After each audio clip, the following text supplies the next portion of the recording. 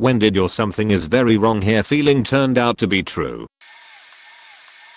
Airline pilot here. Warning, do not continue reading if flying makes you uneasy. One day we loaded up passengers and cargo and everything, and we were ready to taxi. I noticed that the nose of the airplane seemed to be higher up than usual. While we were sitting on the ground point, I told my first officer about it and he agreed.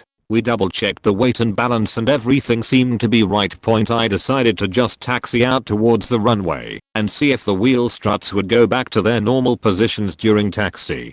They didn't. Still felt weird to me. Something wasn't right. I told ground control we needed to go back to the gate. Called ops and told them we are headed back because I think something isn't right with the weight and balance point. After we get back, I ask them to check how much ballast we have in the aircraft. It's verified on my sheet as 500 pounds, but I have a feeling, turns out, yep, they forgot to put it in the plane. So had we taken off, the center of gravity would have been out of whack, way past limits. It could have resulted in an airplane that was impossible to control. Just like that 747 that took off and had the load slide to the back point. That was a day that I was really pleased that I had so much experience flying to give me that feeling, and that feeling could very well have saved my life along with others. Edit. A lot of people are asking how 500 pounds could be an issue on a large aircraft. Not all airliners are that big. The incident I'm talking about in particular was on equipment with less than 40 passenger seats. Edit 2. Evidently that 747 crash was due to the load shifting and breaking the elevator control mechanism, not the actual load shift itself as I previously thought. Edit 3. Here is a link to a good weight and balance lesson for small aircraft that explains why aircraft need to be within the weight and balance limits. It might also help some understand why 500 pounds can make a big difference when it is placed in a particular spot on an aircraft. Went for a weekend away with a group from my local scouting area back in the 80s. I didn't know them all. Went to make up the numbers and get some climbing / canoeing / caving done. We stayed in a rented house in the Peak District, UK. One evening, a few guys went out to try bouldering, climbing boulders 10 to 15 meters high. I got there, took one look and said no, we have no climbing gear that's high enough to die falling from. I got the mickey taken, chicken, ECT, so I left them to it and walked back. An hour later one guy fell 10 meters and split his skull open on the rocks below, killed instantly. Edit. Well, I didn't expect this to get so much attention. For those that asked, I can't remember exactly where it was now. It was over 30 years ago, and I remember at the time it was difficult to find the house, especially in the days before sat-nav and mobile phones. It was down several windy country roads and then up a farm track. It was many years before I visited the area again and couldn't find the place at all. Not even sure I was on the right road. I seem to remember it was near Castleton, as I think that was the town I walked down to after returning back to the house point. And again, for those who asked, apart from one guy who I saw a few times over the years, I didn't see any of the others again. I wasn't called to the inquest and the group were outside of my normal group of mates. The following is reposted from an earlier thread, but it's even more relevant here. A former co-worker, Jason, told me this story. Jason was working at a dock in China that looked something like this and unloaded shipping containers from huge international cargo ships. A typhoon had just passed and many of the inbound ships had been delayed for days due to the extreme weather. Once the weather cleared, there was a backlog of ships waiting to be docked and unloaded. To make matters worse, a tropical depression had just been upgraded to a tropical storm and was expected to make landfall within 48 hours. It was organized chaos as the dock workers frantically tried to unload 3 times the volume of shipping containers in half the time. Jason was a senior cargo agent, and his job was to verify that the information on the offloaded shipping containers matched the information on the manifest, and to visually inspect shipping containers for damage. A cargo agent had to sign off on all cargo before an unloaded ship could disembark. As there were a limited number of spaces for ships to dock, it was crucial that the cargo agents verify the unloaded shipments as quickly as possible so that another ship could dock immediately. Everyone at the dock had walkie-talkie eyes, handheld portable two-way radios, and Jason heard dock manager 1 going absolutely apeshit because an unloaded ship had been waiting in the dock for nearly 2 hours, and no cargo agent had verified their delivery. Jason radioed cargo agent 1 assigned to that area, but there was no answer. He then radioed cargo agent 2, and still received no response. He then radioed the next closest senior cargo agent 1, and asked him to drop everything, and verify the cargo immediately. After 30 minutes, dock manager 2 radioed that the ship was still docked. Jason then radioed senior cargo agent 1 who he had sent over there, and did not receive a response. He then radioed dock manager 1 who had been screaming into the radio, and again received no response. Jason was now the only senior cargo agent in the area, and it now fell to him to verify the unloaded shipment, and get the delayed ship out of port as soon as possible. As he got into his truck to drive over, a nagging feeling of dread kept telling him not to go. He ignored the feeling and drove there anyway, all the while trying and failing to radio anyone else in the area. When he arrived at the unloading zone, he couldn't bring himself to get out of the truck, and later said that it felt as if he was being physically pushed back into his seat. Jason then picked up his radio with a shaking hand and broadcast, "Unknown threat near unloading section 4. All workers evacuate immediately. This is not a drill." And just like that, a multi-billion-dollar port was shut down. A hazmat team was soon dispatched and found that a shipping container damaged in transit had been carrying heavier than air inert gas. The gas leaked and displaced the air, then became trapped between several rows of closely stacked shipping containers. Every person that approached immediately lost consciousness. 5 people were found dead near the damaged container, and Jason was later fired because he did not actually have the authority to shut down the port. Asen filed the Chinese equivalent of a wrongful termination lawsuit, but was strongly encouraged to settle, or else the Chinese government might find him partially responsible for the workers' deaths. As a white foreigner in China, this was a very real possibility, and he ended up settling for a modest amount. Jason still blames himself for the death of senior cargo agent 1 and gave the settlement amount to the man's widow. At a research institute, I walked into a mouse procedure/surgery room for a quick moment to grab something and leave. After walking out, I felt, well, to be honest, like I was a little high. There were 3 other people in that room, including 2 undergraduates, so I got worried and went back inside to check things out. When I got back inside, I asked if they were feeling okay. One of the undergrads turned to me and said she was fine, but was flushed and looked a little out of it. So I went around to all the isoflurane chambers, odorless volatile liquid that KOs mammals at low doses and kills them at higher, looking for leaks. Sure enough, the gasket at the bottom of one of the chambers had failed, and it was leaking out and immediately boiling into a gas and filling the room. I told them their isoflurane was leaking, and the postdoc told me they were fine, and that he uses that machine all the time. He also pointed out that the isoflurane was in a rare curtained biosafety cabinet, and so even with the leak they were protected. I called him an idiot, because a biosafety cabinet recirculates air and doesn't evacuate it like a fume hood, which is what he should have been using. So I ignored him, propped open the door, and ordered the undergrads to get out of the room. I then went to their lab manager and told her what I had found. Their lab manager came down like the wrath of God equals TLDR. Recreational drug usage taught me to recognize anesthesia leaks. My father started publicly dating a woman shortly after my mother died. I later learned she's likely the woman he'd been having an affair with before she died. I liked her. One evening my father took me to one side and asked how I'd feel about him asking her to marry him. I got an awful feeling in the pit of my stomach and felt nauseated. I told my father I didn't want him to, and he asked why, as he thought I liked her. I explained that he did like her, but had a bad feeling, and he said that's just a feeling, they don't mean anything. He already had the ring and proposed straight away.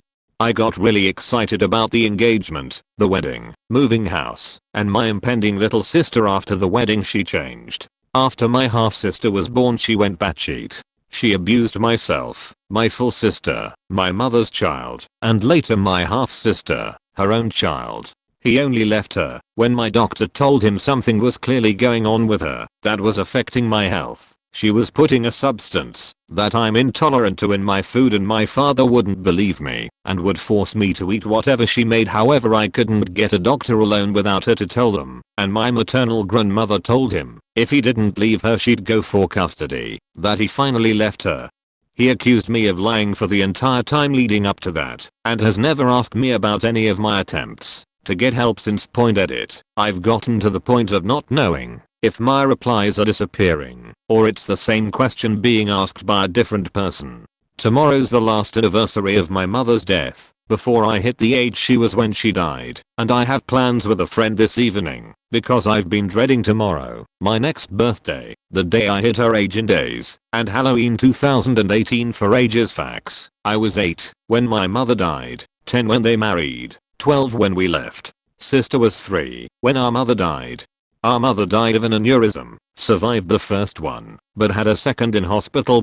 Half sister is at university studying medicine. Social services were involved at points and made things worse. I waited until she was 18 to get counseling to avoid her going through that again. The access case was an issue, and stepm told toddler half-s if she spent the night at ours stepm would die, so she eventually stopped coming at all. Stepm accused me of abusing half-s in the access case. I was terrified of going near that baby. Shortest example, I smiled. Stepm freaked out that I have an evil smile, picked up half-s, and fled from the room. I don't know if half-s would welcome an attempt to start a relationship. Stepm married again, beyond reproductive age. No idea if he already had kids. I gave my father a letter 9 years ago saying I'd have nothing to do with him until he put it in writing that he'd never use violence or threats of violence against me again. Still waiting. Abusers can be very charming. They wouldn't get anyone in a position to abuse them otherwise. They can be very capable of putting up a facade for people like social services, teachers, co-workers. I would agree my father's a cunt, but he lacks the depth, warmth, and capacity. Edit 2. Oh, and it's citric acid. The intolerance runs on my mother's side, but my sister didn't get it, so it was safe for everyone else. I can smell if an orange has been opened in a room within a couple of hours and taste orange, pineapple, and lemon juice in smaller quantities than normal people. I was diagnosed before I can remember. Apparently 100 milliliters of orange squash took me out for weeks. My father may not have been aware it was in some things, but he knew it was in at least one thing she regularly served, as it had chunks of oranges that he told me to eat around, even though the whole thing was clearly marinated in orange juice. Edit 3. My gran took us camping annually. We never left in a hurry. No campers I know of disappeared. Edit 4. Removes helmet. I'm no man.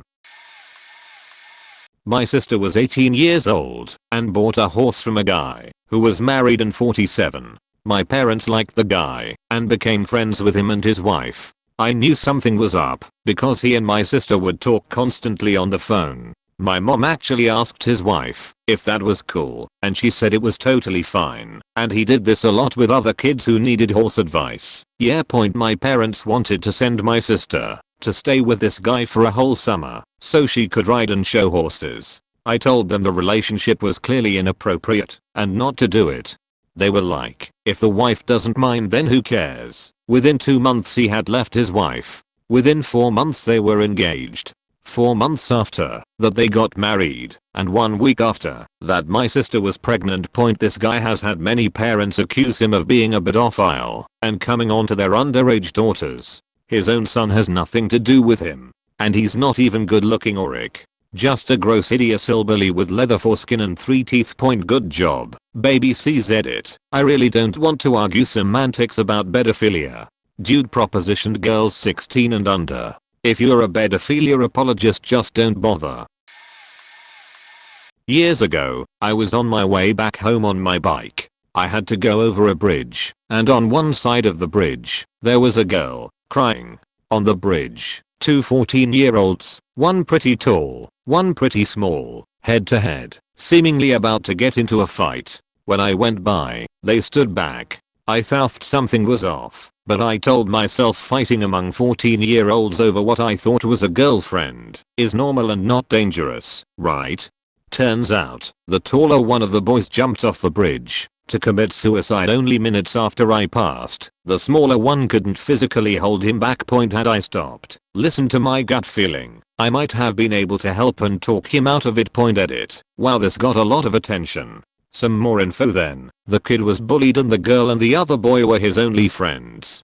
Bad family situation too. So he told his friends that he wanted to end it. They came to talk him out of it. They also called the cops and told them to come with sirens off. His friends managed to get him off the bridge. But then the cops arrived with sirens blaring. He ran from his friends and dived headfirst off the bridge. I do not have any issues with what happened. I don't see myself at fault. But sometimes I do think, what if? Not me, but my coworker. She got a call last week that her sister-in-law didn't show up for work and didn't call or anything. She's been working 3 jobs recently and was complaining she needed a good night's sleep. Coworker said she probably slept through the alarm clock, but her husband insisted that she go home and check on her because it wasn't like the sill to just not show up for work. Coworker was annoyed, but did it since her house was only 20 minutes away. Coworker gets there, and it turns out she had overdosed on some sort of opioid and then had a heart attack. Oxygen levels were extremely low, and paramedics said that if Coworker hadn't gotten home when she did, Sil would have been dead within minutes. Thank God her husband had felt that something was wrong. Always go with your gut. Edit. If anyone is curious, this happened last Wednesday. Today is Monday and this morning they finally let her out of the ICU and into an actual room. Her heart and liver were extremely damaged, but looks like they are on the mend. She had to undergo dialysis yesterday, and it seems to have helped her a lot. They tried to get her to stand up and walk to a chair on Saturday, but it did not go well, and I don't think they've tried again yet. Her speech is a little slower than it used to be, but other than that it looks like she doesn't have any brain damage, with nobody knowing the timeline of when everything happened. They were very worried that she did some real damage to herself from having such low oxygen for an extended period of time. Once she can finally check out of the hospital, she will be going to rehab, even though Coworker and family believe this was only a one-time thing. Luckily she lives on the first floor of my coworker's house, so if there are any long-term medical conditions, they will be around to help her. Not me, but my mum, and I'm doing my best to recall the story she mentioned to me a few months ago. My mum has been a psych nurse for over 30 years at a private hospital. One of the patients she was looking after was a very boisterous person in her 40s, and she had been in the hospital for over a week. One night mum noticed this lady was very lethargic, saying that she was just feeling tired and was going to have an early night and to get her meds early. This isn't going where you expect.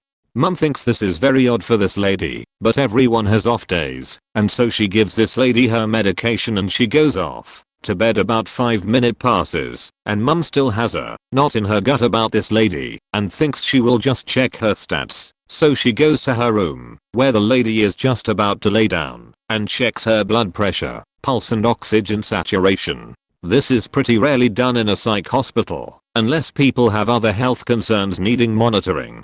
This lady's oxygen saturation was down to around 80%, I believe, doing the best to recall. To put it in perspective, if it falls below 92%, your cells can't absorb oxygen and this can cause permanent damage. Mum, in her over 40 years of nursing, wasn't always a psych nurse, has never seen someone with such a low level. She checks again, and the same result. Mum calls an ambulance and gets this lady on oxygen. Later that night mum gets a call from the hospital the patient was sent to, from the doctor, who lets mum know that the lady is fine. She had a blood clot. If she had been left for another 15 minutes, the doctor is certain she would have died. The lady made a full recovery and gave mum a beautiful scarf the next time she saw her. Edit. I just checked, and I was very wrong with the 80%. It had dropped to 33%. https://unga.com/a7ggvx7 edit 2, my first gold. Thank you. You are a legend and people of your desired gender find you smart and attractive. Several years ago on Thanksgiving, my mom was becoming extremely overwhelmed. The holidays have never been a great success in my family, and my parents had issues communicating, which led to a lot of stressful and tense dinners, and if it wasn't them, it was someone else starting a fire. Well, this year was bad. My mom had been cooking for hours to get ready to head over to my cousin's house. My dad was yelling about how we spend too much money on the holidays. It got to a point where my mom told me and my brothers to leave for the party ahead of them. We didn't get far from the house until a really bad feeling started sinking in my stomach. I knew my brothers felt something too. I said, "Can we go back?" And my older brother turned around immediately. When we got there, my father was gone. He had left out of anger, and my mom yelled at him to leave. My mother was in her bed, laying still with an empty bottle of sleeping pills beside her. She was still conscious when we came in, but started shaking and was falling asleep. We called 911. I later learned that the pills she had taken would have only put her to sleep for a long time, not actually kill her, but clearly it was her intent. She had severe depression, and after this, she got some real help. My oldest daughter, 30-something, stopped by my work one day and introduced her new boyfriend. He seemed a little off to me, but I decided it was just guy dating my daughter and let it go. Later, he met my wife and I, and she told me later that he seemed off to her too. She has pretty good instincts about people, so we decided to investigate him a bit. Typing his whole name into Google, the first result was a mugshot from a couple of years ago. The third was an active warrant. More searching resulted in finding 3 warrants from different counties, an extensive record, check deception, theft, driving while suspended, driving after a lifetime suspension, and driving while a habitual traffic offender, and a brand new marriage license for him and my daughter. They were going to get married later that week. We, of course, told her about him, but she insisted that he'd already told her about all of that and had taken care of it. We emailed links to her roommate, who showed her, but she didn't have any luck talking her out of the relationship. They were in love, and everything would work out okay in the end. We sent in an anonymous tip, and he was arrested the next day at her apartment. My daughter then found out that he'd been lying to her about pretty much everything. He had entangled her in a business he was trying to start that mostly involved her financing things for him because his credit was trashed due to records for bounce checks and theft. She's still working to untangle herself from that. He is still in jail and, according to her lawyer, will be for at least 2 years depending on what happens in 2 other counties. When I was in university, I was walking home from the bars in the Bywood Market in a tour with my roommate at the time. It was about 2:30 am, and we were looking forward to getting home and ordering some pizza when we came across 2 guys and a very drunk girl. Initially we didn't think anything about it because it was a pretty common sight on a Friday, but as we walked behind them for a few minutes we noticed how out of it she was.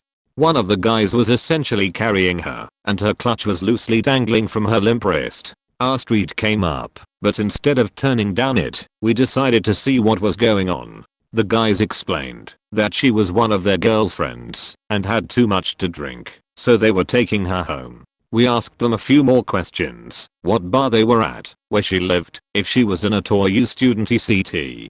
They gave pretty convincing answers, but all the same seemed really uncomfortable and wanted us to go away. During the conversation, the guy holding his girlfriend shifted her position to get a better grip, which caused her arm to dangle down and drop her clutch. Before they could move, my roommate grabbed the clutch and took out her ID. My roommate then asked if they knew her first and last name along with her birthday. This is where things changed. The other guy got really aggressive and confrontational, while the other went silent. They didn't know her name or birthday. I then pulled out my phone and called police. The guy dropped her, and they took off running. We waited with her for about 10 minutes until the police and EMS got there. We gave a statement, but did not have much to go on other than their descriptions. Police told us they suspected she had been dosed, and that she was lucky we happened to be walking behind her. Pretty scary stuff. Update. Thanks for all the kind words and my first ever gold. It was a pretty surreal experience, but I would like to think that most people would have acted the same way. I was climbing and cutting a dead tree, box elder, also known as an ash maple. It was wedged between 2 houses, so I had both neighbors splitting the bill and they were all out in the yard watching me. The wind was high, and I was moving around a lot in the canopy, about 60 feet up. It was beyond seasick levels of sway, but I'm used to worse. I don't know what it was exactly that was tipping me off subconsciously. Maybe it was something about the sound of the wood creaking that seemed off to me. Maybe when I was climbing my spurs were making the wrong noise.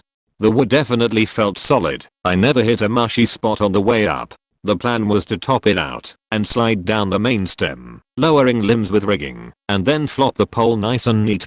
Everything seemed routine, but I kept getting goosebumps, and it was creeping me out. I wish I could say I had a real clue, but there weren't any signs of trouble, nothing obvious, but there it was, that horrible feeling of fear. Like, that feeling which is so physical it makes you keep questioning your bladder every 5 seconds. I didn't always trust my gut, but, having been taught that lesson enough times in life, I tend to go on high alert nowadays. To the point where I'm nearly superstitious. So, I just unhooked my lanyards and came down. Justified it by thinking, well, it's probably time for lunch anyway. It wasn't even close. It was like 9 AM. I gave an excuse, packed up the truck, and went home. I remember I called my old mentor, whose wife had just given birth, just to talk to him and see how things were going. He started talking about his baby and about how his little brother had been born premature and they were worried about that happening. Then he rambled off on a tangent, mentioned the time his brother broke his back when a Douglas fir decided to barb a chair on him while he was tied in about 20 feet up.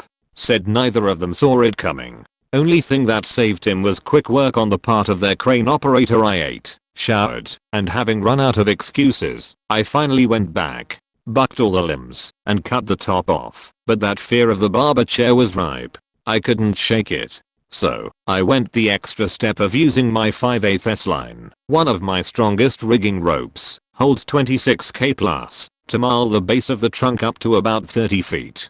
It was a massive waste of time, but whatever, once the quote is accepted, I'm not working hourly, so who cares, right? Faking. Sure enough, when we went to bring the pole down, it splintered and popped open, like it was only being held together by spit and chewing gum. If we hadn't reinforced it with serious mummy wrapping, it would have hospitalized either me or my groundsman, and then done God knows how many tens of thousands of dollars worth of damage to the client's houses. I wish I could say I learned something about tree assessment from that experience, but I didn't.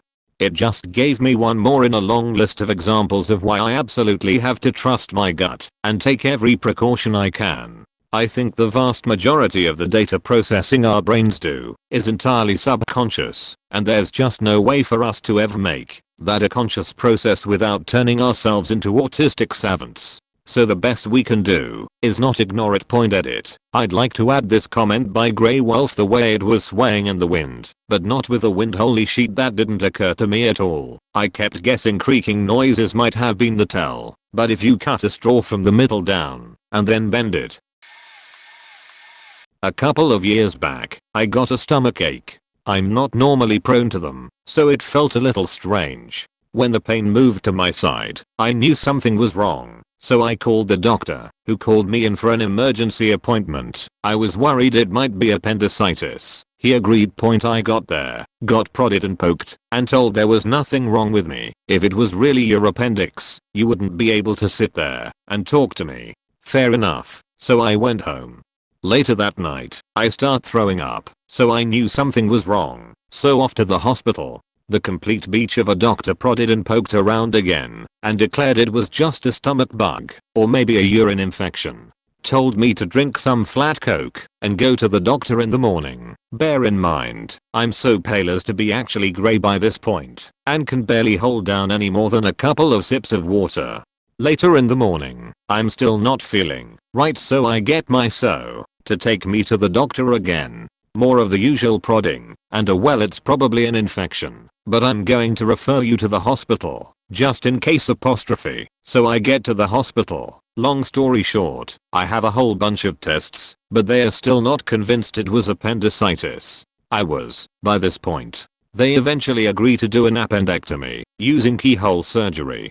So I go down for the op, which they reckon will take an hour or so, and don't be surprised if you still Have an appendix. When you wake up, we are going to have a look first. I woke up about 6 hours later with a 4-inch incision on my side with a tube sticking out of it, rather than the 3 small holes I'd been told to expect. I asked the nurse what the hell happened, and got, "Oh yes, your appendix was really bad, apparently. I think it burst as they were removing it." So yeah, not only did I have appendicitis like I thought, but I had it really bad. I ended up in the hospital for another week being treated for sepsis TLDR. Medical experts thought I had a UTI or something. I was convinced my appendix was about to blow. I was right, they were wrong. Registered nurse here. They pretty much tell us straight off the bat in nursing school to trust our guts. We are allowed to call a rapid response team, people who come when something very bad is happening to a patient, if the patient just doesn't look right to us. I got my job right out of nursing school in a department that deals with mothers and babies right after delivery. I was 22 years old, had no children of my own, and my only experience with newborns was my last 6 months on the job. I had this patient and her baby who both seemed to be doing well. The baby's weight, vital signs, and intake and output were all normal, but I felt like something wasn't right. For one thing, I had never heard this baby cry. Anyone who has ever been anywhere around newborns know that they can pretty much cry at the drop of a hat, for anything, at any time. This baby didn't cry. When I put her on the scale to weigh her, they usually cry, like you're actively trying to kill them, or when I pricked her heel for a blood sugar. I felt like a total idiot, because I had almost no experience with newborns, but I decided to talk to someone anyway. I brought the baby to the nursery nurse, who has had over 20 years experience in the department, and told her that I thought something was up. The baby looked fine. Her vitals, including her blood sugar, were perfectly normal. However, the baby was floppy, not a technical term, but used to describe a baby when its arms and legs aren't curled up tightly next to the body, like they're supposed to be. This baby's arms and legs were limp and stretched point head out. She had a poor grasp. She didn't tighten her fingers around our fingers like newborns are supposed to do, and when we could get her to cry, we barely could. Her cry was weak. The nursery nurse agreed that something was wrong and called the neonatologist, newborn baby doctor, who was on call that night. She spent about 20 minutes on the phone just trying to tell him that something wasn't right, even though everything was technically normal. Luckily, the neonatologist trusted her judgment and had us send the baby to the NICU. That baby ended up staying in NICU for about a month, being tube fed, because she stopped eating well. They did genetic testing on her and discovered that she had been born with a pretty rare, only 30,000 cases diagnosed annually in the US, genetic disorder that usually isn't diagnosed until the baby is unable to sit up on their own at about 6 months of age. The disorder has no cure, but doctors were able to start treatments on her in order to manage some of the symptoms almost immediately. Christmas Day 2016, my family and I had packed the car with all the goods and were about to be on our way to my grandparents' house. The car wouldn't start. Let's back up. The whole day I felt I was in a trance or a dream. I kept feeling off, and the night before I had a dream that we were driving on a bridge. Our tire popped, we slid and a car slammed into my side of the vehicle. I remembered it so vividly because I see the headlights coming at me in my head still. I get prophetic dreams a lot, but I really didn't think much of it because I also suffer from nightmares anyways. We call AAA. Meanwhile, I'm refusing to get in the car because everything feels off. The guy gets there, tells us it was our battery, so he charged it. I still felt very off, but seeing as he fixed the problem, I get in. He turns around and says to my mom, "I just wanna check your tire pressure for some reason." Not kidding, he said one of the front tires was extremely high, was, and I quote from AAA, "Jude, about to pop. If we were to drive, especially on a highway or turnpike." He fixed that too, free of charge. The feeling of being uneasy and dreamlike faded, and I felt fine. Made it to grandparents' house. Awesome mashed potatoes. I know when to trust my gut. Edit. Seems a lot of people are twisted up in the prophetic dreams part. I call them prophetic because I don't know how to explain them. The car crash one was the first to seem like it could have actually been a warning, so I just added that in with my gut to say my gut was right. I don't mean I can see the future, because I don't believe that. I just meant sometimes I get dreams, and when I wake up I'm in a dissociated state until something about said dream happens, but it's mainly nonchalant things. Nothing like I saved everyone because of my future seeing dream. Sorry if it sounded like I was almighty, that's so Raven too. All I know is that recently before Christmas it was either AAA or BJ's, can't remember which time it was, that gave us a new tire due to the previous tire that was there kept deflating, and my mom had to add air 2 to 3 times a day. Adding TLDR, gut instinct felt something was off when I saw 2 men helping another man. Turns out he was dead, and they were just touching his body. A few years ago, about 1 AM Sunday morning, I had to take my dog out before bed. I live in a rough neighborhood and I'm a female, so I usually have my guard up regardless of the time. Before I left the apt building, my gut told me something was up. The street was completely void of traffic and people except for a van parked out to the side of the road. Outside of it were 3 people whom I quickly identified as male. Right away my reaction is to keep my head low, put my jacket hood up and not bring attention to myself. Out of the corner of my eye, I could see they were struggling. On closer inspection I see 2 of the men are holding up the other man between them. I make the assumption that they are headed home after a night of heavy partying, and they are just helping their friend get sick or something. I'm telling myself this to ease my fears. Then they notice me, and they stop everything and freeze. I thought that was odd and no good, so I dragged my dog straight back to my building. I don't even know if he got the chance to pee that night. I go to bed and thinking nothing more of it until it's time to take the dog out again in the morning. There was a notice in the elevator asking for witnesses as to exactly what I saw that evening, because a dead body had been found. So, this wasn't a friend of theirs after all, they were ditching a body. Still upsets me today, and I will never ignore my intuition again. I'll throw out an opposite one. This was in the late 1990s. Boarding a flight from Dallas to Denver, TWA, on a MD-80. It's evening. The women behind me are clearly worried about flying, and it's annoying me, so I grab a book and read to distract myself. No electronics on takeoff then, remember. Anyway, we take off, and pretty quickly, after we take off the plane slows down, and the flight attendant gets up from the back, and scurries to the front.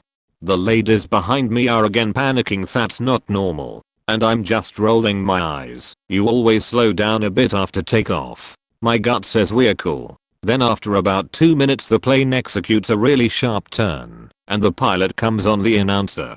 Okay, this isn't normal now, ladies and gentlemen, we are returning to the airport. Please ensure your seatbelts are fastened. Quiet for a bit, and then he comes on again to tell us what happened. We lost an engine. This happens all the time. Oh, and you may notice a few emergency vehicles on the runway, but that's just normal procedure. As we land I see what looks like every single fire truck at DFW lined up beside the runway. We land without major issue. People clap, and then the pilot breaks us the real news. So I've trained for that many times in a simulator, but it's a once in a career experience for a commercial airline pilot.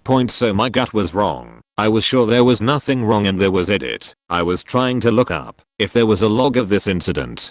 It would have been 1998 or maybe 1997 or 1999, I think, and the flight was either DFW to Denver or DFW to St. Louis on TWA. I know for sure we did our abort in the dark because I remember the lights on the fire trucks. So evening flight. Edit. I think this is me. Looks like it was Delta, which means that I was rebooked onto a TWA flight to get to my destination, which I'm sure now was St. Louis. Edit again. It sounds way more serious in all caps and I now see the word fire.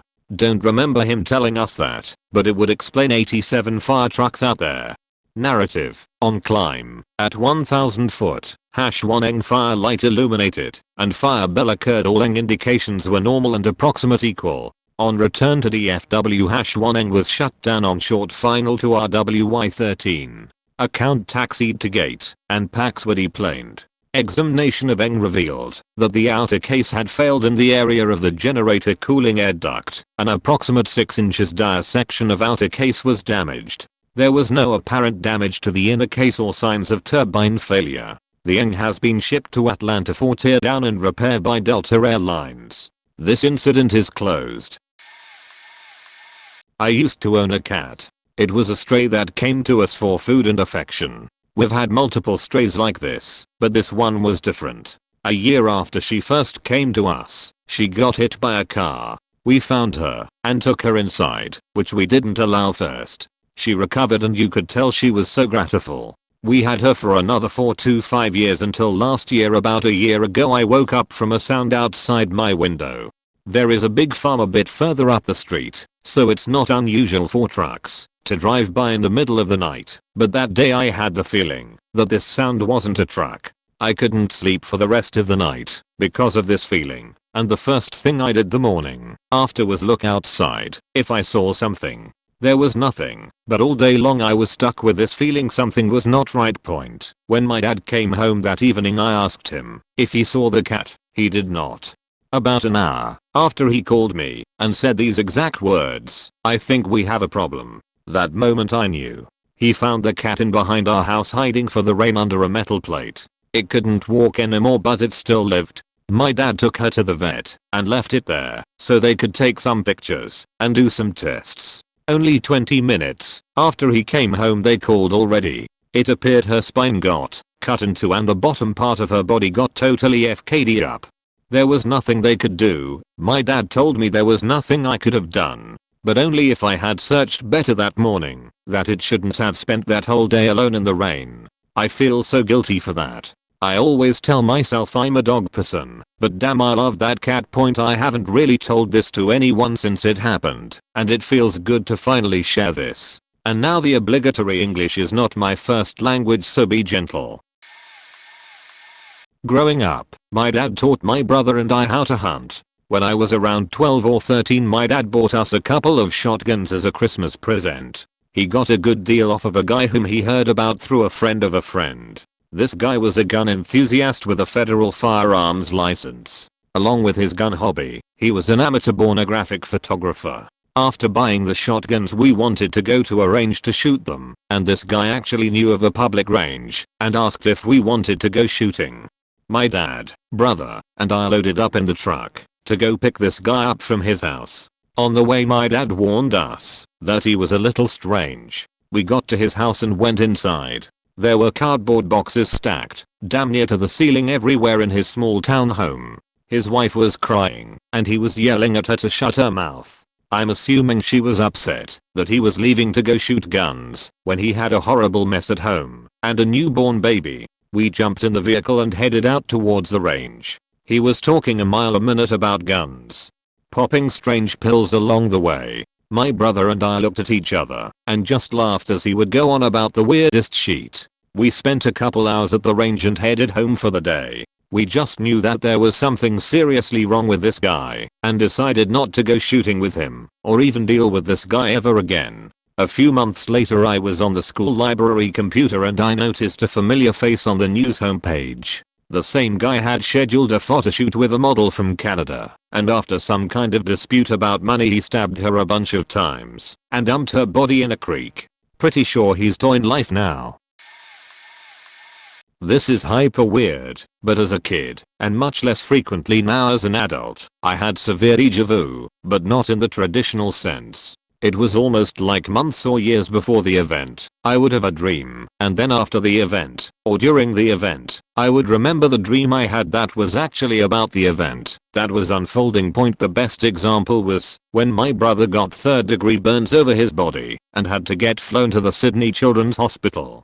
Camping at Wyangla Dam in our caravan we were playing Pictionary. My brother was smashing it, and his last attempt was stumping us all. The answer was the TV show Neighbors, and as soon as the answer came out I remembered a dream where the Pictionary answer was Neighbors, but couldn't remember what happened afterward, except that something really bad was about to happen. Point. It was weird, because the feeling was so heavy, and then 5 minutes later the jug falls, and the rest is history.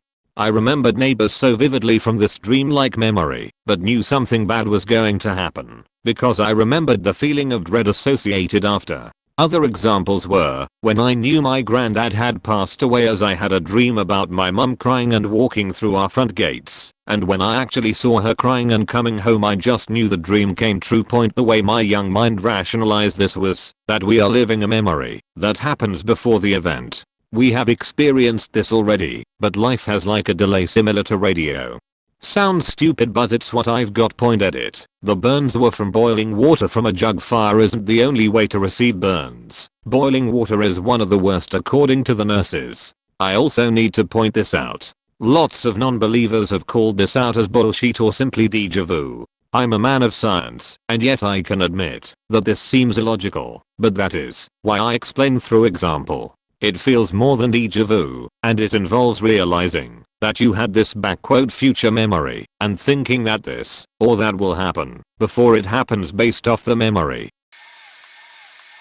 This was something like 12 years ago. I was around 15 years old. My dad and uncles often chop down trees to cut and sell. Not a native, so I don't know the correct terminology. Basically they make firewood to sell. None of them does this for a living. They all have other jobs. But since my grandfather did this his whole life, they all know how to do it, and since my family owns some land, they kinda maintain my late granddad business at some capacity, working mainly at weekends, and it works something like an hobby they all enjoy, and get some money out of it. All this to say that even though they know what to do, they are not experts or respect every safety measure. So me and a cousin were with them on the woods one Saturday. She is 1 year younger than me, and my dad and uncles were just getting ready to chop down a huge eucalyptus. They tied the tree with ropes and were cutting it to fall down where near the road, where they had the trucks nearby to carry it. After cutting it in pieces, they told me and my cousin to go furthest into the wood, basically to the opposite side, where the tree was going to land. They were about to do it, and I can't explain, but I was getting the sensation of the tree is going to land on us.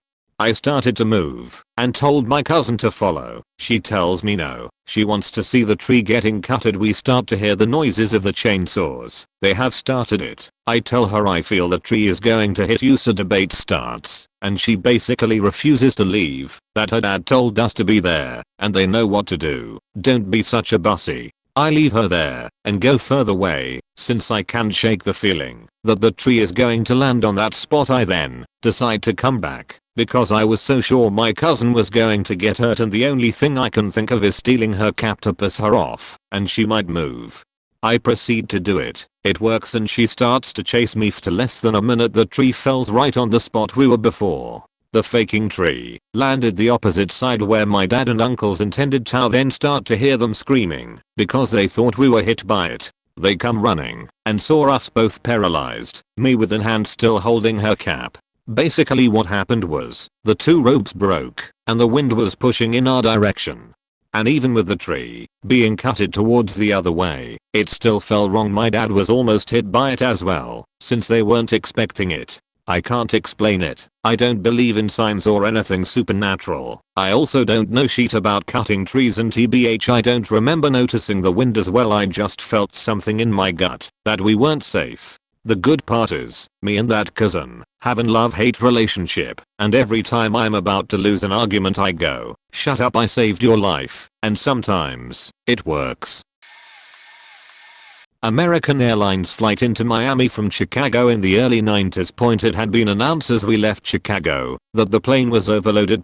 As we approached Maya over the Everglades, I noticed that we seemed very far up when the planes waiting to take off became clearly visible. It seemed very wrong. It was dusk as the plane 727 passed Perimeter Road and the ground seemed close. The engines, I was third seat from the last one on the right aisle, spun up like we were taking off. I was looking across the middle seat guy out the window past the front of the right engine and could see how the plane's pitch was from the blow lights. The plane pitched up sharply, looked like 30 degrees to me, but that might not be possible. It was a big angle. A half second later we made contact. 90% of the overhead bins fell open and the oxygen masks came down, raining big bags and stuff into the aisle and onto some passengers.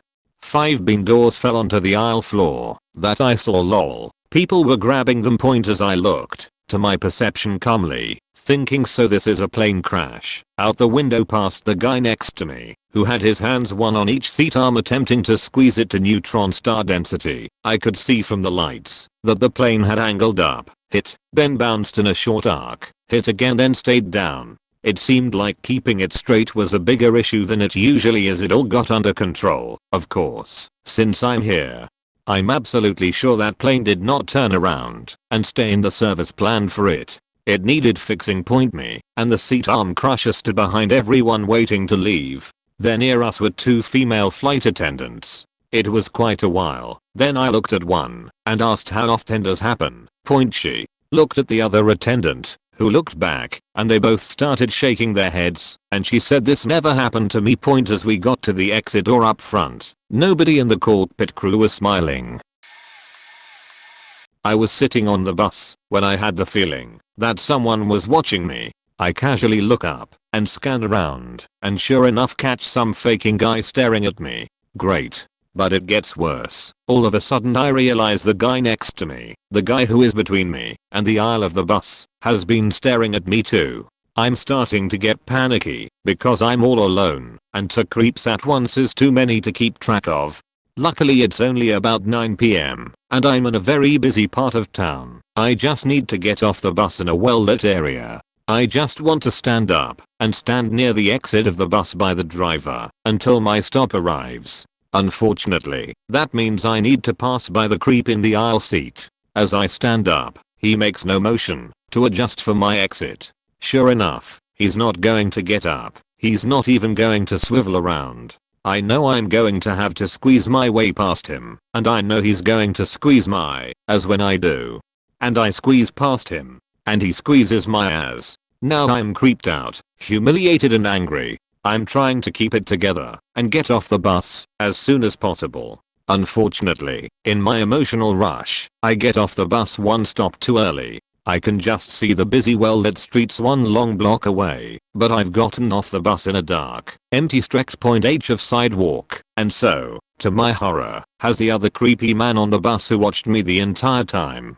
At this point every alarm bell in my mind is blaring, and I'm desperate to make it to the right well-lit street. It's only the 1 block, but I can feel his every step next to mine. It doesn't take long for him to make the first move, trying to start a conversation, but I only walk faster and ignore what he's saying. Then he starts to talk again and wham, he shoulders me hard in the direction of a dark alley I hadn't seen in the shadows. He starts whispering things, and to this day I don't remember what he was whispering, because I'm screaming and screaming for help, but there's no one around on this block. He starts dragging me into the alley, and at this point I did something I'd never done before in my life, and I gathered up all of my strength and punched him as hard as I possibly could right in his face. I was wearing rings and I think this is why it worked, since my upper body strength isn't much to speak of against a full-grown man. It was enough to get him to release me and I sprinted, faster than I ever have in my whole life, screaming the whole time for help, until I made it to that busy well-lit street. People were staring at me because I was still screaming and sobbing, but I kept going until I made it home. Point in some ways, what I remember most was the reaction when I got home. All my male housemates were stunned to hear what happened, but their girlfriends all started talking to me about similar assaults they'd each faced, which only stunned my housemates further. This certainly wasn't my first street harassment, but it was the most serious. The rest of the house was going out to a party and the last thing I wanted was to be left alone, brooding and scaring myself. But that night I was pretty quiet and all my housemates kept a close watch on me to make sure I was okay. I was an 18-year-old kid working in fast food. I usually worked nights as I was taking college classes. My friend who was still in high school also worked that night. She was on register. I was packing orders. It's just before closing. The restaurant is empty except for the manager near the back, a guy doing dishes, and my friend and I at the front. Point. This guy comes in and orders a simple box to go. No big deal. We didn't need to cook anything. I have the meal all packed up before the guy's even done paying, so I turn around to hand it to him. He's speaking to my friend. She apparently gave him the wrong change. She just corrected it and gave him the right bills. Then, "Oh, your hands are so soft. Do you moisturize?" I don't like to stereotype, but this guy looks like he doesn't give a flying fuck about moisturizing skin regimens. Alarm bells are instantly going off in my head. Then he shows her the bills in his hands. She gave him the wrong change again. And she can't argue. Those are the bills she just handed him, right there in his hands. So she mutters an apology and goes to hand him the correct bills. Again, point around this time my mom was a manager at Walmart and told stories about this kind of thing all the time. I go in the back to get my GM who, of course, was making a personal phone call. B. We got a quick change artist. Blank look. What? A quick change artist? B. We got a flimflammer. Now he gets it. He hangs up and quickly walks up to the front with me just behind him. We get there right as my friend is giving this guy change for a $100, which we are not supposed to do, and guess what? She gave him the wrong change again. Instead of $5 $20, she gave him a $20 and $1, as she could clearly see when he showed her the bills in his hands. All of these transactions took place in between the man's smooth chit chat. Did you have a good weekend? Oh look, you gave me ones instead of 20s. It's okay, it happens. It's probably been a long night for you girls. There was nothing the manager or I could do at this point. Ideally when this happens, the cashier is supposed to close the drawer, apologize saying and say it was all their fault, and get a manager to count the drawer. Not that we ever got any training on this. I just happen to know, because of my mom. This was so blatant though, plus there's the risk that the guy might just pull out a gun. So the guy sees us and knows we're onto him. So he shuts up. I chuck his chicken across the counter to him and he leaves. The manager locks the door and counts the register. My friend was short $220. The guy wasn't that smooth. My friend was a combination of dumb teenager and slightly high. We watched the tapes after the guy had it all prepared. We watched my friend hand him back the correct change, which he would slide into his back pocket, move his hand around to his front pocket, and bring out a 20 and a few ones, then show it to her, like it was the cash she had just handed him. The worst part was the restaurant made her pay it all back. This, kids, is why you are required to count a customer's change out to them instead of just handing it to them. Edited the bills. For math reasons TLDR, my friend got taken for $220 by a flimflammer. Last year I had to end a 5-year relationship with my boyfriend slash best friend. He had been dealing with very intense depression and anxiety his whole life, and I had been trying for years to get him help. I had recently moved farther away and started going to college, so we didn't see each other as much and were growing apart. Breaking up with him was the hardest decision I ever made because I still love him very much and I had planned on spending my life with him.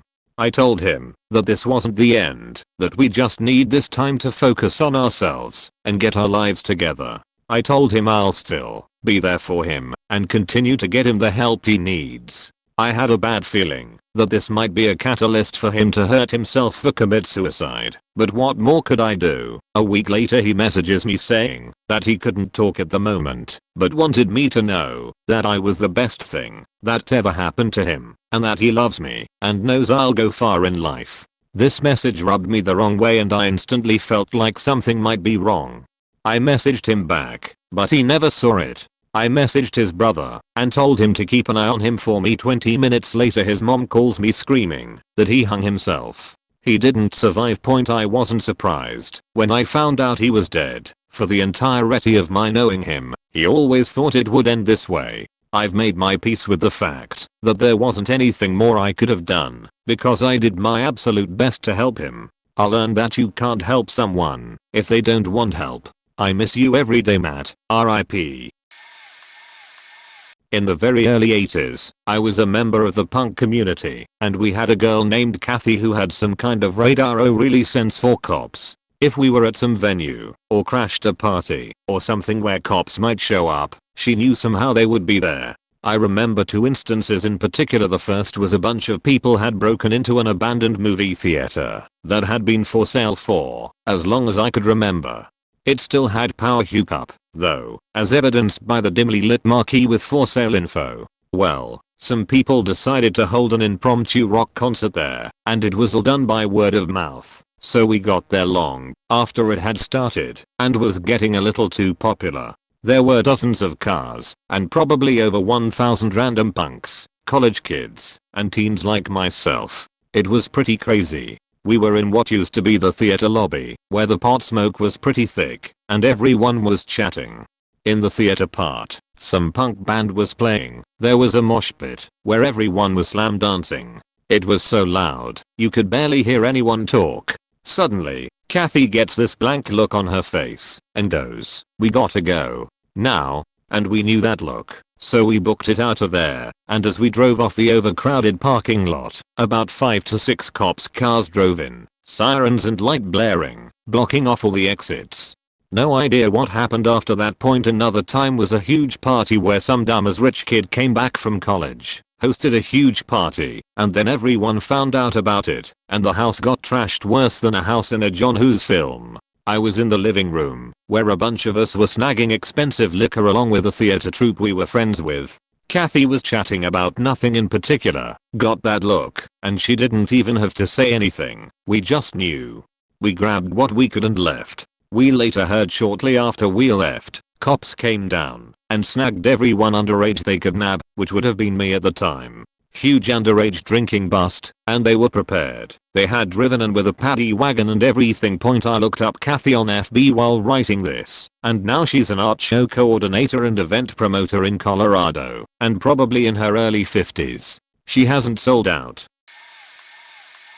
Was at a barracks party for the first time with my platoon. I was just getting to know them, and I'm really awkward around new people, so I started chugging drinks. We planned on going out to a club and everyone said they would take care of me if we went out. I'm the only female in the platoon. Outside smoking, I wanted to make it clear that I'm one of the guys and everyone can make dirty jokes because it doesn't bother me. I straight up said, "Say whatever you want, just don't wrap me feeling bust." We go back inside. I'm feeling good, so I keep drinking these mixed drinks a guy was making. While I'm still conscious, this guy's making flirty eyes at me and almost being mean to me, even though I was just trying to party with my new platoon. Well, I black out, wake up the same guy that was acting strange naked. I should have seen the signs, but also the people there said they would take care of me. So TLDR, go with your gut feeling and don't rely on seemingly nice people to take care of you. Point update. Court martial ended today with a not guilty verdict. I speculate that 6/10 members voted guilty and 4 said not guilty. In the military you need 2/3 for a guilty conviction. I was emotional, and so were 3 of the jury members, when the verdict was read. A lot of purgatory on the stand that Tim may not have seen through. I do not regret testifying, but it was a punch in the face when I thought justice was going to be served. He remains in the army. Although he might be barred from re-enlistment. Sexual offenders are among our formations. Do not trust your battle buddies. Any further questions about details of trial/process/ the night of alleged incident, please message me directly. I hope I paved the way for justice, even if it wasn't served in my specific circumstance. Please come forward with any misconduct, it's your only chance to be heard. I looked my rapist in the eye. He knows that his actions are immoral, wrong, gross, and he got away with it. He will live with that for the rest of his life. Those who lied under oath will live with that for their lives if he becomes a repeat offender. Thank you for hearing my story.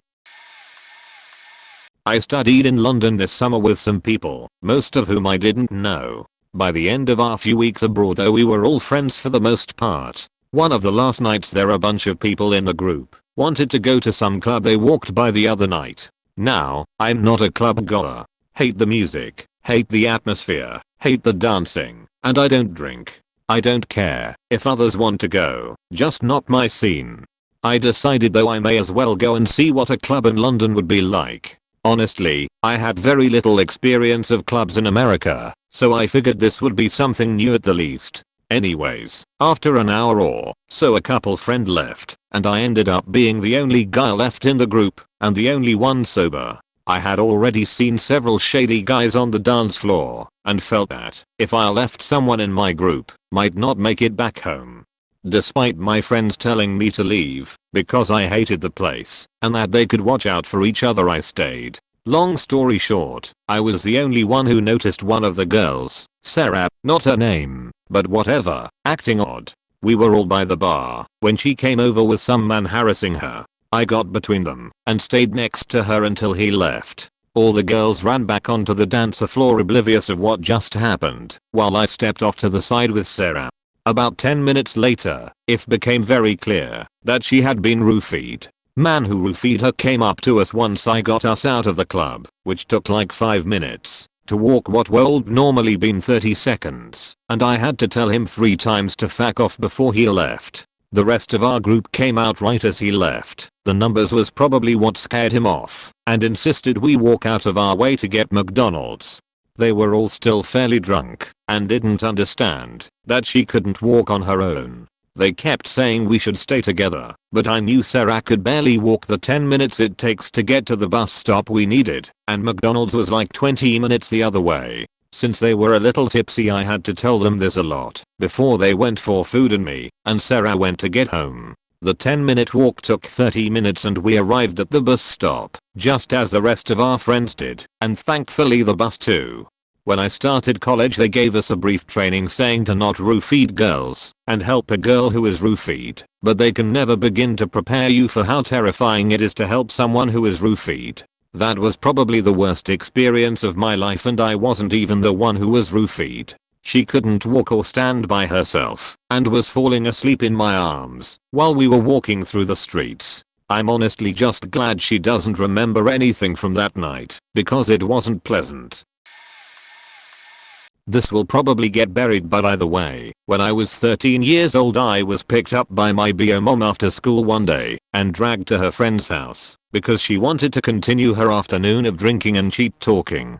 Driving with my alcoholic mother was always fun. Anyway, we get to the friend's house, where I find my sister babysitting the children, while the mothers continued to drink. About an hour later, after multiple futile attempts by my sister and I to get our mother to take us home, I asked her if I could play Brick Breaker on her BlackBerry. She obliged to get rid of me, so I went to her purse to grab the phone. As I turned the screen on I saw a notification for 2 messages and I immediately got that sick feeling in my stomach that whatever those messages were they weren't good. Completely disregarding what my parents taught me about privacy, I opened the messages to satiate my own curiosity and was welcomed by 2 sexually explicit messages from a man who wasn't my father at that point. After staring blankly at the messages for a minute and coming to grips with the fact that the life I knew was over, I put the phone back into the bag and went to play with the kids. My brain blacked the memory out until 2 months later at the start of my freshman year, when my dad told me that he and my mother were separating. Now almost 10 years later I was able to tell that bitch that she isn't welcome in my life anymore. Ever since then I've trusted that gut feeling, and it's never steered me wrong. Edit 1. For clarification, I was subjected to years of emotional and physical abuse from my bio mom, none of which my sister ever experienced. Edit 2. Sorry for format/grammar. Writing this from the bathroom at work on mobile. Many years ago, for a few days, I needed to walk my mother's dogs in the evening. I'd drive to her place, get the dogs, go for a long walk, feed them, go home. One day, a Wednesday, they were extremely poorly on the walk, and it seemed like something went wrong inside me. Went home. I was living with my dad and sister at the time, and said I think something's gone wrong. I may have pulled a muscle in my stomach, or something. Next day, I felt worse and started vomiting. Again, I expressed how I thought something was very wrong, but my sister, who works in a hospital, just said it was a vomiting bug. I just started feeling worse and worse, vomiting more, and didn't sleep that night. Thursday, I awoke. Friday, my dad was golfing, and my sister was at work. I vomited once or twice, and then thought about curling up and dying. But no, I thought I'll try not die for a bit longer, so decided to pop out to the local GP center, which was about a 10-minute walk from my house. It took me just over an hour, and I thought about curling up and dying about 3 times along the way. Went into the surgery, took a number, and waited about 40 minutes to be seen. Doctor saw me, saw that I was ready to faint/vomit/die, and queried why I didn't make a big deal to be seen sooner. I said something along the lines of dunno. She poked around me, gave me painkillers, said it seems like appendicitis, but it couldn't be that, because I'd be in much more pain. But she did call an ambulance to bring me to R&D.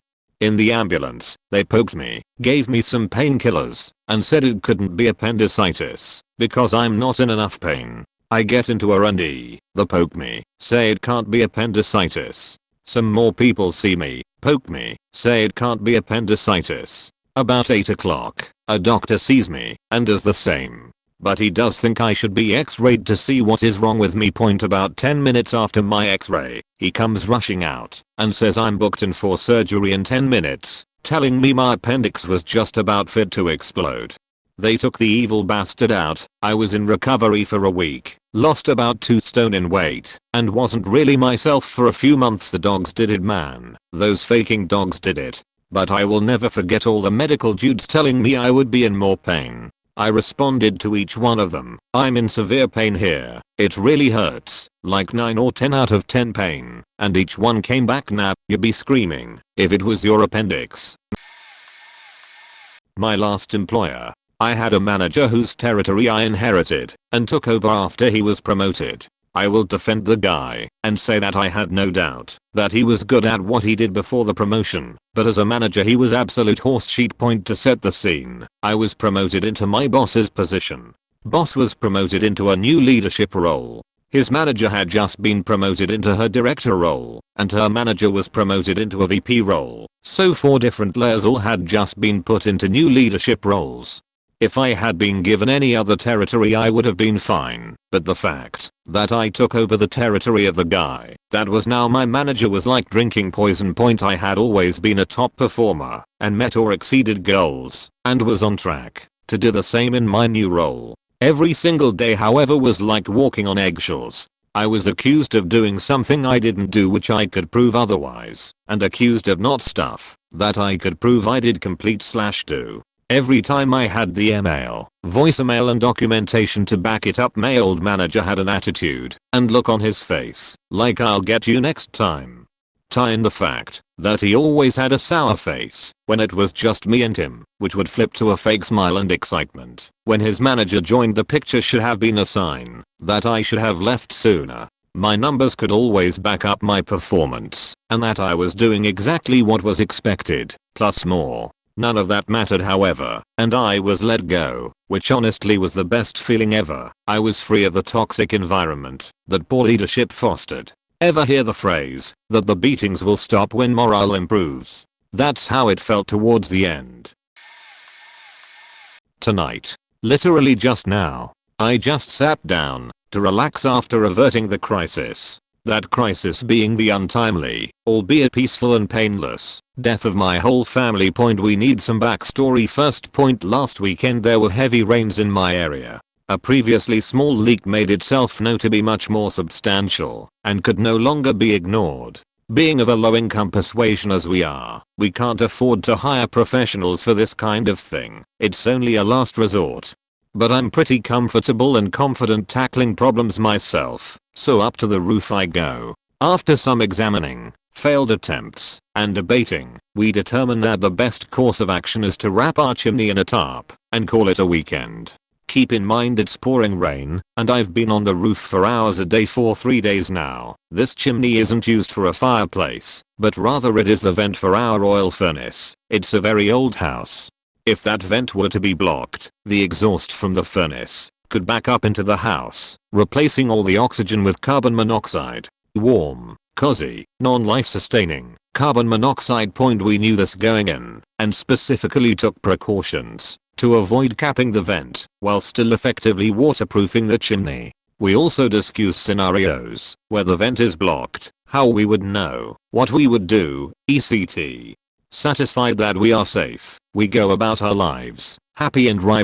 Fast forward a few days to last night. I can't sleep, so I'm up watching YouTube and browsing Reddit all night. Then I start feeling a little off. Nothing serious, nothing I would normally worry about, just a mild headache, maybe a bit woozy. I brush it off and continue watching. A few hours later I'm ready for bed, but I couldn't shake that uneasy feeling.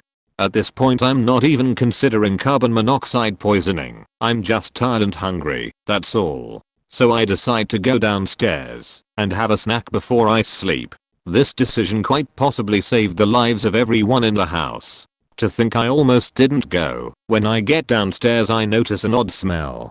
As you might have guessed by now, furnace exhaust. It was familiar, because I had gotten a face full of it while standing over the chimney. Immediately I know what the problem is, and I rush to open windows and turn off the heater. I need to vent the house and get fresh oxygen in. Then I realize that if I was feeling woozy upstairs, the problem is probably even worse downstairs, meaning my sleeping family might be in worse condition. I check everyone, and they are sleeping soundly. Few point, but the problem remains. The vent is blocked, and the house is full of death gas. I can't leave the windows open all morning with the heater off, because everyone will freeze. It's still dark outside, so I'm not keen on the idea of going onto the roof by myself to fix the problem. So I have to wake everyone up to ensure we are all safe, and so we can talk about what to do. In the end we decide the best thing to do is wait till sunrise, then go up to fix the problem. Which is exactly what we did. My mother and I go up there and pull the tarp back off the opening, ensuring it can't be blocked again. It's definitely less waterproof, but it's also death-proof.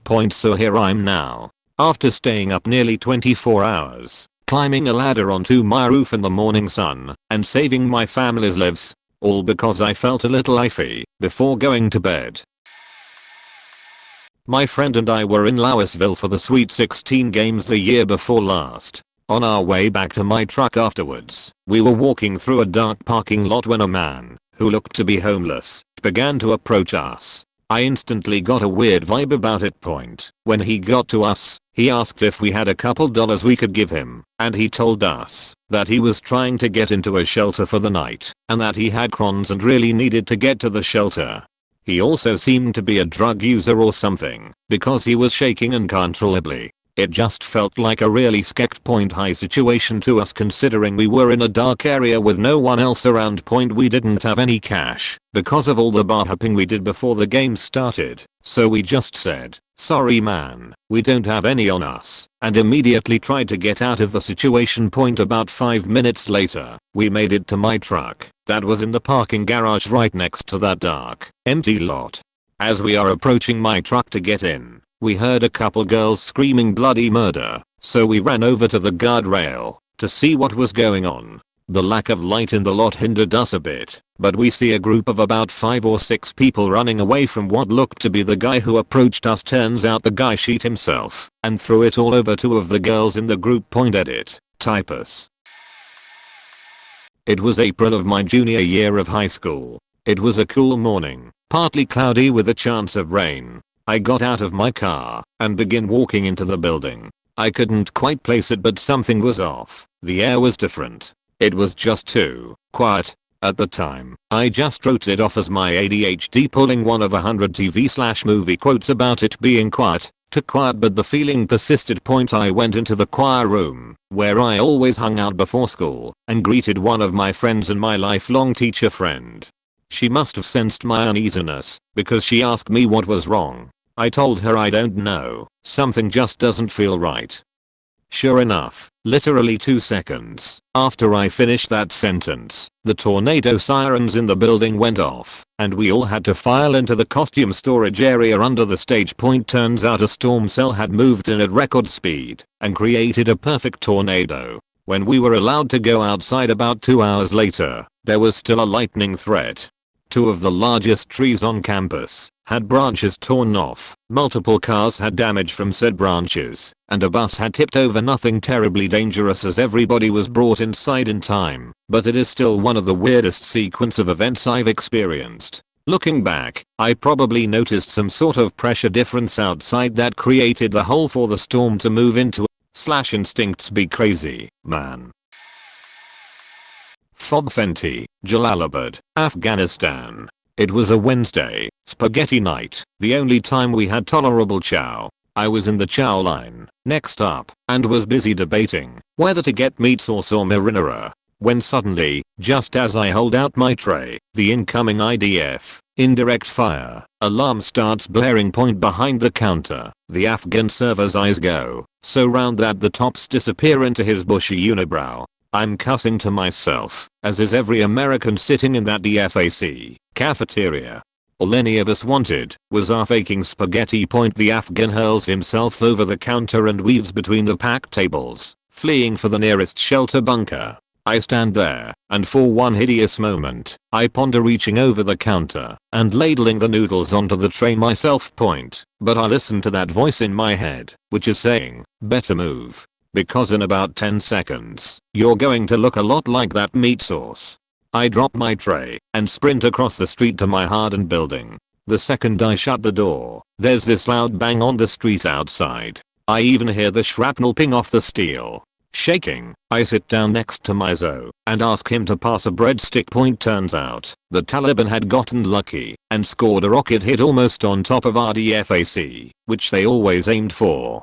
Had I waited another few seconds, I'd be maimed or dead. One slow Afghan lost his legs. Poor dude, TLDR, in a combat zone. Always skip the spaghetti. Breadsticks are fine. I'm a first responder. It's basically my job to show up and live in my own version of the something is very wrong here mindset. I can walk into most rooms now and get an immediate sense of safe/not safe. Basically like I have developed a new sense. Sometimes I can tell that I'm going to get called before it happens. Sometimes not, but there has been only one night where I got a sense that something was very wrong.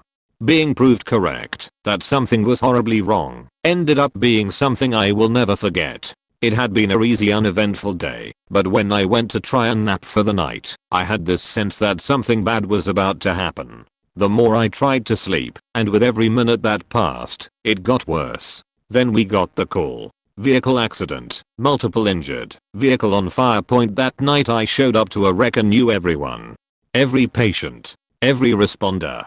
They were friends of my sisters, and friends of mine. 3 died instantly, 2 survived. All around age 21. My friends and family know I was there, but I will never tell them that I'd pronounce their friends dead, that I was the one to say time of death 3:13 AM, and confirm they will never go home again. They can never know. It was hard enough to wake them the next morning and say your friends are dead. I found out the next morning that my best friend's sister, who was basically family, was supposed to be in that car. She described to me many months later that she got the same feeling and decided not to get in the car. If you ever get this feeling, don't ignore it. It could save your life. Edit, Grandma. I posted this before in response to another Ask Reddit question, but it fits so perfectly here, too. TLDR at bottom. Went camping with my girlfriend back in the late 1990s. I think I'd just graduated college. Maybe it was my senior year. Anyway, we got a little pup tent and super basic camping gear from Kmart. We get on the road and just drive aimlessly. Our whole intent was to just spend 4 days camping in different places and visiting whatever attractions we came across. We didn't really have any destination in mind. The first night, we stop for dinner at some truck stop in Missouri and ask the waitress if there are any campgrounds around. She tells us there's one that's out of business, but people still crash there. We drive there and everything is locked up. You can still get in, but the bathrooms and lodge are all locked. It also looks pretty dumpy with a lot of garbage. The place is deserted aside from another couple who set up camp pretty close to the entrance.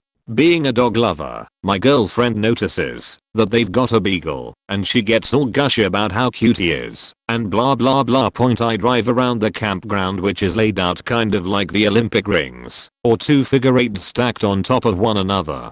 We get to the very back of the campground and it's filthy. We actually get a little nervous because it seems like this place is just a haven for drunks, drug addicts, and assholes who come here to party. But no one is here, just their remnants. As I'm driving, I see a little side road that's a bit overgrown. I figure it might be less used and we'd be less visible, so I head down, and it's actually a nice little clearing with 4 or 5 sites.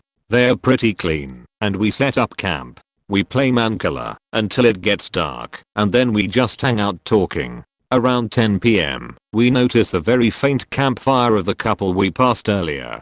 Nothing special, just noticed it and didn't realize we were that close. We head into the tent and proceed to get frisky. She was kind of vocal, but not screaming or anything, and I hear a dog barking. It's not just a random bark.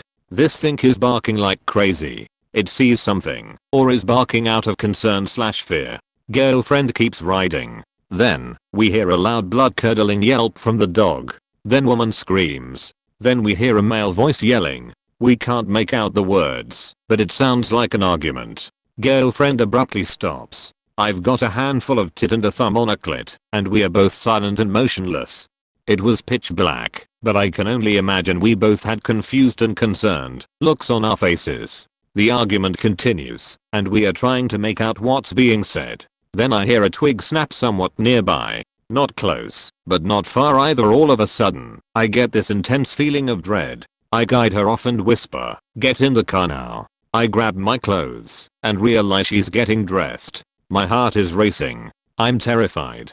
I really feel like someone is coming for me and wants to kill me. I say quietly but forcefully, "Don't get dressed. Just get in the car." She says in her normal volume, "I'm not going out naked."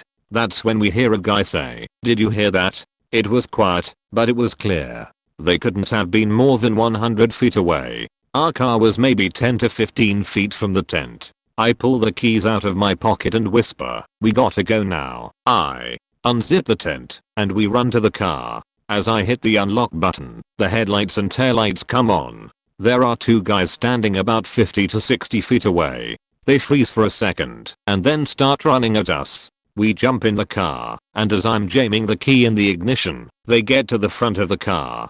I get the car started, and I look up to see these two standing there. They're about mid-30s, and look like classic bedraggled hillbillies. One has a big stick in his hand and he's holding it up. I had backed up to a tree, so I could only go forward. Keep in mind that my girlfriend and I are buck naked. The dome light hasn't even gone off yet, and I hear the one guy say, "What you all got in there?" I scream, "Move." The other guy comes to my girlfriend's window, leans down, and says, "She got some nice titties." And she did. They were spectacular. She grabs her clothes and bunches them up to cover up a little. I roll down my window about 2 inches and yell, "I will run you the fuck over, move."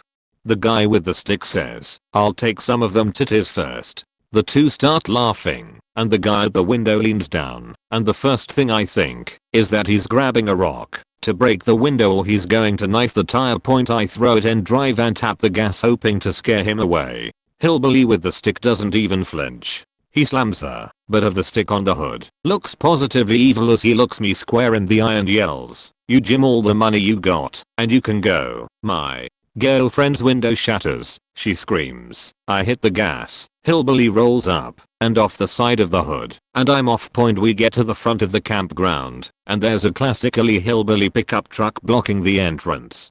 The couple who were there are now gone. Their car was gone, but their tent is on fire. I quickly scan the entrance area and see a broken chunk of fence, wood ranch fence with the 3 horizontal wood pieces. I head right for it and get out onto the road. We just haul as maybe a mile down. We see the beagle run limping along the road. My girlfriend screams to stop for the dog.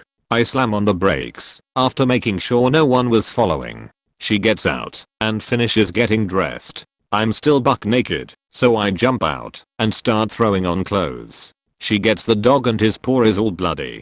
I see headlights coming from way behind and scream, "Get in the faking car." And we are off again. We get to a little one-horse town and nothing is open. Even the faking police station is closed. We park behind the police station and my girlfriend checks out the dog. He's okay, but it looks like someone stepped on his foot and he was bleeding from around his nails. She wrapped his paw. We kind of rested for an hour or two until a cop finally showed up. We told him what happened, and he actually yelled at us for trespassing. Okay, yes, we did, but seriously? He says he'll check it out, and that we should head on back home. I tell him I want to file a police report for my insurance and he says, I don't have time for that. I have to go see a campground. He just leaves my girlfriend and I wait until morning and file a police report with another officer. The first guy never came back and never reported anything. And we left point instead of finishing our nice little weekend adventure. We drove straight to my girlfriend's mom's house. The dog had a tag, but it didn't have owner information. It just had the dog's name, Rookie. My girlfriend's mom had 5 dogs and lived on a farm. She was happy to take in Rookie and he seemed happy to have a bunch of playmates. We looked online to find the owners, but the internet back in the 90s wasn't anything like it is today. We never found the owners. We never found anything about that campground. Rook must have been fairly young because he lived until 2011. This happened in 1998. My girlfriend and I are no longer together, but her mom liked me and sent me an email when Rookie died. Point anyway, that's it. Oh, I almost forgot. Damage to the car was $4,800. Bodywork and paint on the hood, new front bumper, got cracked somehow, new window, new headlight assembly, broke it on the fence, and had to get the right side repainted because I scraped the fence front to back as I was leaving. Thank God for insurance. Point. And since I'm sure someone will ask, the campground was north or northeast of Jordan, Missouri. Point TLDR, went camping, got harassed by hillbillies, rescued a dog, big insurance bill.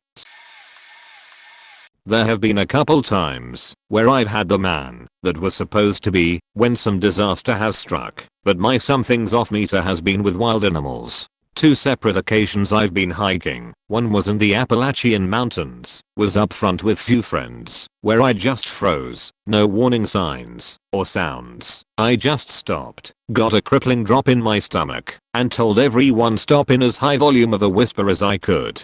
Everything goes silent. A friend tries to say what? And I put my hand over his mouth, and about 30 yards ahead was a black bear and a cub crossing the trail. Black bears are no grizzly, but you still don't want to startle them. So we just waited to pass. The second occasion wasn't in Blue Ridge, but with the same crew. They brought up that story and we all laughed. The next day we are getting ready to make camp, and I had this terrifying feeling there was someone in the woods watching us, human.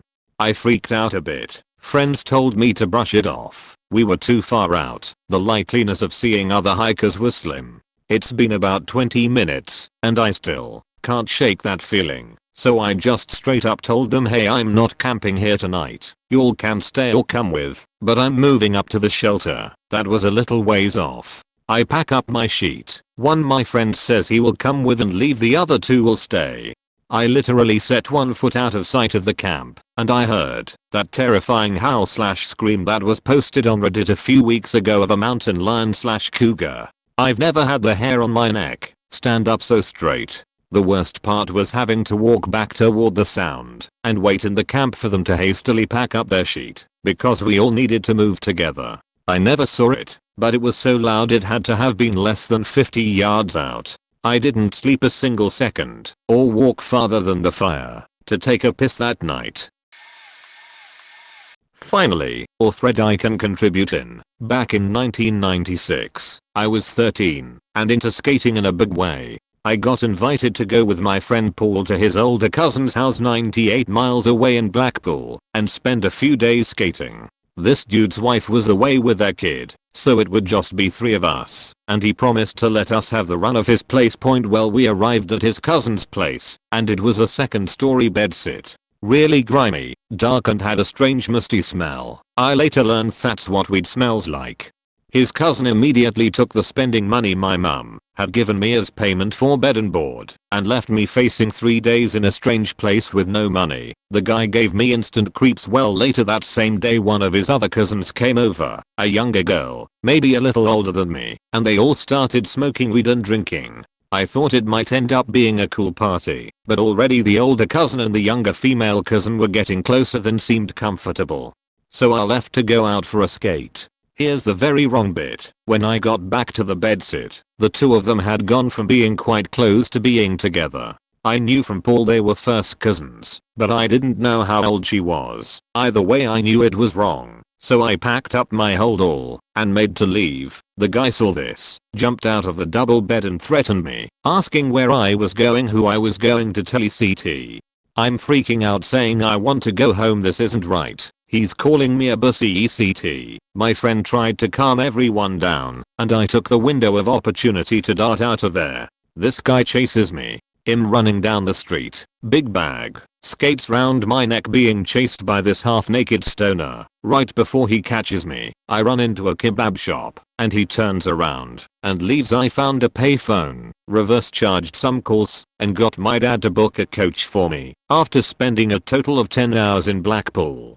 I told my dad everything, and he immediately went and confronted my friend's parents. I don't know what came next, but I understand it wasn't pretty. I moved away shortly after and didn't speak to my friend for almost 2 years, but when we caught up he mentioned that his younger cousin did confess to sleeping with the older cousin while she was underage. He ended up in jail and the family disowned him. Turns out this guy had been in jail before for assault and was known as a scumbag by the locals. The sad part is he'd been babysitting his female cousin most weekends for a few years prior to us going over. I'm a union officer that works for a federal entity and from time to time have to attend union conferences. A national conference was scheduled to be in Las Vegas from the last week of September until the first week of October. Being a single parent who has my daughter full-time aside from working, I had no desire to attend because I didn't want to be away from her, but had to due to my duties. My girlfriend is in school about 2 hours away from us and came to visit that weekend before I left. She asked me if I was excited, and leading up to knowing I was going to have to leave, I just had this serious foreboding. I expressed having no desire to go because, as I stated above, but I'll just deal with it this time. I then stated specifically into I don't know. I just feel like something bad is going to happen. I don't know what it's going to be, whether it's towards me or close, but I just have that strange feeling. Plane arrives in Vegas at 4 PM on October 1st. Hotel I'm booked at is right down the road. That night I was at John Rich's bar watching him and his band play, not knowing there was a festival going on and that he had just came from playing there. Very next morning at about 5 AM I had security banging at my door to see if I was safe. I was so confused and realized I had my phone on silent and became extremely confused on why I had over 100 plus calls, texts, voicemails, etc. I called my girlfriend, and it answered to the sound of a fearful relief as she spoke and told me her and her mom, my parents, and sibling have been trying to contact me for hours, and over 50 people were killed, and hundreds were injured by a mass shooting. I was speechless. This was that feeling I was having weeks prior to having to be there. They called my room phone and my cell phone, and I had slept through all of the aftermath and panic. I never felt so oblivious and exposed in my entire life and truly creeped out by such an ill feeling unraveling to happen in a sense. I used to work as a nurse assistant, and one day a new male nurse was hired. I didn't trust him from the beginning. There was just something eerie about him. Let's call him as whole. We also had one of our residents, an old lady who had beginning dementia and had a history of being abused basically all her life. First her father and later her husband. Let's call her Mary. Sometimes Mary got these panic episodes where she claimed that they were going to hurt her, never really specifying who they were. Upon seeing a familiar face she always calmed down. That face was usually mine. Ricky is what she called me. Really important, that is not my real name, but I gave up correcting her after a few times. Now a few weeks with us whole on the floor and Mary starts accusing him of also hurting her, which was quickly dismissed as another one of Mary's episodes. The head nurse even felt so sorry for us whole. But when I was alone with Mary she kept accusing him, which was really weird since she never named anyone ever before.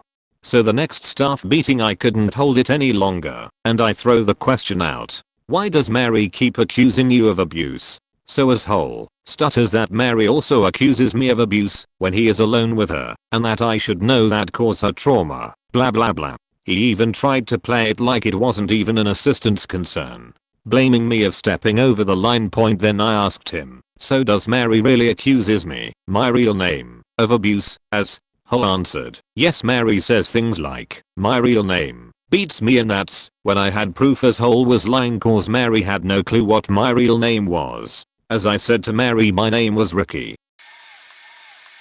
When I was about 12 years old, my sister's church had a preacher that everyone loved. We'll call him M. I had only met him a handful of times, one of them being a time where he dropped my sister's daughters off at my house.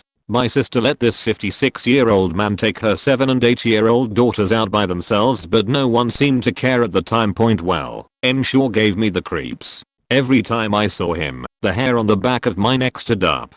And I really had no reason to feel that way about him. He just creeped me out. I told my sister that I didn't like him and that I didn't want to be around him. She told me that he was a wonderful man of God and there was no reason to be creeped out by him. Fast forward about 6 months and everyone finds out that he had been sleeping with an 18-year-old girl and hiding her in his guest room. She might not have been underage, but there's a world of things that are still wrong with this situation. My sister apologized over and over, and since then she always listens to me when I say there's something off about someone. TLDR, sister's preacher creeped me out. Sister didn't listen. Sister apologizes when she finds out preacher was sleeping with 18-year-old.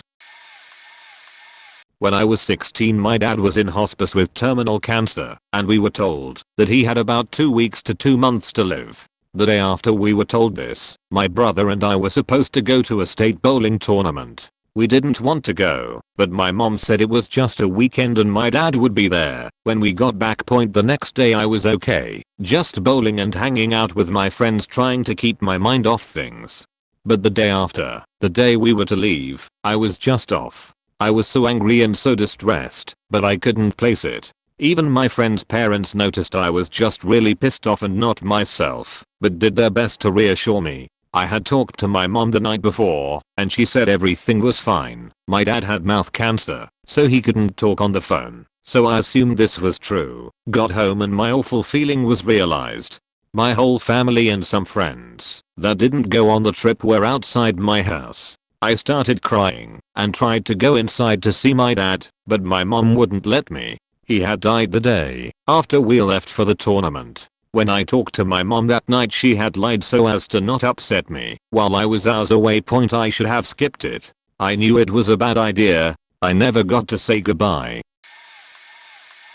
Around 5 years ago, I was signed on to be a graduate assistant in our university's student relations center. It was my first week, and I was given the menial task of putting in the data we acquired from freshman surveys. It was standard stuff. Questions such as how they would rate the university's resources or their experience so far. Nothing to look deeply into. For some reason, I decided to read into these surveys instead of only inputting data.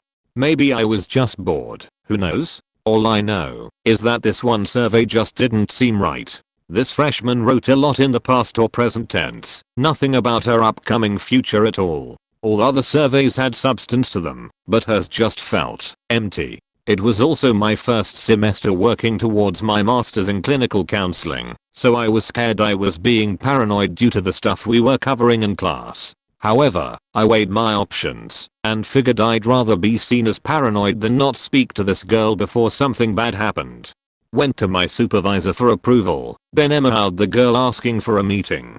Turns out she shows up, and as soon as I ask her what's really going on, she breaks down. She'd been planning on killing herself. I stayed by her side for several hours and walked her to the dean's office while we waited on her parents. When I got home, I just cried tears of relief, thinking of what could have happened. A year later, she found me and gave me a huge hug, thanking me for everything that happened. Now, as a therapist, I know to trust my instincts. If something doesn't feel right, it's better to be perceived as paranoid than the opposite.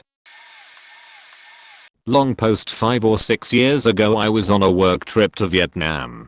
I was traveling with an engineer that had very little experience in field work, and she had been in contact with our host from Singapore. She was told that there would be a car waiting to take us from the airport to the hotel. Since we were getting in at 2 AM local time, our host would not be there to meet us. We had spent a total of 36 hours traveling, from initial takeoff to final landing, and neither of us had really been able to get any sleep.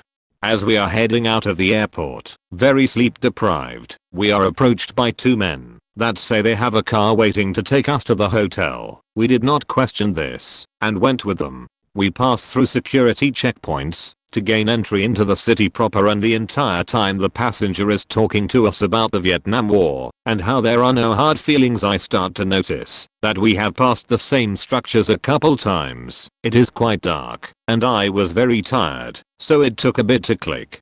The car stops at a random ATM and we are told that they need cash for the ride and that they do not have a card reader in the car. I explained I was the only one that had a card, hoping my nearly unconscious companion would take the hint. I had already maximumed out the allowable travel amount on my card through a cash advance, so I was not concerned. I get out of the car and insist both driver and passenger go with me. While at the ATM, the driver takes my card and starts hitting buttons on the screen, while the passenger standing off to my right constantly taps my arm and talks to me, trying to pull my attention away from the screen. Jokes on them, they can't get any cash out. They insist on going to another ATM. I explained that if they take us to the hotel, that I can get cash from the desk clerk, but they ignore me. At this point my engineer companion speaks up and says she has a card they can try. Now I'm getting nervous. They go to one more ATM and get $500 from her card. We found out. I see in the distance a large neon sign for our hotel and start insisting they drop us off. They politely refuse and say we are almost there as they turn down a side street going away from the hotel sign. Having had enough and now my adrenaline is going, I start to reach for the passenger as I get my pocket knife out and the car dies. I immediately jump out of the car and drag my engineer with me. The two fellas jump out also and start telling me to get back in. I'm past the point of caring what happens and growl/overly aggressively tell them to open the trunk and give me a luggage with my knife still unopened in my hand. They do, and just then an official taxi drives by, which I flag down, and we get into leaving the car and two fellas in the road. We were 3 blocks from our hotel and headed away from it when their car broke down. TLDR. Long flights to Vietnam had me too tired to pay attention to what car I was getting into, and I nearly became a lost traveler statistic, and the person traveling with me had to report $500 being stolen off her corporate credit card. Not my story, but I'm a police officer in the UK and this happened to a couple of my colleagues. We're all volunteers and work one night a week, so it's amazingly lucky they were in the right place at the right time, and also that they followed their guts. They were on duty in a car one night driving past a hotel in a busy part of town when they saw a couple going in through the door. Something seemed weird about them. They are not entirely sure what, but the woman was much drunker than the man and they just didn't quite look natural as a couple. They spin the car around and go into the hotel, separating the couple and asking the male what their relationship was. As they press him for further detail, he keeps on changing his story. They're a couple returning to their room, then actually they're just friends, then it's their first date. Something is clearly amiss. Meanwhile, the woman who started out pretty tipsy seems to be getting drunker by the second. She has gone from staggering a bit to unable to stand unaided. They decide she has in fact likely been drugged and quickly bundle her into an ambulance, and one of them jumps in the back. Something interesting happens as they arrive at hospital, but unfortunately it makes this story too identifiable. But as a result they discover that the woman is extremely vulnerable. I'm afraid don't know what the results of any tests were or what happened to the guy. However, regardless of what was actually proved, it's obvious that they stopped a vulnerable person from being raped that night just because they felt something might be wrong and acted immediately on the slightest of suspicions. I have been dealing with a chronic illness for a few years. There is light at the end of the tunnel as I'm supposed to have a surgery early next year to address the issue once and for all. However, 2 Mondays ago I began having a new type of pain I haven't felt in the years I've had this condition, and after a couple days of it not going away I took myself to the ER. I had blood drawn and checked. Doctors said nothing was wrong and sent me on my way. The next morning the pain was even worse. I was sure something was amiss, so I went back to the ER for a second opinion. After blood work, an ultrasound and a physical, I was given a prescription for antibiotics and was told I had chlamydia and to take the full course of meds and send me home. I knew that was BS. So I decided to drive further to another hospital because I was convinced there was something wrong, and as I was about to leave the house my wife came home and offered to drive me. Thanks baby. We didn't make it to the end of our street before I passed out in the passenger seat and began having seizures, so she got me to the closest a little satellite in the burbs. Think urgent care with more equipment. Evidently my chronic condition had ruptured the blood supply to my spleen, and I had been hemorrhaging blood into my abdomen for days. My blood pressure had dropped to barely registering point. I was taken by ambulance back to the hospital. That sent me home twice in the past 24 hours, and I underwent an emergency operation to seal off the artery and a few other spots that were weak/hemorrhaging as well, saving my life. So, if the drive tells you you have chlamydia, don't believe them. You are actually dying of blood loss. My dad tells this story every time we go to a certain spot on the Umkomaas River, South Africa. It gives me chills again just remembering it. When my dad was 13, he was with all his brothers and a few male cousins, 8 of them in total ranging in ages between 12 and 15, camping by the side of the river on the family farm. It was school holidays, and being farm boys in the 1960s, it was common for them to be without adults for extended periods and left to fish, swim, hunt, and mess around to their heart's content.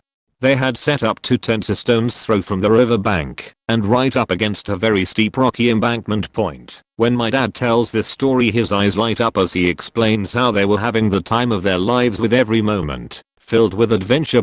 His own father, my grandpa, would check on them twice a day, just after sunrise and just before sunset, and bring them supplies lovingly made by the women of the homestead. They had been there 3 days and 2 nights, and on the 3rd day my grandpa came down and told them they needed to pack up right away. They had planned to stay one more night and leave early the next morning as there was a local gincana, games, and competitions on horses happening. The boys protested like crazy, desperate to continue the fun, but my grandpa put his foot down and told the boys they needed to get back home earlier than planned to help get the horses and tackle ready for the next day, because he wasn't going to do it all himself. Later on he would admit that the boys would have had time in the morning to get everything ready, but he had felt uneasy and uncomfortable, and likely a little jealous, and so had summoned the boys home. The next morning, as they all headed out to the neighbor's farm for the gincana, they had to drive past the camping spot to pick up one of the boys' shoes which he had forgotten behind. And there, exactly where the 2 tents had been, lay a massive boulder that had dislodged from the steep bank behind and rolled down to the flat. It would have crushed and killed the majority of the men in my family, including my dad. There are over 30 of my generation of cousins and siblings that would not be around today if my grandpa hadn't acted on his uneasy feeling. A few years ago, my ex-husband and I were trying for baby #2. Unlike our first one, we got pregnant on the first try. I literally felt it the moment I got pregnant. In the exact same moment, I knew I would not be having that baby. I even said it to my ex. I just got pregnant, but we are going to lose it. He laughed, told me I was being silly. About 10 days later, I wordlessly showed him the positive pregnancy test. He was so excited, but I couldn't celebrate.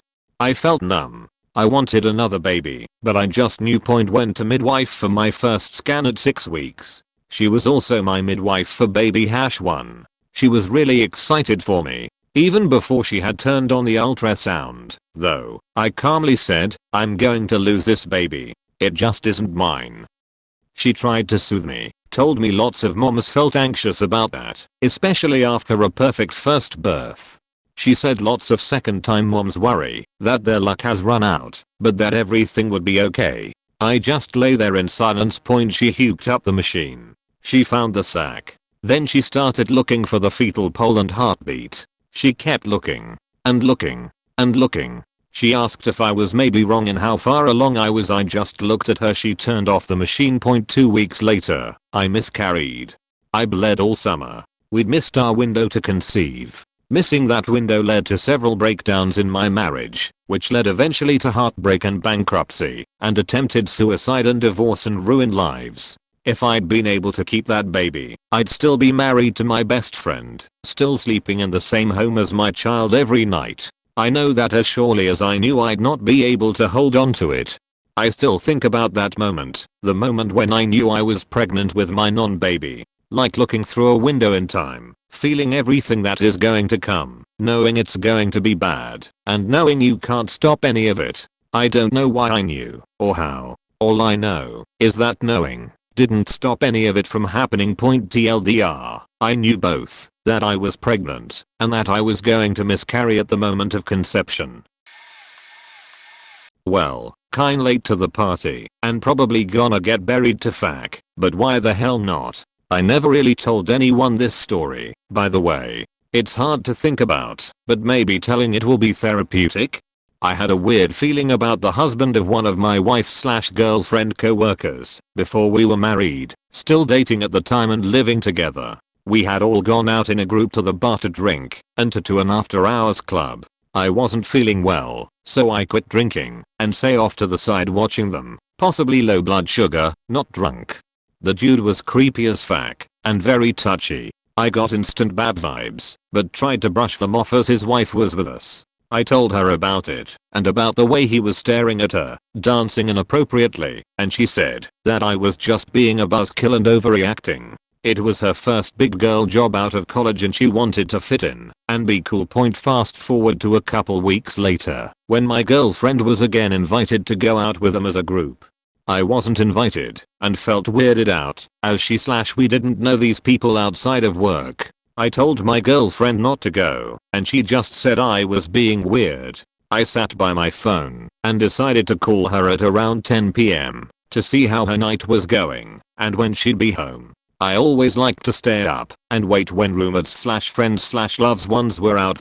I called her phone a few times and finally a guy answered. He was one of the bartenders and said that the person's phone were left behind at the bar.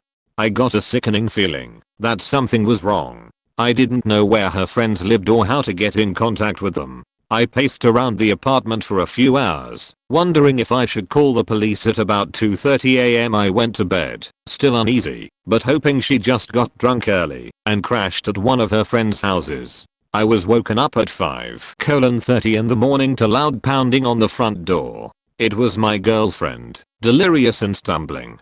She pushed past me to the bedroom, fell on the bed and passed out. She had pissed her pants when she awoke. She cried and told me that she thought that she got drugged by that creepy husband of her co-worker and dragged to a hotel and then raped. She said she woke up in a hotel room with him and wouldn't tell me specifics. It was unlike her to get so drunk so fast and leave all her shit behind at the bar. I didn't need to ask too much because I knew what had happened.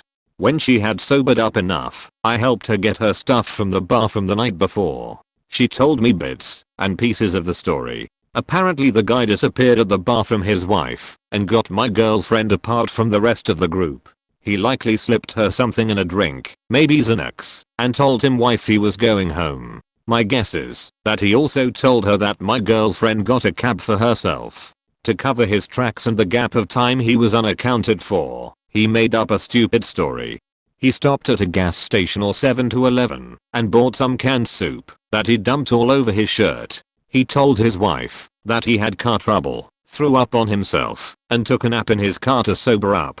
He then claimed he woke up, fixed the car and drove himself home. Instead, he dragged my unconscious girlfriend to a hotel, did his thing, and drive her back to our place. What made this all worse is that he teased me about it, literally bragging about holding this over me and my girlfriend. Eventually, I found out where her co-worker lived. For almost a year, I literally had to stop myself from going over there and killing him with my bare hands. As a former athlete, and in my early 20s I was 6 feet 5 inches and 250 pounds and a still raging ball of testosterone. That was 10 years ago. The way I try to rationalize it today is that had I acted on my feelings, I would have been locked up jail for life, considering the ugly things I would have done to him. Cruel, unusual, faked up Pulp Fiction type shit in the middle of the street. I also would not have ever gotten married or had the beautiful children that I do today. I still haven't completely gotten over it and probably never will, but that awful piece of shit life I didn't take allowed me to create 2 beautiful ones of my own. TLDR had an off feeling about the creepy husband of my girlfriend's co-worker and told my girlfriend not to go out with them to a bar, even though it was a group of husbands/wives. Feeling was correct, and as I sat at home waiting Feeling weird, my girlfriend got drugged and wrapped by same creep I worried about. Point in retrospect, this was totally planned, and she was probably not the first one to be victimized by him. I know, I probably should seek counseling, but what is it really gonna do for me at this point? I'm a nurse and used to work on a surgical floor, and we would occasionally get pre-op cardiac surgery patients. Oftentimes patients will be on a heparin drip, a medication that thins your blood which makes it easier to move about clogged vessels. One of these patients, who was on a heparin drip, began complaining of a headache and the nurse gave her some Tylenol with little effect. The woman continued complaining and was visibly very uncomfortable. Her nurse called the PA, who was rather dismissive, and wrote for some thiazide, a bit stronger than Tylenol, and can be good for migraines. I just had a really bad feeling about this patient. Her vital signs at this point were fine, and she was perfectly coherent. History of migraines, so nothing crazy out of the ordinary, but I just felt like something was off. I asked a nurse if the PA might want to do a court, since the woman was on a heparin drip, and my comment was kind of laughed off. I didn't push the matter as the other nurses had years of experience, and I had only a few years. The woman's headache continues to get worse, and at the point where she begins vomiting and cannot sit still, the PA decides something is probably wrong and sends her for a court. The woman had a massive brain bleed and was immediately intubated and sent to the ICU. She was dead by the morning. The PA was congratulated for deciding to send her for a court and was talking to everyone saying, I just had a feeling something was off. The nurse of the patient felt horrible and said to me, you called it. She's one of the best nurses I know, and was beside herself about the whole thing. To this day I still remember this incident. Anytime I question my gut, when I feel like something is wrong. I work in a NICU now, and many times the babies will send you small signs that they are starting to get sick, and I always push the issue as far as I can when I'm concerned. There have been times where a baby was worked up and they turned out to be perfectly fine, but I would so much rather have it this way. Now I can finally tell the story of how my mom and coach almost killed me. A little bit of backstory. 2 weeks prior to this event I had sliced open my finger pretty bad trying to catch a falling knife. Different story. So the events of this story are: the first time I swam in 2 weeks I was about 16 or 17. Senior in high school at this time, about midway through the swim season. We are at this rather large meet for our area, so everyone, including me, is trying their hardest. In hindsight this wasn't the best idea for me. After my first event I start to get this pain in my left shoulder, but it's not quite my shoulder. It's sort of under/inside my shoulder, if that makes sense. It feels a little abnormal, but I think, hey, I've been out for a couple weeks, my body is probably just protesting to the sudden workout, and brush it off. After my second event the pain spreads across my back to my spine, and I start to think something is very wrong. I told my coaches and my mom, and they all say something along the lines of, you've been out for a while, you're just pulling muscles. But I've been an athlete for 5 years at this point, I know what a pulled muscle feels like, and this is not that. And I try to tell them that, but they brush it off. Come lunchtime the pain is almost unbearable, and I can barely walk. It's spread all across my back, and to my chest as well. So much so that on the bus ride to the restaurant I can do little more than lay in my seat and try not to scream every time the bus hits a bump. When we get back from lunch everyone is convinced that it's still pulled muscles, and my mom thinks I need to pop my back, so she makes me lay on the ground and has my teammate walk on my back despite my protests, which obviously doesn't do a damn thing. At this point I know this is more than just pulled muscles, and my teammates are starting to realize it too, but the adults just can't get it through their thick skulls that they could be wrong. My next event rolls around, and despite my protests I get in and swim, and man, I don't know what an alien chest burster really feels like, but man it was close. I have never felt a worse pain than what I felt in that moment. After struggling to get out of the pool I hobble my way over to the bleachers and just lay down. I can barely breathe, every movement is excruciating, and I can barely walk. At this point I can't take any more, and now finally my parents have caught on that this isn't just a pulled muscle. I scratch my remaining events and my parents take me to the hospital. Turns out that I had ripped a hole in my lung and was lumping air into my chest cavity with each breath. The doctor said if I had kept swimming I would have collapsed a lung and drowned. ELDR ripped a hole in my lung and everyone thought it was just a pulled muscle despite me telling them it was not a pulled muscle. Almost died. So, I frequent Whisper very often, perusing the various posts sometimes pretty cynically but certainly not anymore. You get a lot of people begging you to transfer them money every now and then, and now, you're not wrong for brushing them off for bots, but I'm a little too much of a worrywart for my own good tbh. I see this Whisper girl begging for someone to get her back home, which is in Hamilton, also known as quite a ways away if you're forced to walk, and you'd better believe it was shaping up to be a bitterly cold night. I notice her age and she's no older than me, 15 to 17. Immediately it clicks for me that I should rush miles over to her before some other older creep gets to her. She was in the city for a hookup and doing the married iguanas with some older guy she'd already met on Whisper, and it turned out that was a great decision. So I met her in the mall she was waiting in, and all at once I can just feel the air condense around me as she tenses up walking side by side.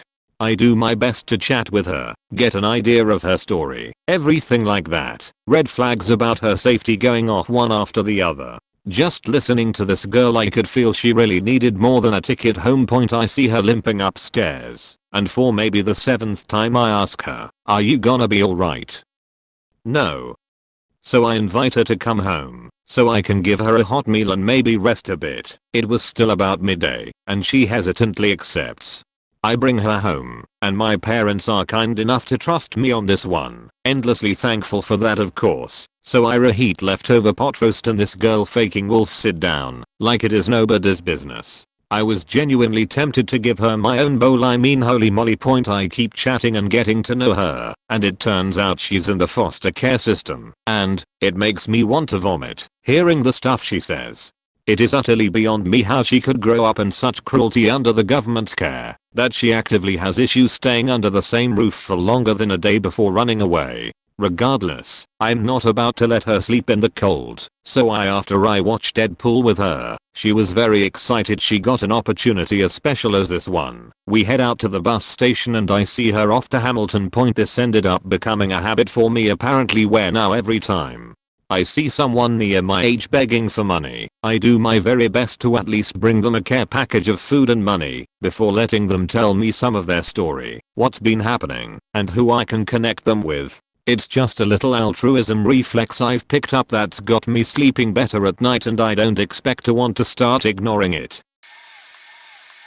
I was out with 2 of my 3 closest friends one night, Valentine's Day weekend 2016. My friend Elise and I wanted to hit the bar closest to our house. We were roommates at the time and call it a night from there.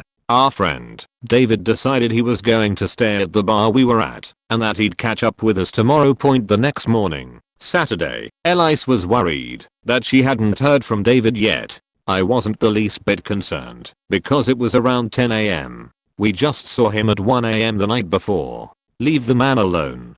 Saturday night rolls around. No one's heard from David. Still, not too strange, because David goes off the grid all the time. He's an avid hunter/camper who hates his phone. I had just gotten home from the movies, and Elise is losing it, having a panic attack, super antsy, crying and yelling, and tells me she's been blowing up his phone all day, even showed up to his mom's house and his job to make sure he's okay, but couldn't find him. I told Elise she was doing too much and to calm down. It's been one whole day. I'm sure he's fine. It's David. He's fine. I must have told her that 20 times that night. He's fine. Sunday morning, Valentine's Day comes. Nothing from David yet. Okay, now I'm getting a bit concerned. I called his mom and his brother. Neither had heard from him all weekend. Elise decides she doesn't care how crazy it seems and calls everyone. Old exes, old acquaintances, everyone. Even the jails and hospitals. None of our other friends have heard from him. Nothing new on his Facebook or Instagram. I wasn't concerned the night before, but something new was stirring my gut, and my chest started to hurt very badly. I left work and went to his mom's house, who was now trying to reach OnStar to locate his truck. They said she needed a police report.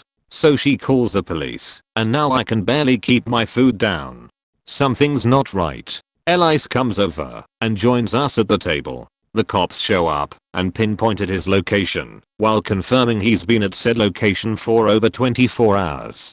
He was at some sort of park/hunting ground, and this was one of the coldest and windiest weekends in my city's entire history. So this concerned us. Elias and I drove to the address on Star gave the cops, and it was a 15 to 20 minute drive. We barely spoke a word to each other through the whole ride, which is a rarity. We arrive and see his truck in the parking lot. I thought this sinking feeling in my gut couldn't get any worse until I saw his truck.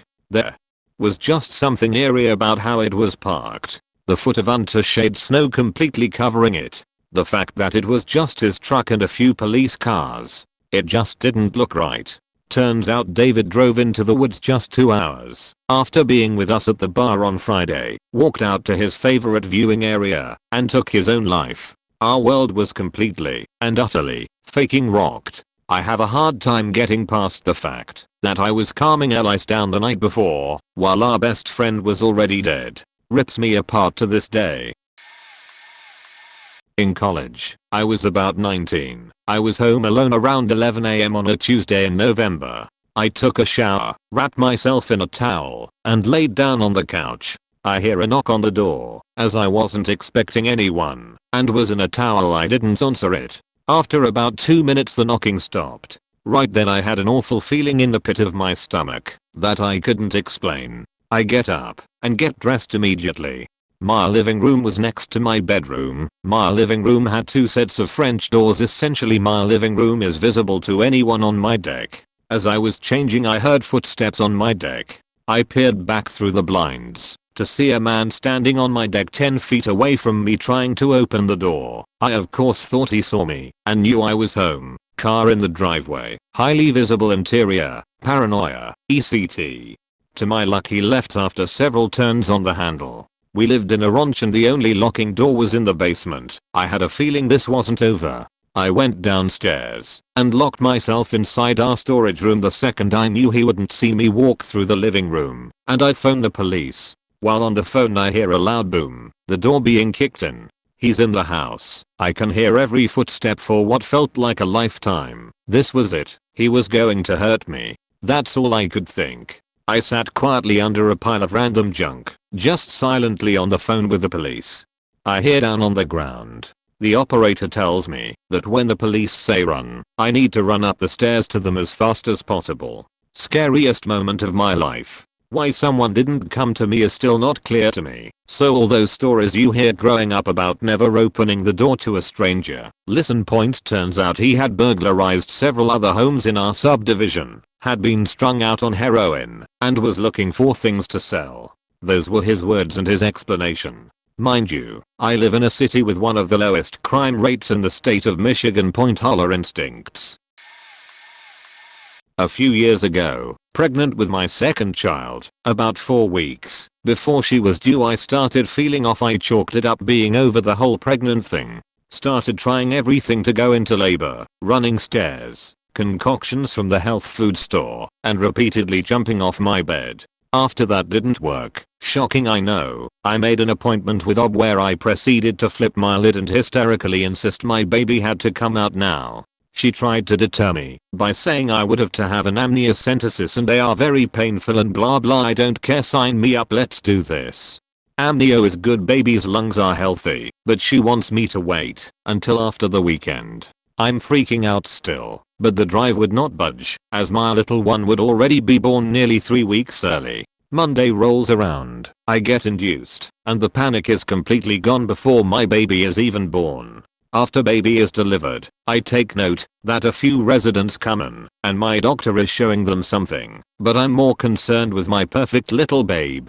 After a few minutes doc comes over and says the only reason she even considered any of this is because she delivered my first child and I never acted like a complete lunatic during that pregnancy, and how relieved she is that she listened to me. She shows me a true knot in the umbilical cord and tells me my baby would not have survived for more than a day or 2 at the most. Point fast forward to baby number 3. Pregnancy sucks. I've got way too much fluid. Look like I'm having triplets and 3 weeks left. Panic sets in. Severe irrational panic. and I'm determined to get the baby out. I have not even considered that anything could be wrong. I just can't breathe or move and assume that is why I'm panicky. This time I have to deliver by C-section, and no doctor will even hear of delivering me early, even with all of the extra fluid. So I put myself up in labor and delivery with the worst headache of my life. They end up checking me. I was dilated and all of that good stuff. The doctor on call that day took pity on me. Panicky, sobbing, heavy breathing, fluid filled me, and whisked me off for a C-section. Baby 3 is born, a little waterlogged but totally healthy, and there is a true knot in the umbilical cord.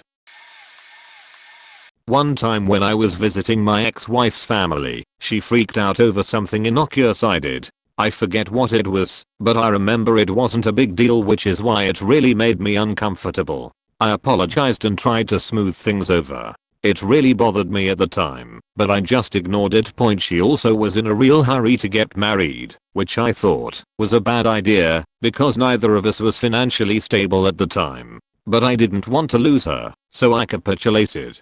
The week leading up to the wedding date I kept feeling like this wasn't a good idea, but I chalked it up to nervousness. The day of the wedding, which was just a city hall thing, she seemed pretty uninterested and uncomfortable about it, which gave me a bad feeling, but I made myself believe it was her nerves. Nope. If I had listened to my gut in any of those situations, I would have avoided nearly 2 years of hell. 2 years of constant fighting, her constant manipulation, so on and so forth. I finished school 2 years ago. It's hard focusing on school when your home life is utter chaos. I had some money saved up before, but now I'm in debt because she refused to work. I filed for divorce in the summer, but she's still here manipulating me. So now my family is coming next month in secret to pack up my sheet and move me back home, which is incredibly embarrassing. I will never ignore my instincts again. Using a throwaway, because this involves some family members and crime. When I was in 2nd grade, 1991, my mom, her boyfriend, and I moved to a pretty secluded place in rural New Hampshire. Soon after they had a pretty nasty breakup. A couple of weeks after the breakup, we come home at night from visiting a friend, and for some reason I was terrified to leave the car. I was crying and refused to get out. My mom knew I was afraid of the dark and had assumed that was why. I honestly don't remember it that much, but I resisted enough. My mom said she almost just got back in the car and drove to my grandparents'. She pretty much dragged me into the house, where we found her ex had broken in and was waiting in the house. He kept us locked in the house for 2 days, and due to us being in the middle of nowhere, nobody really came to help. My mother and I managed to get out through a window when he left to go to the store, and we ran to the neighbor's house. We ended up leaving the area and staying with family until the police found and arrested him about a month later. During the trial, we found out that he had been convicted of attempted murder 10 years prior, and we never knew. Fortunately, he is still in prison, and I honestly hope he croaks before he gets out. It was pretty much the most terrifying 2 days of my life, but it could have turned out so much worse. I know this isn't the near miss story people have been posting, but definitely a good reason to be cautious when things seem wrong. Not a NSFW post or life and death, but when I was 12 years old and the internet was just getting into its heavily advertised age around 2002, the patriarchal figures in my family got sold into starting an internet advertising agency called Click and Go Web. It was literally all anyone talked about at big family dinners for a few years. Everyone put in significant amounts of money they really didn't have into this business, getting office space, hiring a few employees etc. Here's the insane premise that will have all of you scratching your heads. The business model involved internet users typing in this very long web URL that directed them to a homepage that was literally, I mean literally, nothing but a digital billboard of advertisements. It was a full screen grid of blocks about 5x5 pixels each, and you could buy block space for advertisements, like a billboard on the side of the road. That's all it was. Seriously. At 12 years old and an avid internet user, I literally couldn't wrap my head around any internet user actually voluntarily visiting a website just for really shitty pixel ads. I tried to understand it by asking them about it, but I kept getting dismissed because of my age and just not understanding business models. I told them over and over that nobody is going to voluntarily visit an obscure forgettable URL just to look at ads, but they wouldn't listen. About 2 years and $300k of grand total investment later, they sold whatever they could and recouped about $20k. It's an extremely sore subject still to this day. I helped them out in 2008 and got them all to invest in Ford stock when the big three tanked because Ford was fine. It was just the news headlines and bullshit speculation that drove their stock down to almost sub $1 levels. They invested heavily and make a killing once Ford rebounded in 2011. But still, it blows my mind they ever thought it was a good idea. My grandmother on my mom's side remarried. I felt off about the guy, even though I never knew my actual grandpa. Everyone always felt he was really slimy. After my grandmother's death, some evidence came forward that he was blackmailing her. Not enough for legal action to be taken, but enough to really add salt to the wound. He took everything too. The lawyer refused to let us see the will for about 2 months, and by the time we did it was just everything goes to the husband, which my grandmother very specifically said no to. She said she didn't want him to have anything but surprisingly, this isn't about him or the lawyer, but his brother. I was about 13 or so when my grandmother passed. My cousin was a year younger. At the memorial, we met some more of the husband's family. Only a small handful, all the same immediate family, didn't give me that feeling. We met the husband's brother and instantly I feel off. He's trying to be pleasant towards my cousin and I. Telling us that he knows how hard it is to lose a loved one, and that he will be there for comfort. At that point, setting a hand on my knee, I ask him to remove it and he doesn't, so I stand and make my cousin come with me.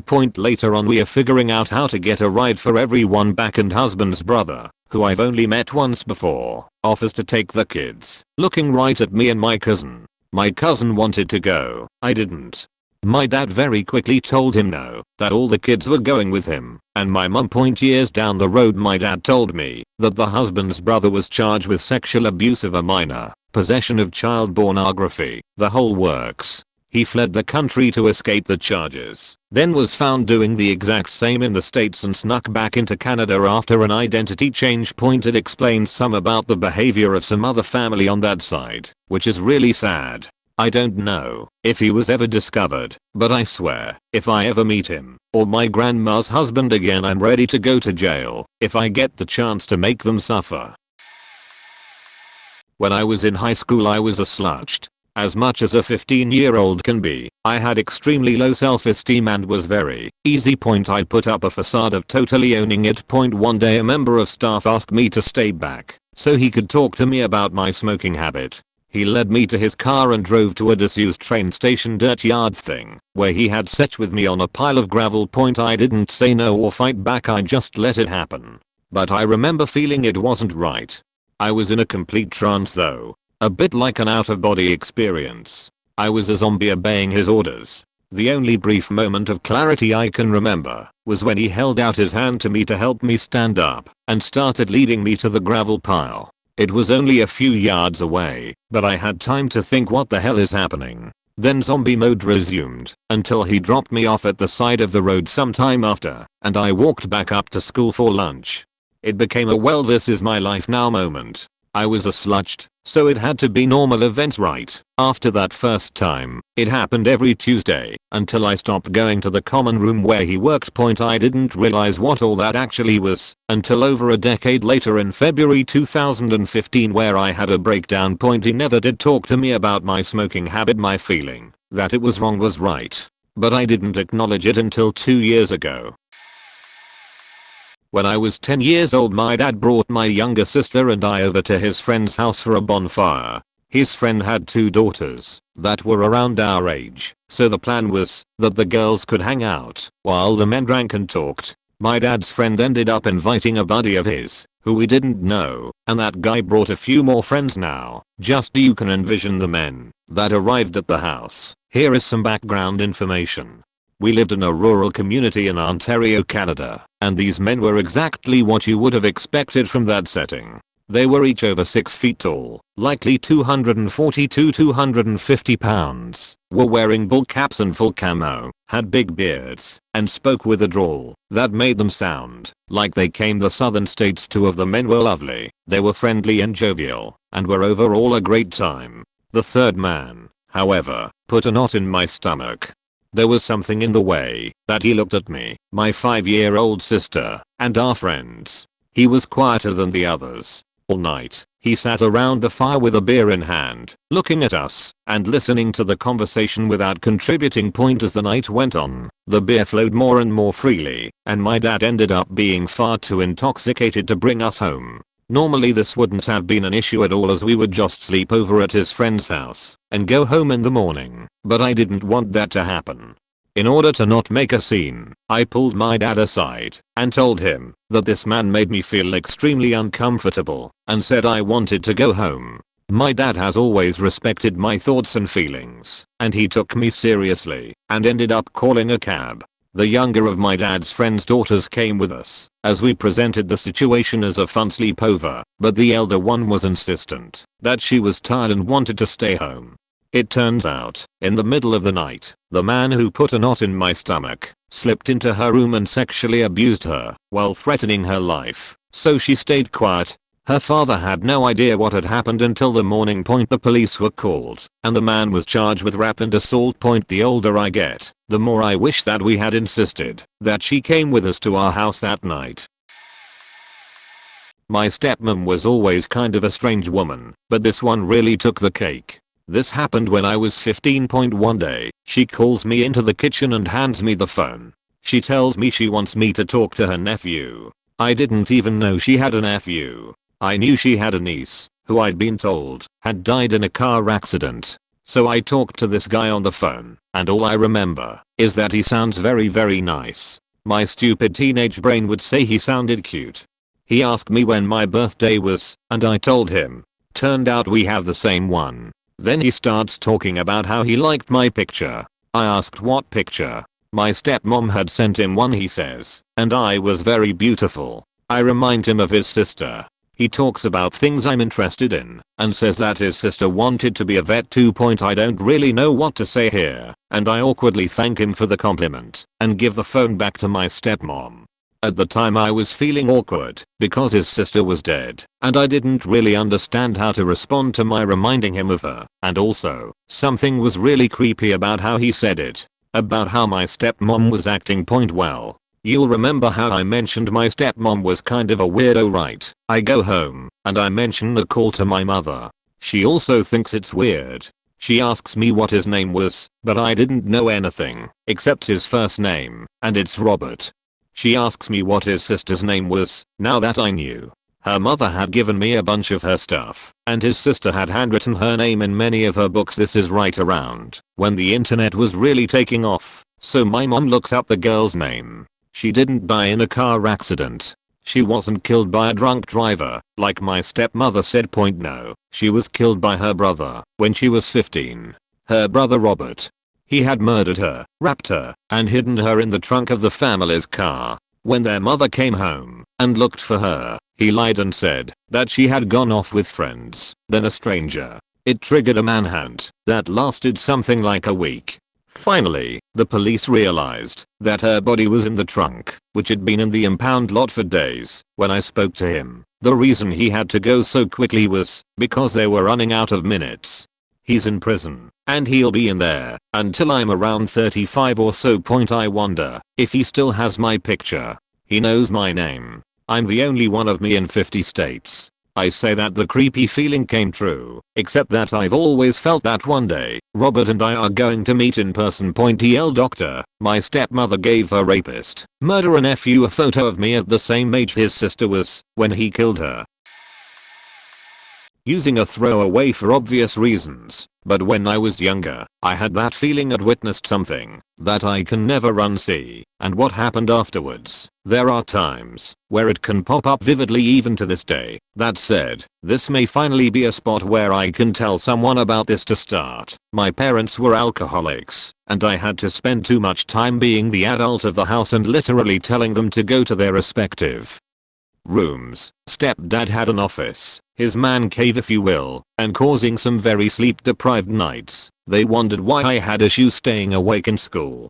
That said, what I witnessed, I wish I could pry it out of my brain at times. It's an ugly memory that only exists to remind me of how scummy people can truly be. One summer night, parents were gonna party. They did this frequently during the summer. At this point in time, they actually had a decent chunk of change laying around, so they let me have my own pizza and a ton of Mountain Dew with the expectation that I would just stay in my room and play my games and leave them the fuck alone. Hours later, we hopped up on sugar and caffeine, noticed that the party has died down, and that it was time to go see what food leftovers there were. Pizza got old quick. At this point, as I finished loading up a plate from the kitchen, I noticed that my mom and the family best friend were shooting the shit outside, her being drunk AF with a drink in hand, and also noticed, we will call him Ted for identification reasons. Ted seemed, I dunno, but my gut feeling said something was off. I was 14 at the time and very naive about these kinds of situations. And he was closer than he usually was, I guess. But me being me at the time gave no facts, and went back to my room to continue my Morrowind marathon. After about another hour, I hear the hot tub going, and this is when something started to feel very off. I knew full well that the old man had gone to the man cave to sleep off the booze and the overdose of socialization. This man is legitimately a sociopath. I can fully prove this as well if needed. Curious as to why TF the hot tub was running at 1 AM, I looked out my window. It's literally right below my window. That has been the cause of many things I never needed to see, and that the old man liked to remind me of constantly. I noticed Ted and my mom just chilling in the hot tub, though my mom was way more trash than normal, and that alone made me feel uneasy about the situation. Eventually he moved closer and well, you should be able to put 2 and 2 together on what happened next. After I saw that I was freaking out, do I wake my old man, knowing full well what would happen next, or do I keep quiet and say nothing?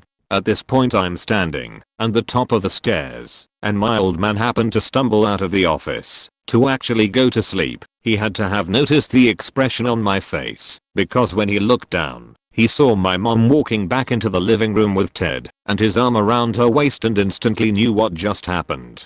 At this point I'm frozen by a combination of fear, disgust, and I don't even have words for the other things, but I was rooted to my spot at the top of the stairs, and I watched as my old man in a fit of rage beat the ever-living fuck out of Ted and choke him till his face literally started turning blue, and somehow released his grip right before actually killing the dude. At which point Ted runs the fuck away on his motorcycle, and I in turn had called the cops after seeing a dude turn blue. I did not sleep that night. After interviews with the police and having to deal with the ensuing bullshit, ends up being that no charges could be filed as there was no evidence, even though in standard test that basically proved he did it, but because they still needed some other identifying evidence, there was no case. At which point my old man tells me that once a year, he always happens upon Ted somewhere in the area and beats the ever-living fuck out of him and reminds him of what is always here. What will always be around the corner, and what will eventually happen. It really is a wonder that I'm not more faked up than I'm considering this is just one of many faked up things I have had to endure growing up. Sorry for the wall of text, but there was quite a bit to explain. TLDR, gut feeling was screaming that something was off after one of my parents' parties, and saw my mom getting wrapped, and then also the ensuing chaos at the age of 14. The guy I was engaged to before I met my husband, I loved him, but we were quite young, and while he was pressing me to name a wedding date, I demurred. My family hated him. My friends all hated him. They thought he was a possessive loser. I chose not to see those aspects of his personality in the whirlwind of getting engaged. He did have a sweet side, and could be very loving. The summer after our engagement, he had to go to another state for a summer-long internship. I didn't go with him. And for the first time for a long time, ever since I took up with him, I had fun and freedom. I worked really hard that summer, but I also had a bold point over the July 4th weekend. I flew to the state where he was working to visit him. He lost the car in maze of parking lots, and it was 900 degrees out with 900% humidity, and he made me schlep my bags all over the damn airport parking structures while his dumbers looked for the car. We fought the entire way to the resort where he was working, and he shoved me when we got out of the car. The next day, we went to the lake near the resort. He had rented a jet ski for the afternoon. It cost $50, which was big money to us, and especially in 1992 dollars. I had on my swimsuit. I went down to the dock, and I couldn't get on with him. Something in my body turned to concrete. Right then, right there. He was furious, but I didn't care. I knew in my heart that it would be a wrong thing to get on such a vehicle with him, with the deep water, so I didn't. It was not a good visit. On the plane ride home, I did some soul searching. I realized a common theme during the weekend. I didn't trust this man I was supposed to marry. He didn't have his act together with even basic things, and I didn't trust him to keep me safe. I broke up with him when I got home. When he returned to our university after his internship, he stalked me for 6 months. Something is very wrong here. Don't marry a man you can't trust on a jet ski. I was ordering coffee at a local coffee house with my fiance. We go to this coffee house pretty frequently, so we recognize the baristas. For some reason I just zoned in on the boy taking our order. He was an average looking high school kid. I had definitely seen him before, but for some reason I took notice differently this time. My fiance was talking to me, but for some reason I didn't hear him. I was just staring at this kid. Strange thoughts started to go through my head. I remember thinking the words "he should have a good life" and wondering why I would think something so odd. I was blatantly staring back at him as we walked out, purposely trying to take in his mannerisms and notice details about him. My so asked me what I was doing, and I told him I didn't understand it, but I had this really strange feeling about that kid. It wasn't like he was familiar, it was something else, but it was so strong. A couple days later I went back into the coffee house, and for some reason I was hoping to see this kid again. He wasn't there.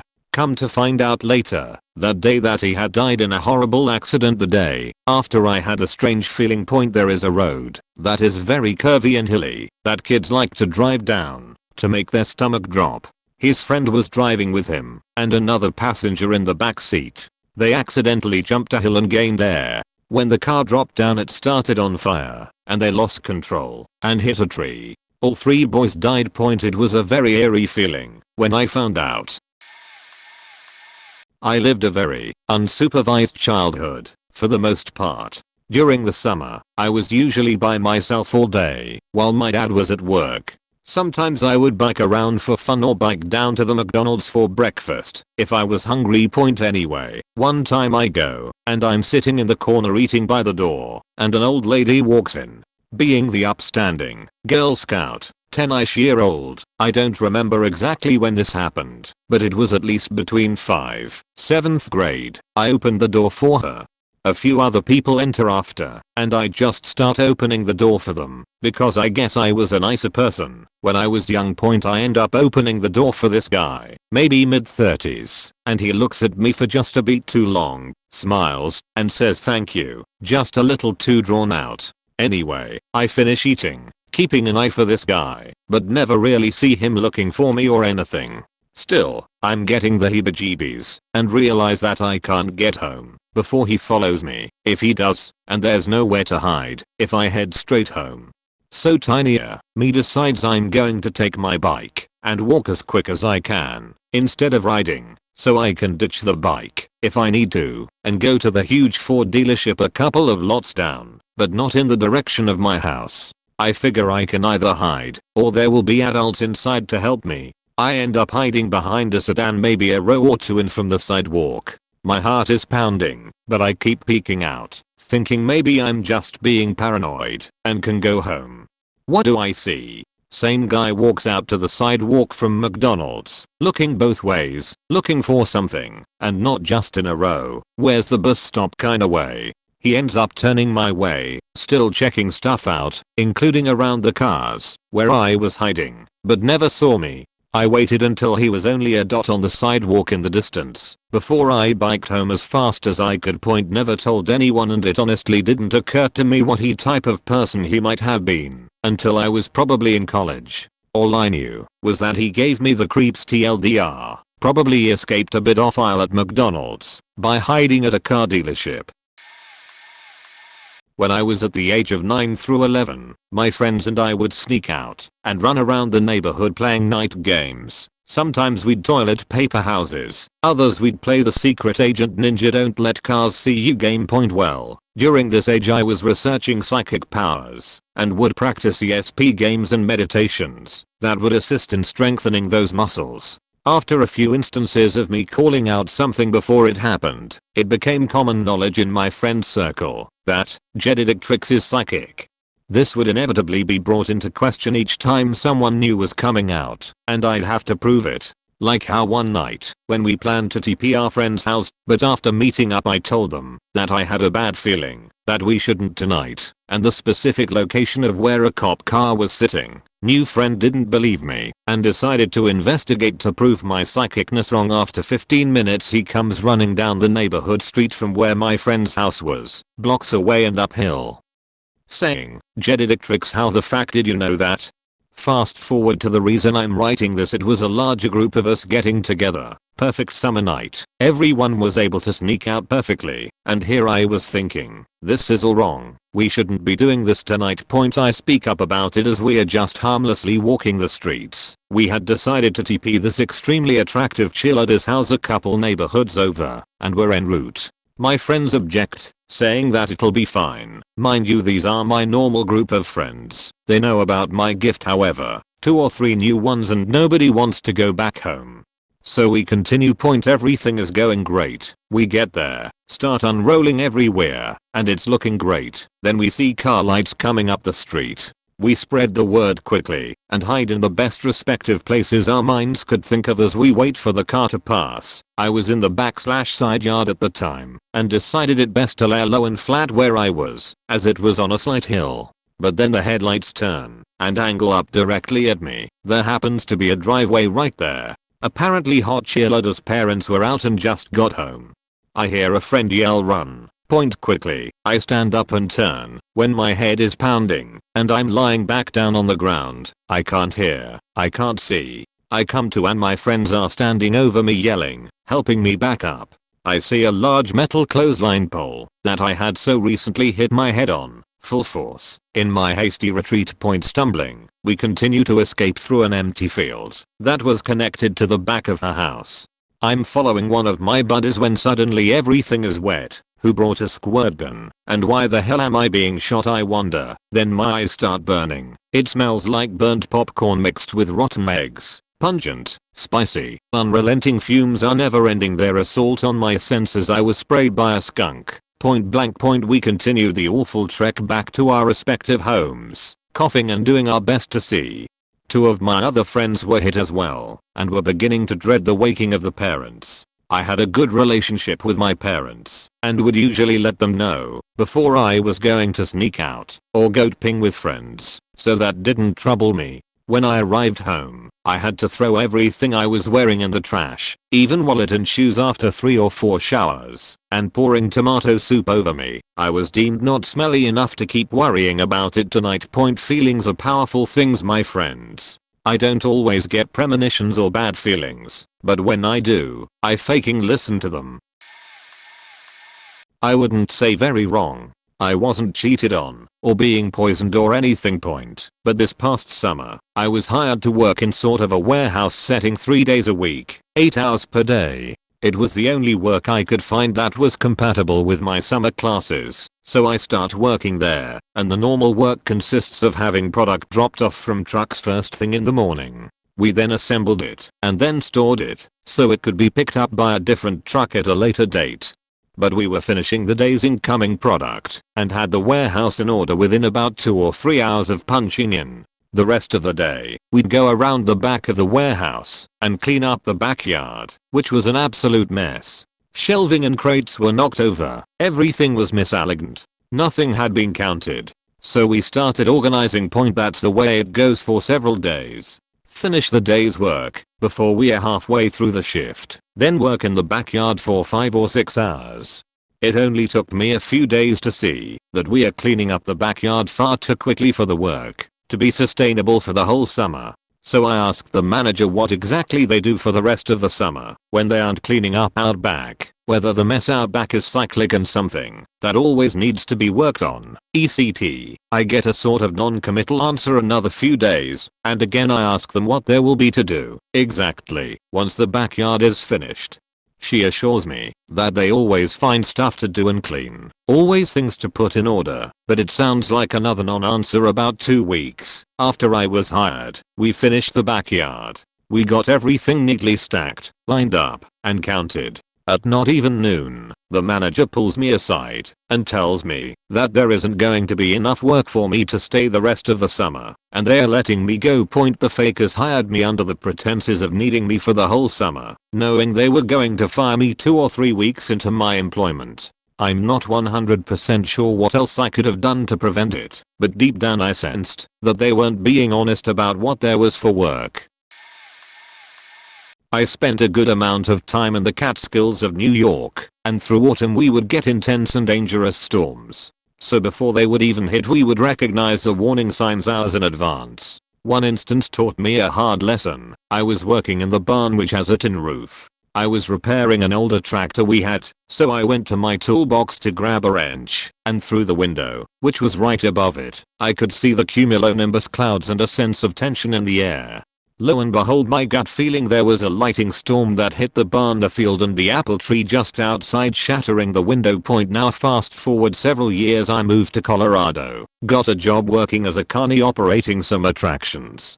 Storms were frequent, but not volatile like what I saw in New York. Imagine an oak tree soaring 100 or so yards. One day I'm on the trampolines and we were having small rain clusters all morning. We got a lightning strike within 10 miles just over the ridge. Then I got the same feeling I did that day in the barn. I warned my boss, he told us keep the attraction open.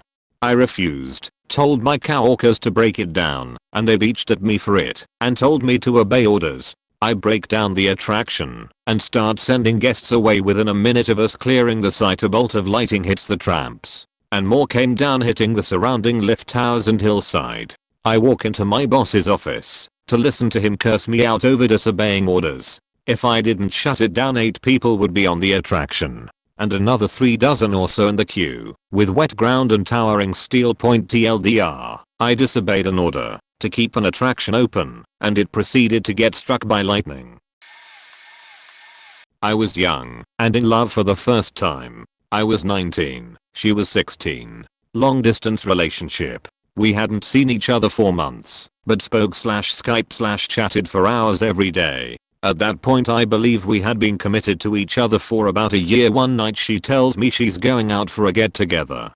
She was young and socially active, so this was not a first or a rare situation, nor did I struggle with insecurities or paranoia.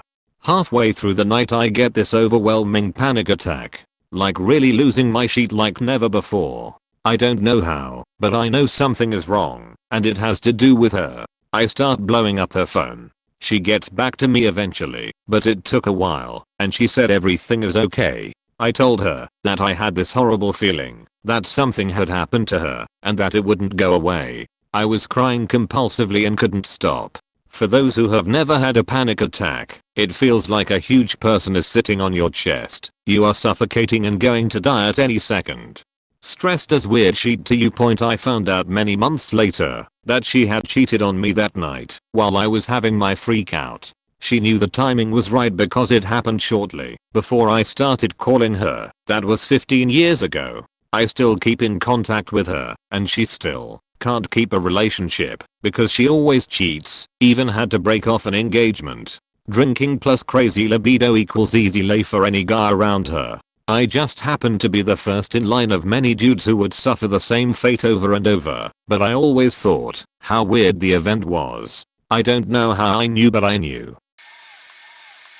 I was 19 at the time and filling in for a driver at the pizza shop I managed. We had a delivery order come in from one of the project housing complexes and I volunteered to take it because the drivers didn't like going there. I arrived and headed up to the 7th floor where the apartment should have been. I quickly realized the apartment number was false and quickly wrote it off as a prank call. Walking back towards the elevator, 4 men turned the corner and began walking towards me. The hallway was poorly lit and in a scarier area. I recall thinking that this situation could get bad. When we about 10 feet apart, one guy leaped forward and tore the bag out of my hand, quickly taking off down the hallway and into a fire exit. I turned and looked at his friends, asking them if that was a joke and if he would return. His friends said nothing to me. I was quickly pinned against the wall by two of the other men with a gun pointed in my face. One guy stuck his hand into my pocket and then took off. With two of the men remaining and me against the wall, they asked me for the money. I gave them the $20 I carried for change, and they let me go. I had cashed a check earlier that day and had on me about $600 in cash plus my car keys and my cell phone. They didn't get any of that. They didn't beat me up either, which frankly was something I expected to happen. I made it to the elevator and quickly called 911. A unit was already in the area, and it didn't take long for the cops to find me. I was pretty shaken up, and the adrenaline flowing made it difficult to talk to the police. We stopped a few people that were outside in an attempt to identify, but I was unable to remember what the faces of the perps looked like. I still can't remember to this day. They have no faces in my memory. I've never had nightmares about the incident, but for a while I'd feel uneasy being around groups of people I didn't know. It wasn't until after I joined the Air Force that I stopped being afraid of those types of scenarios. TLDR, got mugged at gunpoint on a pizza delivery run. Stopped being afraid after I joined the military. I think I've told this story before, and it will probably get buried, but oh well. I was chatting with this guy on Meetman. Something didn't feel right, so I blocked him. Over the course of maybe a year he made 5 more accounts to try and talk to me again. I blocked him every time. So I hadn't heard from him in a while and posted about going to a Halloween party at this bar, and several people responded they were going to be there as well. I thought cool, I'm in for a fun time. So I get there and have had a few drinks. When I see this guy, the one I had blocked, I politely say hi when he comes over to our group and we get up and leave to go outside. Later on I'm sitting there alone while my friends are in the bathroom, and he comes and sits next to me. The first thing he says is, "Why are you such a bitch?" And I was like, wow, what? So I tell him I don't appreciate it when people repeatedly make accounts to try and talk to me after I've told them I'm not interested. I then tell him it's best if he leaves before my friends get back, so he gets up as they're coming out of the bathroom, and he stands there a minute before trying to punch me, and I'm a chick. My friend pushes him and gets the bouncer, and the dude was kicked out of the bar. Never saw or heard from him again. But 3 years later he was in the news for rapping underage girls. Sadly he's not the first guy that harassed me that turned out to be a rapist. This one is from my mom. When my mom was about 14, she was asked by a friend of hers to join her family on a trip to Faro, Portugal. My mom asked my grandma, who said she'll think about it. Here is a little background on my grandma. She always was a bit odd. She had numerous suicide attempts because a weird figure at the end of her bed told her to kill herself in her sleep. Decide for yourself whether or not you believe this story. I can understand you don't believe in this weird shit. She has been in psychiatric hospitals before for seeing things that aren't their point. So my grandma decides to think about it and give my mother an answer in the morning. Remember that guy at the end of my grandma's bed? Normally, the weird figure, shadowy man, doesn't do anything. It just stands at the end of her bed being shadowy. But this night, he did something different. This night he pointed at my mother on one of my grandma's photos on her desk. My grandma immediately knew something was going to happen, so she said to my mom that she had a nightmare about the plane crashing and a figure pointing at my mom. My mom knows about what my grandmother thinks she's seeing. My mom was sad, but accepted my grandma's decision. The following week, my mom's friend went on vacation, and her plane crashed. My mom's friend died, but her parents lived to tell the tale. TLDR, mom's friend asked my mom to join her on a vacation. Mom asked grandma. Grandma said no, based on a nightmare of a plane crashing and a weird shadow pointing at a picture of my mom. Plane crashed and my mom's friend died. Don't know if this fits what you're looking for. I like knowing how to get out. cars, halls, buildings, planes, wherever I am. I like to know where the exit is, how to open it, and where to go once it's open. I read the instructions. On a plane I'll go and look at how the door opens, have a quick look at how to get the life vest out, that sort of thing. Point at university I went to a lecture one day, and without thinking about it too much checked the closest door. I wanted to see that it opened, and that the corridor behind was clear. I know. Who is this guy? It makes me feel comfortable. Okay, point anyway. The door opened and then stopped. The handles had been tied together from the other side. I looked at the cord they'd used and decided I wouldn't be able to just snap it to open the doors. If needed, point I checked the other doors and more than half of the exits were similarly blocked. I was horrified. Went to the entrance door and stopped more people coming in, called the lecturer over and explained the lecture hall was not safe for 300 people to be in. That's when I became unpopular. This was just a weekday lecture. Students told me I was being stupid, as did the lecturer. But after about 10 minutes a senior faculty member came and removed all of the cords, replacing them with handwritten signs saying "only use in an emergency."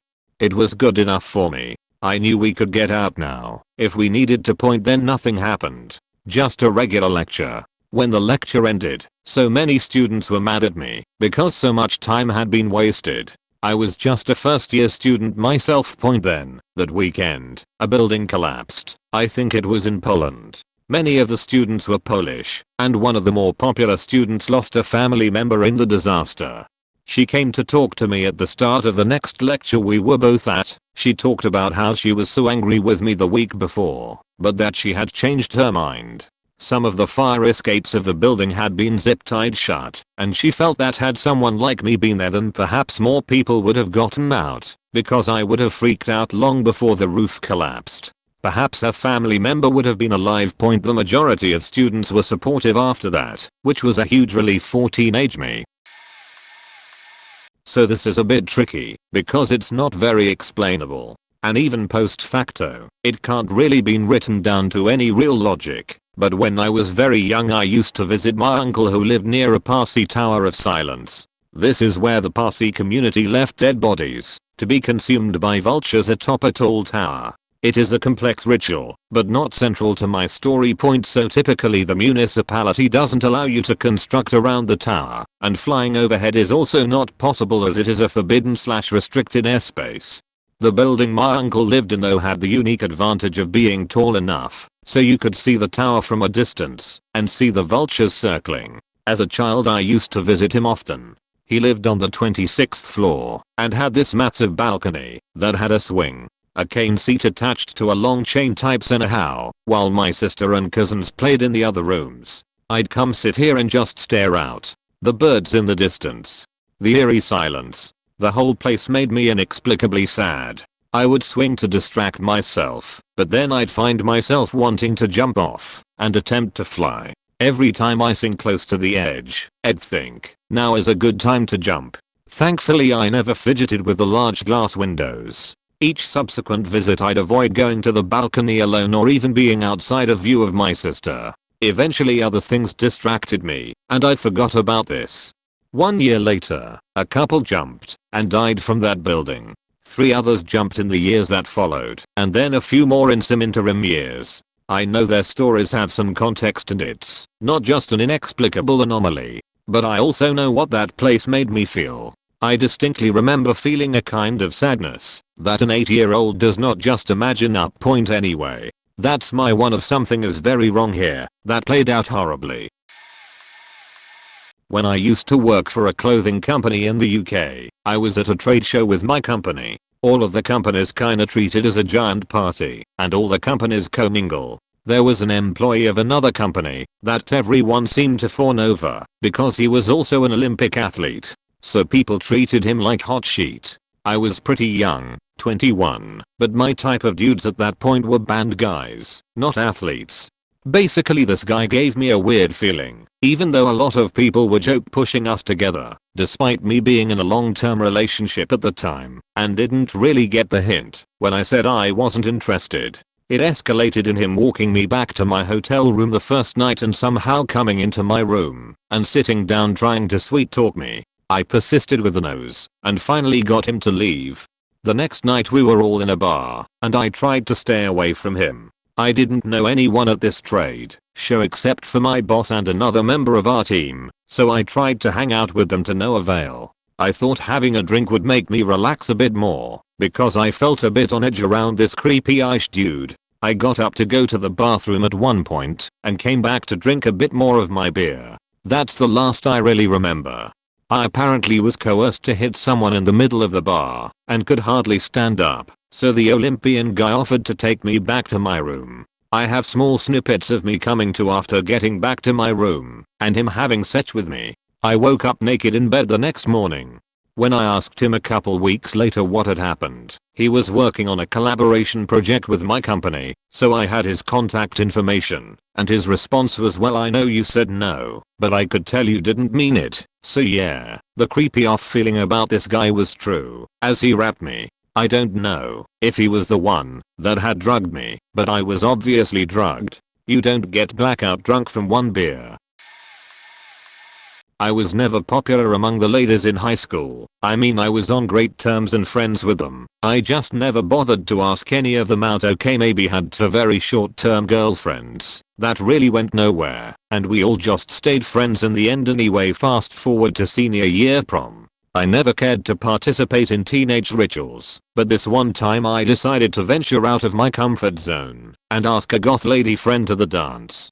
Mind you, she was a solid 7 to 8, pale skin, raven black hair, busty and dressed in killer goth attire, plus she drove. I had a license but no car. She was more than happy to go out with me 2 days before prom. I called her up to chat about activities. She revealed that her group of girlfriends had all rented out a beach house and prepped it for prom night. Apparently they had a massive set swapping escapade ready to go down. None of that felt right. Point at the last minute, decided I didn't want to go anymore. I wanted sex, but didn't want to lose my virginity that way, and was just overall shy about it all. Heck, I didn't even kiss a girl until my late 20s. She was cool with me backing out and teased me about missing out on being surrounded by any of the girls all weekend. Point fast forward to the future. Several girls got pregnant that night and some STDs. Some teacher was also involved and got caught. Point all in all, I'm glad I didn't go. Happy I stayed home skating and playing Zelda in bed and jacking it alone. On a Saturday night. Point TLDR. Dodged a high school orgy where chicks got pregs and some teacher got caught. I work in a hotel. Point I remember covering the front desk shift from 3 PM to 11 PM. In every guest room, there are phones in the room, and one of the buttons is emergency. When this button is pushed, it actually directs straight to the front desk for us to make the call of whether to call the police / paramedics / fire dept / ECT. The thing is, the emergency button on the phone is dead smack in the center of the console. Therefore, it was quite common for families to check in, and 5 minutes later, having their room's emergency calls hit the front desk because their toddler is mashing buttons on the phone. This was the case 99% of the time. It was a very common situation where I would call the guest room and ask them to have the kids stop mashing buttons, as our phones keep alarming us that there's an emergency. Sometimes, if the kids wouldn't stop, we would just pick up the phone and hang up to turn the darn thing off. Point one particular night, a family checked in. They had 2 rooms. Room #1, couple, younger girl and younger guy, plus their 2-year-old son. Room #2, the mom of the girl plus the younger sister of the girl. I remember at 10:30 PM, room #1, couple plus kid, kept alarming the front desk with emergency calls. I figured, heck, I know they have a 2-year-old, this is just another one of those times. However, I got another one at 10:31. Then at 10:32, I would pick up each time, but would hear nothing. So I was assured it was the kid, but all of a sudden, the emergency calls were coming from the room like a flood. It wasn't every minute. It was every 3 seconds. It was going off. This seemed off to me. Point I remember asking the maintenance man, hey brat, room #1 keeps bombarding the front desk with emergency calls. I'm quite sure it's their 2-year-old mashing buttons. But I can't even call them without them bombarding my phone first with their emergency. Could you please stop by the room and ask them to ask the kid to stop or to see if they're alright? 3. Minutes later, Brad the maintenance guy comes back down and says, "Hey, yeah, I saw the couple and they apologized, and the emergency calls will stop now." 5 minutes later, I hear sirens approaching the hotel. A team of cops sprint through the door, and paramedics are close behind them. One of the officers says, "We have an emergency in this hotel. Somebody called from their cell phone. They are very hurt." I told them, "Of course, please assist this person. Go on ahead." The officer said, "How many rooms do you have in this hotel?" 150. Officer replies, "Okay. Because we don't know which room this came from. It was directly from the woman's cell phone, and the call was disconnected before we could get the room hash." At this point, Brad the maintenance man is also at the front desk. He and I look at each other. We look at the cops. Room hash 1. We immediately all rush up to the floor, and sure enough, we hear screaming, crying, howling. There are other guests in the hallway looking towards the noise. Turns out in room hash 1, the boyfriend had beaten up the girlfriend in front of their 2-year-old. There was blood all over the room, drinks smashed all over the place. The girlfriend had her nose broken, and other cuts and bruises on her. However, you might be thinking, so why did Brad say everything was okay when he visited the room? Brad and I had a very strong theory of what may have happened. We think that this boyfriend has abused the girlfriend before. She probably knows his triggers, or consents, when he will beat her. I can see him yelling at her, physically intimidating her, and she was probably pushing the emergency button herself, probably without him seeing. Or I can see her leaning against a table, while arguing with him, and behind her back, continuously mashing the emergency button, because she knew it was coming. However, he didn't know she was pushing the button until Brad the maintenance guy visited the room, and asked them if everything was okay, because the emergency button kept alerting the desk. So, nothing had happened yet, but we think, as soon as Brad shut the door, the boyfriend probably flipped out saying something like, "What the fuck? You wanted to call the police on me? Emergency button," and that's when the beating probably ensued. TLDR, emergency calls kept alerting the front desk of the hotel I worked at. Chalked it up to their kid mashing buttons. The phone was actually a domestic abuse in progress. So back when I was 20, I was living on this small island off the coast of Madagascar, La Réunion. Me and a group of 4 other guys wanted to hike the tallest mountain on the island, Pitondes Nijas. So one morning around 5 AM, we woke up to make the drive out. Now, there are 2 ways to get to the trails to hike this mountain. One is on the northeast side of the island, but it was a pretty significant drive. The other was on the south side, and was a crazy drive through an extraordinarily winding road through the valleys and ravines that made their way through the island. That morning it was raining insanely hard, like harder than I've seen before, or since in my entire life. The thing is, on islands like that, it rains all the time, and we figured it'd probably clear up with the sun. We hop in the car, I'm driving, and we make our way to the entrance of the winding road. Driving on the mountain road is crazy. It's pitch black, and it's raining so hard I can't see more than 5 feet in front of my car with the lights on. On top of that, both sides of the road are totally sheer. Now, I have to preface this by saying it was early, and we were all tired. My mind was in the just drive and get there mode, and I wasn't thinking critically. I noticed something in the road. A small rock about the size of a softball. That's weird. I keep going. See one the size of a basketball. Whoa. I keep going, and I see a rock the size of a beach ball slam into the ground in front of me. What the fuck? I swerve out of the way and run over some small rubble. I get to this narrow tunnel, and can't see the other side. Hopefully it isn't blocked. Go through, and it's barely clear. I keep driving, avoiding these fallen rocks all over the place, and finally the road bends away from the mountainside. By this time, I've been white knuckling for like 30 minutes. I need a break. I pull over, and we start to talk about how insane this drive is. I start to think maybe this is a bit more than just heavy rain. Someone has the smart idea to look up the weather. Probably a good idea to confirm it's just rain, right? Turns out it wasn't just rain. We were actually getting battered by an arm of a cyclone. The rain wasn't just rain, it was cyclone force wind and rain causing rock slides on our narrow mountain road.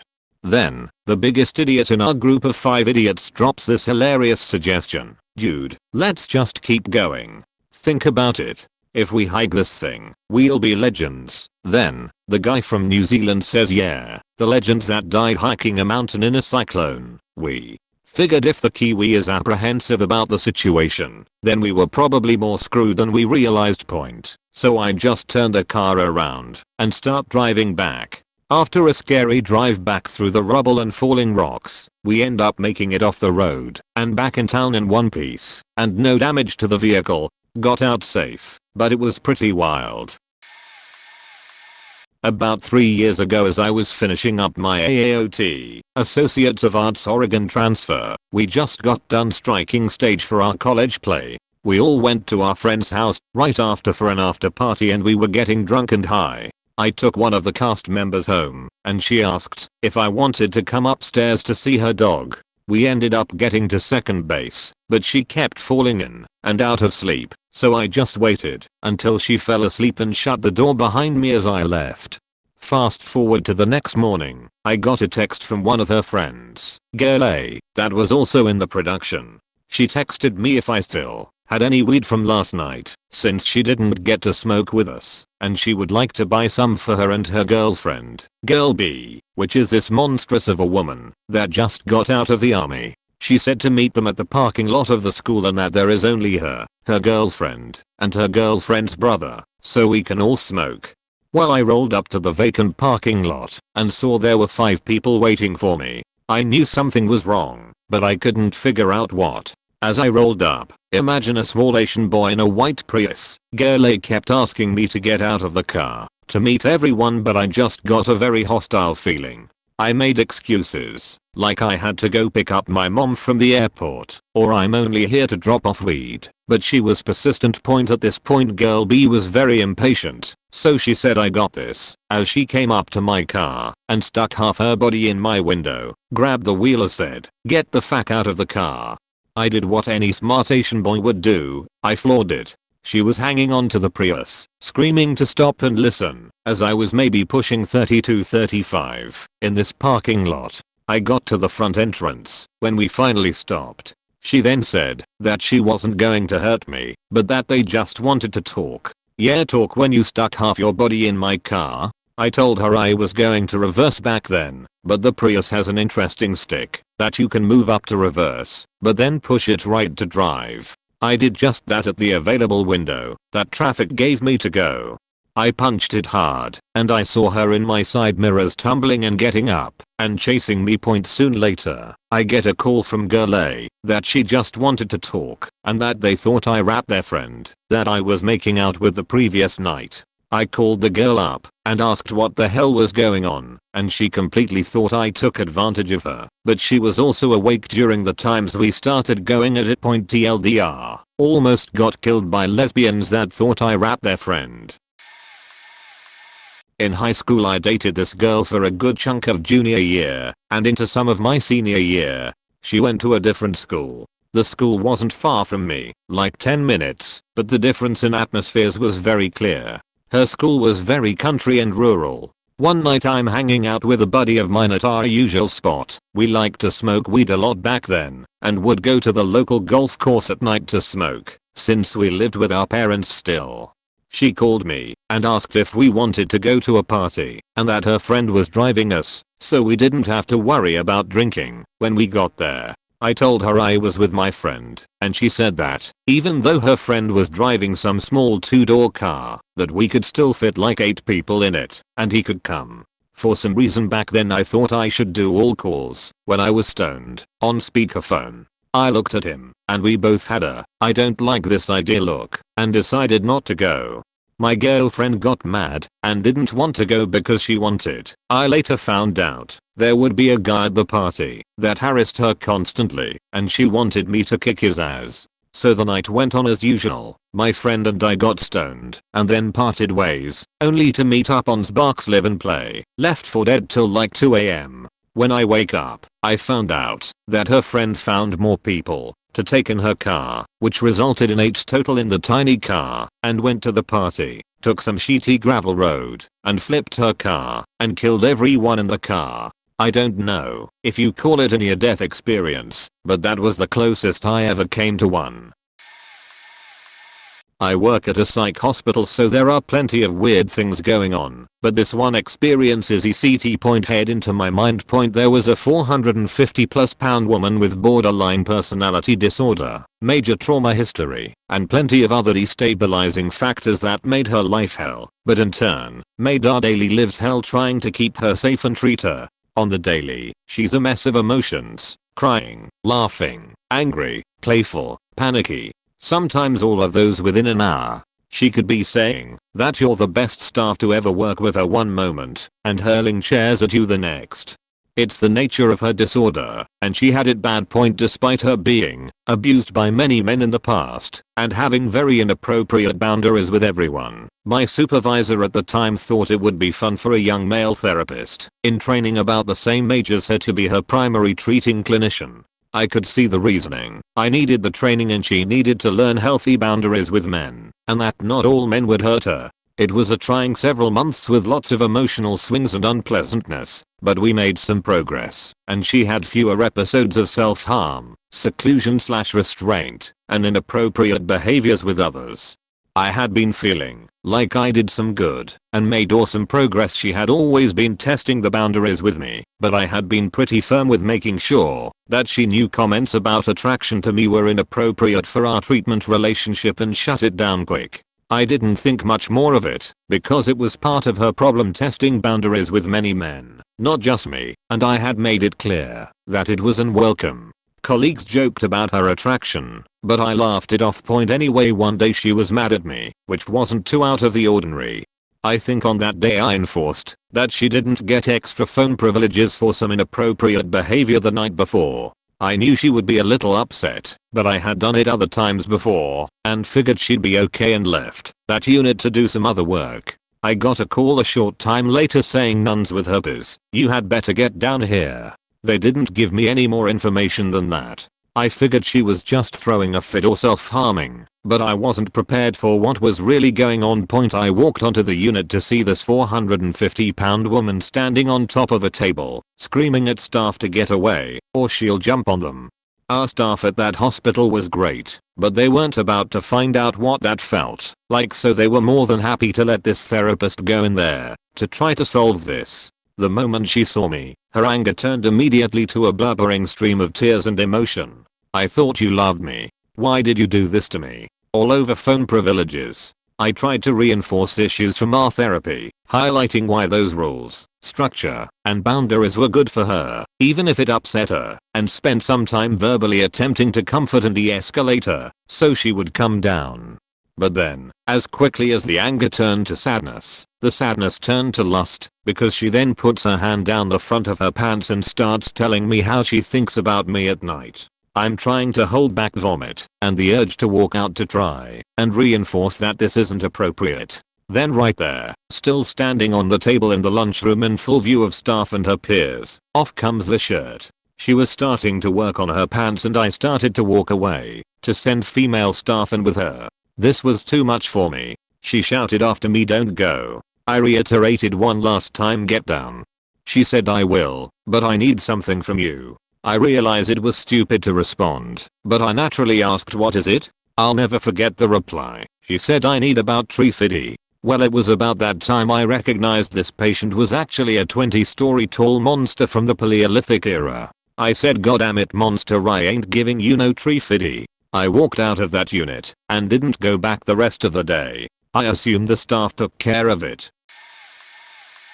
Here's a story that will likely be buried, and it's probably for the best. I long to talk about my experiences, but I don't want anyone to find out about this side of my life. I'm still young, I'm a college student, and I get into some pretty ugly fights involving weapons and large groups of opposing people. This is likely sounding much cooler or edgy than I intended to be. Well, the story starts with this recent friend, or ally rather, I made and me visiting his house for a house party. Person X seemed helpful for quite a while, an information broker of sorts, scaled down of course.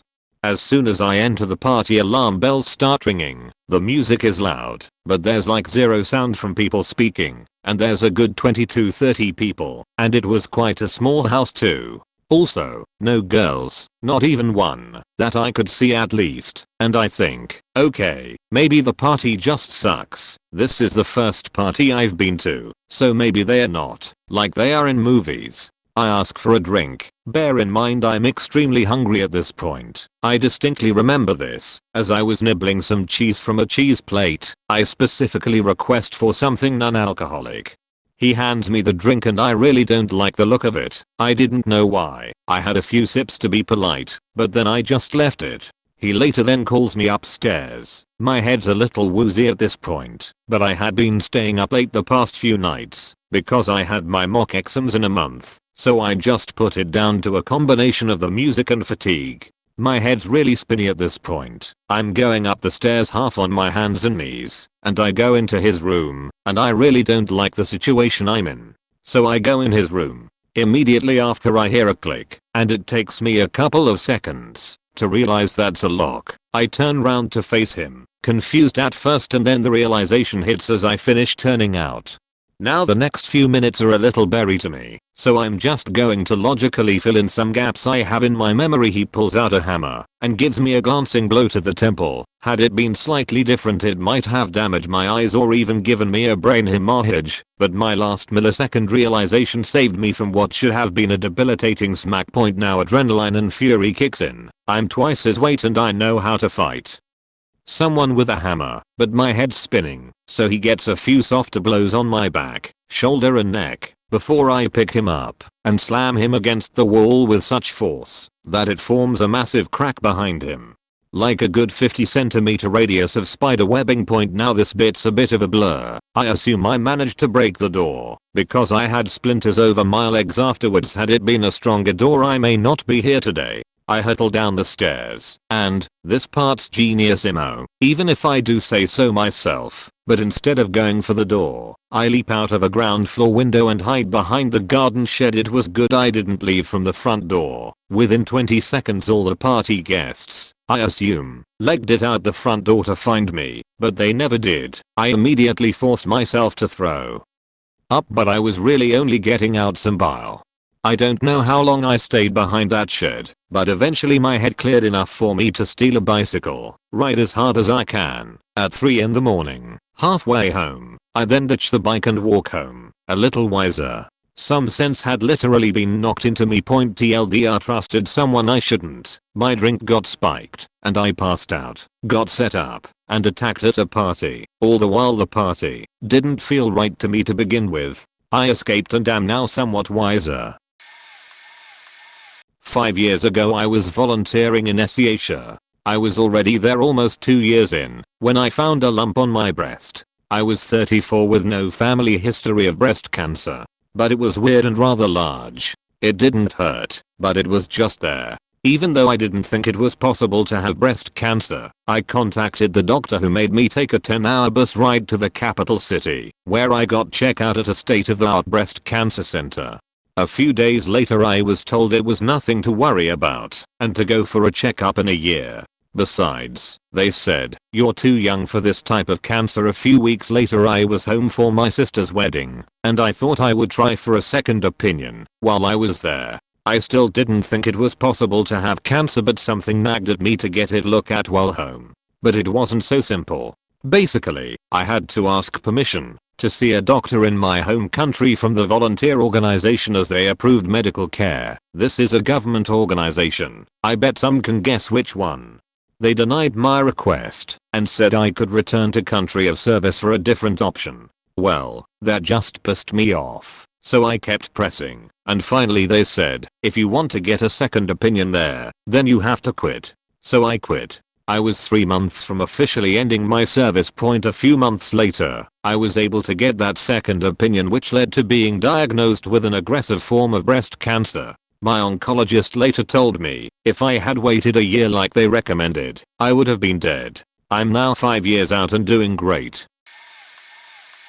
I worked in the same office as my mom. She worked different hours than I did though. She usually went in an hour before I did. On the way to work the highway was closed, and I could see Cara flight was landing, but they had closed it quite a distance away, so I couldn't see what had happened. When I got to work, the rest of the staff asked if I knew where my mom was. She hadn't shown up and was not answering her phone. My heart sank. I started trying to get a hold of anyone nearby. I finally managed to get a hold of my dad, and he said she was being flown to Parkland. I speed across town to the hospital, to be told they don't know what I'm talking about. No care flight has come in. Finally managed to get hold of the fire department and they say she was diverted to JPS. So speed from Dallas to Fort Worth, overheating my car, but it makes it. When I get there they send me back to the trauma room, and she is laying there covered in blood, and has shards of glass embedded in her face and upper body. It looked like she had taken several blasts from a shotgun loaded with glass from close range. She spent a month in the hospital, and never fully recovered. If my parents weren't well off and well insured they would have amputated her leg, and sent her home to die. All because some idiot had to be on their phone, hit the median and launch engine first at her head on. Hit her van so hard it broke the wheels off and knocked it across 2 lanes. The engine of the oncoming SUV hit above the engine. If the passenger cage wasn't so ridiculously sturdy she would have been killed instantly. The police and fire didn't think she had any chance of surviving at the time.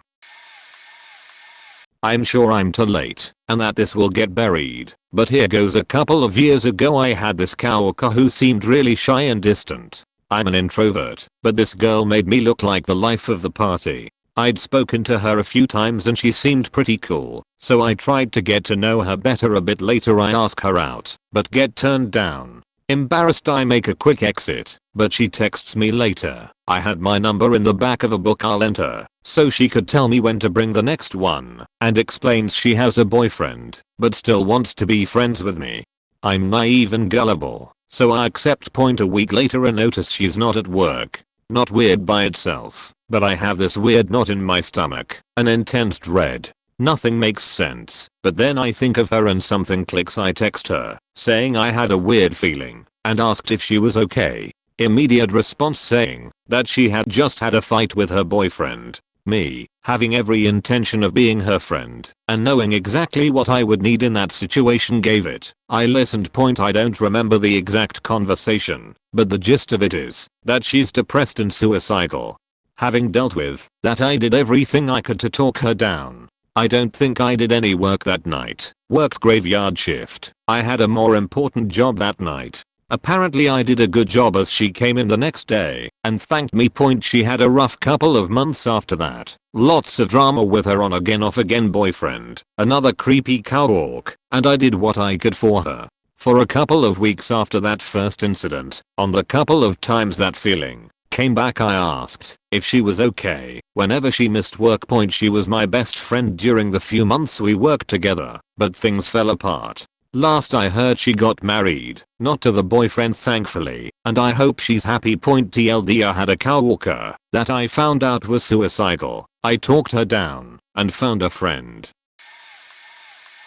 About 2 years ago me, my brothers and my dad were out on our boat on Lake Mead.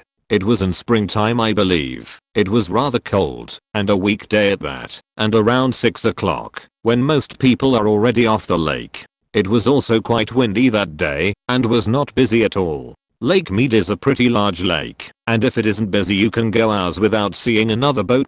So anyway, my dad is pulling my brother, who's skiing, for our last run of the day between these large rock formations. We call them islands. When I see a man in the distance at the top of one waving his arms frantically, I tell my dad, and we get my brother in the boat. I immediately get these strange feeling. My dad is naturally skeptical and is concerned this guy's trouble, so he has me call the lake police to have them deal with it, but I convince him to at least approach the guy. We get close to him, and he tells us that him and his uncle were fishing, and their boat went under, and he swam to the island to try and get help. There is no boat in sight. We tell him to stay out, and we'll search for him.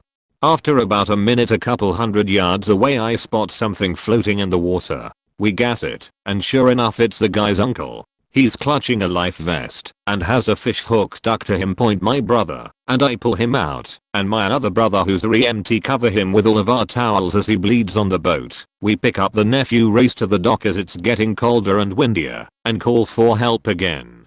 Police and ambulance arrive, attend to older man who is now on the dock. They told us that he had hypothermia, and after 15 more minutes in the water he would have died. Late to the party, but context to why this didn't alarm my boyfriend. I suffer from depression and suicidal thoughts for years, literally half my life. Started at 9, I'm now 18, so a breakdown isn't really out of the ordinary. Though, it's not often, maybe one every couple months. But at this point in time, I didn't have any kind of breakdown in 3 to 4 months. I digress to what will haunt me for the rest of my life. One night my boyfriend goes out with his good friend and is texting me while I laid home in bed. The feeling of pure emotional pain washes over me heavily. Worse than any breakdown I've ever had in my life. I'm texting my so that something is wrong, so terribly wrong, and the internal torture is only getting worse. But of course, he thinks it's just another one of my days and will take care of me better in an hour when he gets home. Best I can describe it as a child having a temper tantrum, crying, flailing, screaming into a pillow, those silent screams that are worse than normal screams, out of breath, then suddenly, complete bliss, the breakdown passes in full. I'm no longer in anguish, I reach peace. All of this happened between the times of 12:15 p.m. to 12:35 p.m. I even convinced myself that it was another one of my meltdowns. The next day, my boyfriend goes to work, and around 8 p.m., he texts me. His sister was murdered and found in a ditch across the street from her apartment, topless, in the middle of winter. She died around 12:30 the night before. I once heard somewhere that when something horrible like that is happening, whatever god or force in the universe around us transfers the pain and misery to someone else, so the person won't feel it themselves. I hope with every fiber of my being that it's true, and I took those horrendous moments away from her.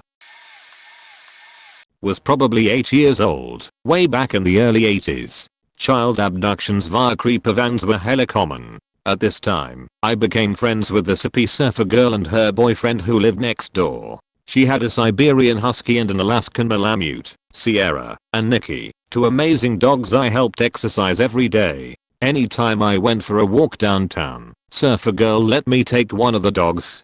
One afternoon, Nikki and I went down to the Sanrio shop to get Hello Kitty swag and stickers. We planned to also hit up the ice cream parlor for a treat on our way home. The owner gave out dog biscuits. On my way into downtown, I noticed a wood-paneled station wagon parked curbside with a pasty-faced dude at the wheel. He had a white polo shirt and thick-rimmed glasses. I found it odd for an on-mom to be in a mom mobile, but whatevs. Went to Sanrio, across the street from my entrance to downtown, and lo and behold, Brady Bunch Creeper is now parked outside the shop. Thought it was weird that I saw this guy twice in about 20 minutes. But it's a small town, so no worries, right? So me and the big, badass Malamute, Nikki, make our way to the ice cream shop, about 4 blocks away, for our treats when once again we spy Mr. Creeper parked a block ahead of us in his McCreeper mobile. This time when I pass him, I know he's been following me. I stop to look directly at him through the rolled down passenger window, thinking I'm being smart by getting to see his face. It takes a split second for me to realize he's not wearing any pants and is furiously jacking off, staring at me the whole time. Nikki barked once, and that faker drove off. God bless that dog. Never saw him in town after that, and never told my parents, because I didn't want to lose my roaming privileges. But to this day, I have a healthy distrust for pasty white men with Carol Rove baby faces. To me, they are the epitome of a child molester archetype. I know this will get buried, but it's something that always stayed with me, especially now that almost 20 years later this guy's back around the neighborhood. I was active in the church when I was 16/17. We had a youth group that would meet every second or third week. There was a guy there that everyone used to say was such a nice man and blah blah blah. Him and his wife sang in the choir, sat front row every mass, volunteered for everything, and participated in any group they could. I never really liked the guy. I felt like he tried too hard. He would listen to the music we listened to, so he could try and bullshit with us about it. Think 60-year-old man listening to Korn and Limp Bizkit. He would always buy group seats at whatever the big movie was at the time, ECT. He started talking to me one day saying he was taking a group of the guys to the Natural History Museum in the city and wanted to invite me along.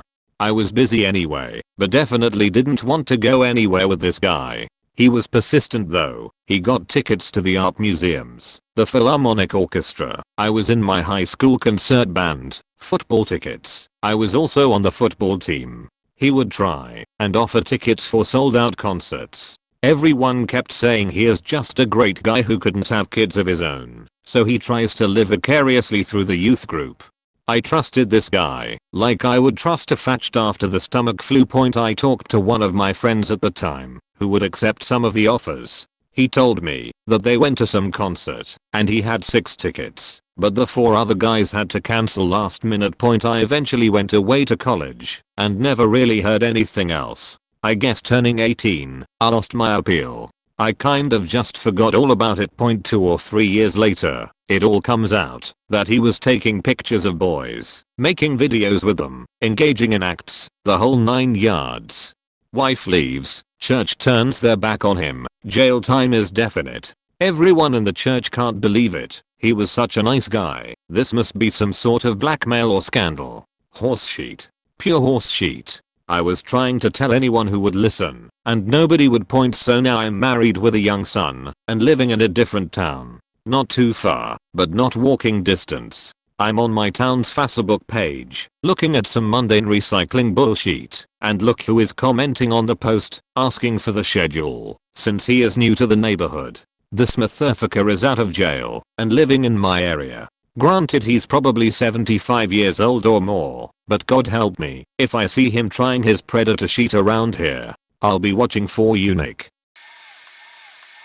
So this one wasn't me, but saved me from something. NSFW. I was 11 or 12 years old and at the youngest year in my school, but I looked older than I was for sure. I had left my packet in my maths classroom, so went to get it back during lunch. Well, there were some older boys hanging out in that classroom when I walked in, but I kept my head down and just went to grab the bag I'd left, not really paying them any notice. I think there were 4 or 5 of them.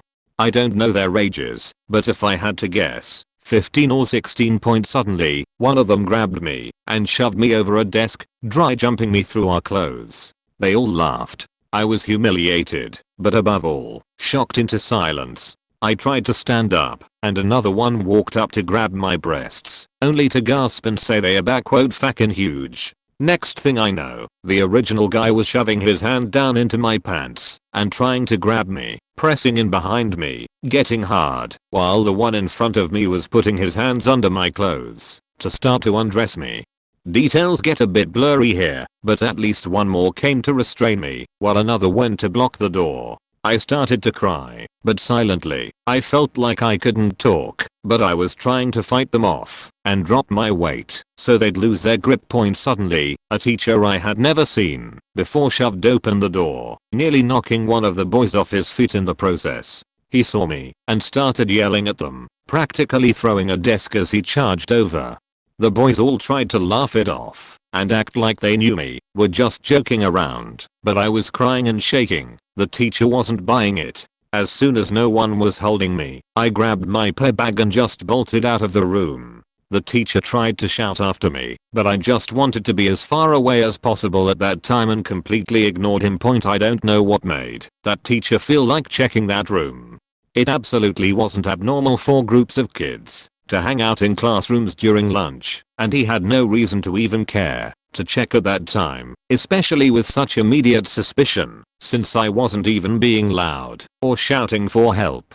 I don't know what would have happened, like if they were just going to feel me up or actually hurt me, but it was incredibly frightening, being that powerless, and I'm just so glad now, 15 years or so later, that teacher burst into a random room that day.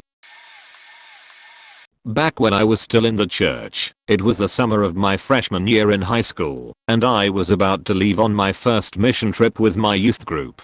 I grew up very poor, and I had to fundraise just to be able to come along, with some financial help from the church as well. About a week before I left, I had this horrible sense of unease. Everyone thought it was travel nerves, but I had this sense of doom that something terrible was about to happen.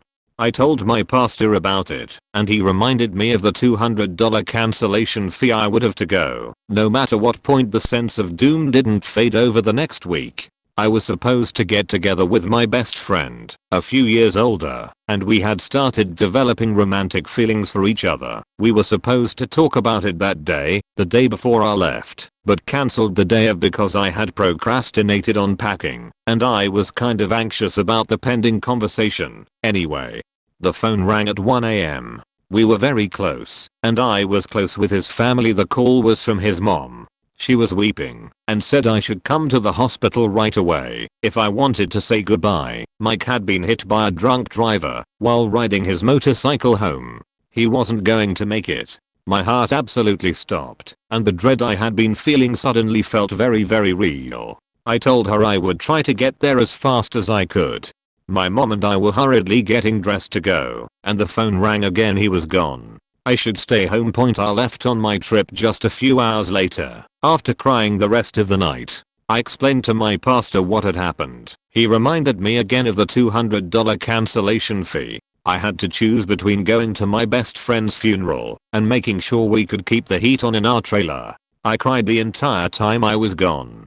I couldn't bring myself to visit his gravestone for another 7 years after that point. Fast forward 15 years to now, and I'm not religious or spiritual in the slightest, but I still remember that feeling of dread. I still feel like I knew somehow and haven't been able to shake it. I still remember Mike's goofy smile and how he could make anyone laugh, and sometimes I still can't believe he's gone.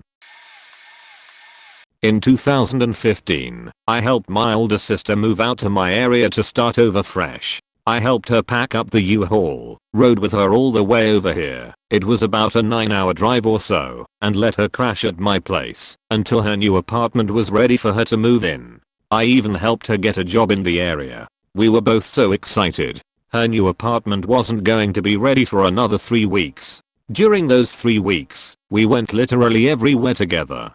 Well, Friday of the 3rd week comes, and she signs her new lease, with me as a co-signer. Note, I had even gone so far as to take out a small loan for the deposit for her.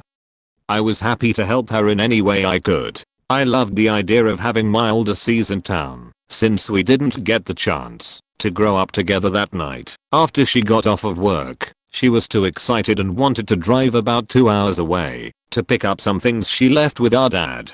I was supposed to go with her, but when she called me after work to let me know she was on her way, I told her I had changed my mind. I wanted to stay home instead. She was okay with that and insisted on going down there anyways, despite me offering to have us both go the next day. A few hours later, she calls me and lets me know she's on her way home, and we make some plans on what we are gonna do. 2.5 hours pass, and she's not back yet, and I haven't heard from her since she last called. I shoot her a couple texts, but get no reply. Phone goes to voicemail as well. Turns out she had rolled her car 5 times about an hour after I had last talked to her. She was killed instantly. The roof of the car had caved in. Had I been there, I probably would have died as well. Sometimes it's hard not to feel guilty about her death, even though I know it wasn't my fault. She wouldn't have been in that accident if I hadn't encouraged her to move up here. A guy I was interested in wasn't quite right. He had been a drug addict but was recovering, so I figured most of the weird things were just from that. I mean, he had been a hardcore addict, from what he said. Like all kinds of drugs for a long time. He had some twitches and stuff. Talked a lot and really fast. He told me all kinds of crazy stories. Really believable at first, and I'm a trusting person, so I just believed him. Eventually though, I started questioning what he said. I was getting an increasingly weird feeling about him, but if he was the person I thought he was, he'd be perfect for me. Almost too perfect. Like, we seemed to connect on another worldly level. We had sex once, and it was mind-blowing. He lived in a different country though, so when he went back home we communicated mostly on Skype. He started picking fights with me about shit. Getting super jealous for no reason. Just doing generally weird shit. Making all these random accusations. It was getting emotionally traumatizing to talk to him. but he kept pulling me back in somehow, making me feel like it was my fault.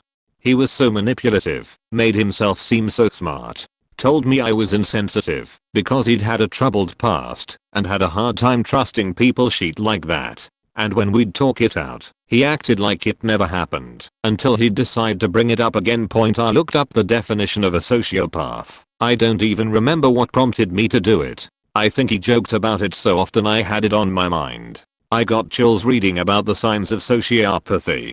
He literally had every single one of them. I couldn't prove most of his lies, but I was able to find out a few things he'd lied about. In a roundabout way I confronted him about it, and as expected, he flipped. And then he sorta went back to normal. We talked on Skype. I'd already told him I wouldn't date him because of the lying, which he never admitted to or apologized for, but I'd be his friend. On Skype he acted insane, saying he'd fly me to where he lived, and we'd travel the world and all this shit that was charming, before I knew who he really was, but now it was creepy and unnerving. He pulled out a gun while on camera, and stuck it in his mouth and laughed. Then he sent me a bunch of dick pics. When I told him not to, I was like okay, we are done. So after that he kept sending me instructions. We'd talked about how I wanted to get back into running, and he had said he'd train me by telling me what to do every day. Okay, I could use the accountability, but after I ended things I didn't want to hear from him anymore, and he just kept sending me things trying to tell me what to do. I just told him to stop. He did. Then he started posting creepy shit on Instagram. Literally some seriously disturbing shit. I'm honestly a little scared to be too specific with this story, because I'm worried he'll see it, and he has told me repeatedly he could have me killed. Assisted suicide, he said. Anyway, I blocked him, and I haven't heard from him since, but my friend, who had also met him, told me he posted a picture of him, and some girl like a day later saying he'd found his soulmate or something. I was honestly truly scared for her, and I hope she is smarter than I was, and figures it out quickly. TLDR, I met the perfect guy who just turned out to be a sociopath. He never mentioned snakes, so I knew he was lying. Also yes, it was because of the meth. I used to work for a geolab that contracted out to different petroleum companies. We would take rock samples from the bowels of hell for a shitload of money, and in turn, we would tell them all sorts of sciencey things that would help them drill and or produce more efficiently.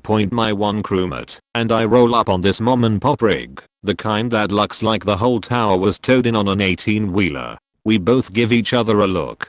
I've got a bad feeling about this. We had been working together for a while and knew each other pretty well. So we each knew what the look meant. Sure enough, I get in the doghouse and I see a guy take a pill and chase it with a cup of coffee while he's unscrewing pipes. I recognize the pill. I gotta be careful, I thought. If I'm right, there are a lot of things up here that can be used to kill me. I look at the guy and smile. Me, allergies, him, haha, yeah. I'm allergic to sleep, yep, okay. Me, haha, tell me about it. Hey, I'll be right back. I left my logbook in my truck. I'll be right back. I got down, told my crewmate. He called our supervisor 3 states away and put him on speakerphone. He asked if we would do the job, if he asked the rig boss to pull the guy off. We both looked at each other again. Crewmate, remember that feeling you got on rig name 10 years ago? Same feeling.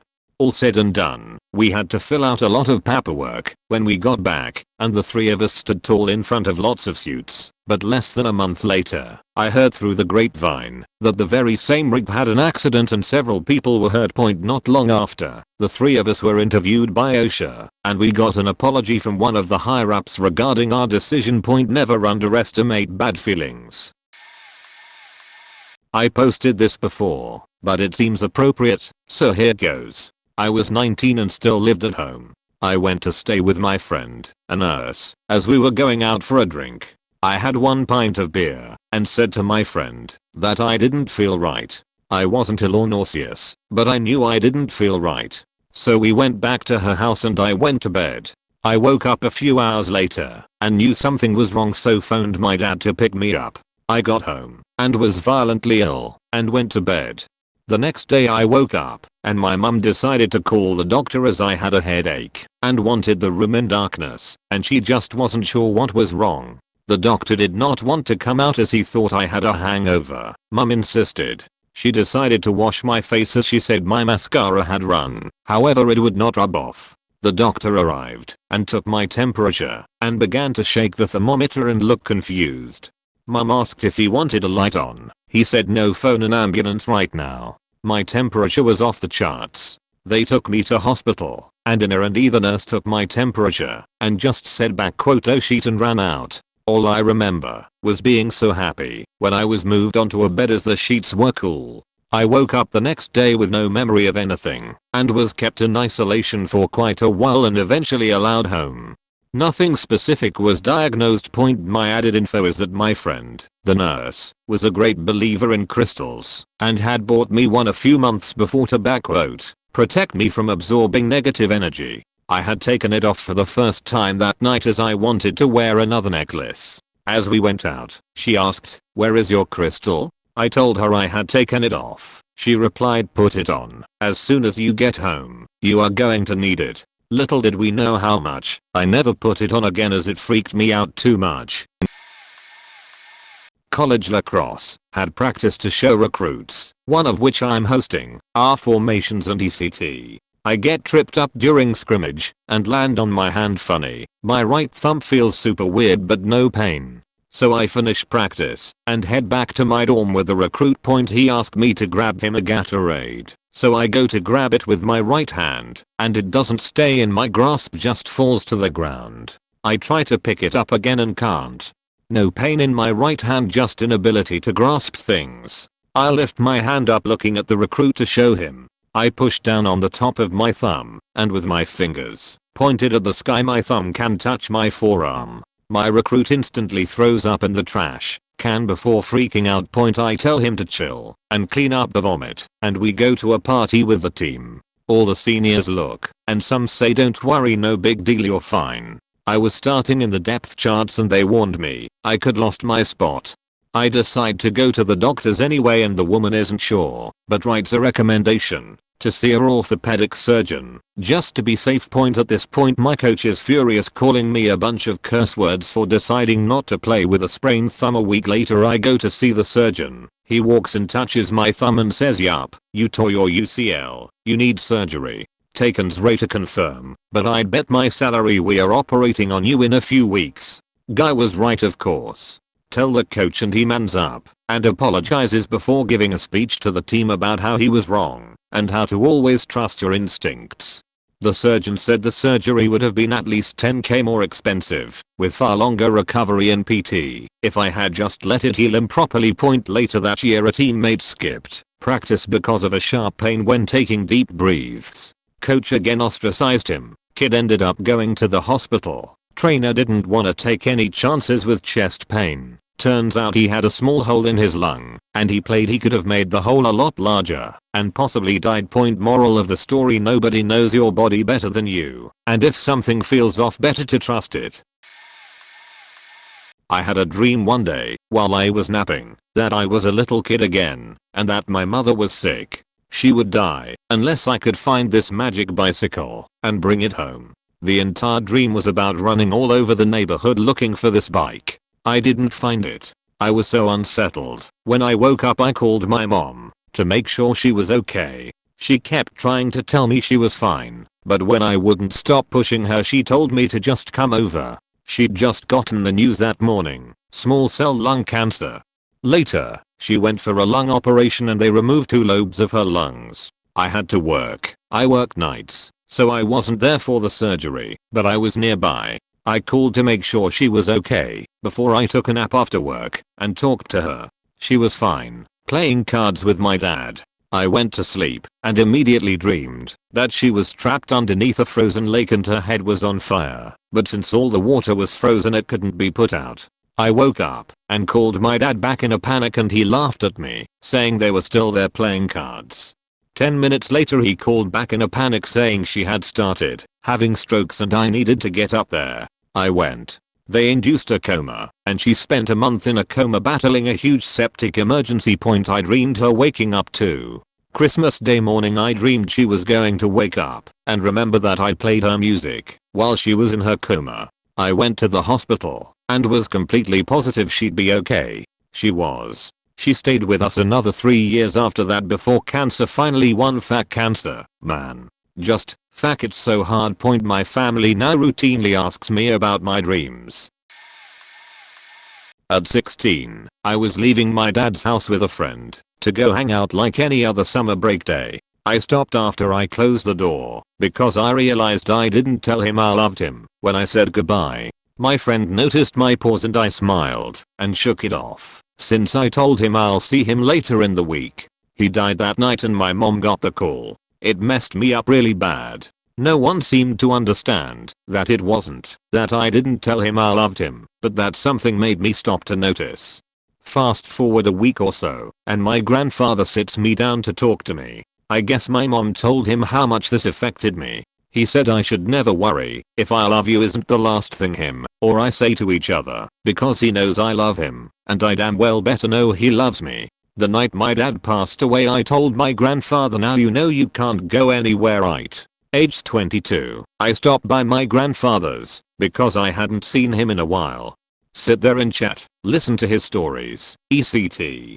Getting up to leave I tell him I'll see him later, and I love him. I stopped at the door as something else was said, so I talked a moment longer. Laughed as I walked back over to give him another hug and tell him I loved him again, which also made him laugh and say it back. He died that night. I was in shock for a while, but it never bit in like the surprise of my dad.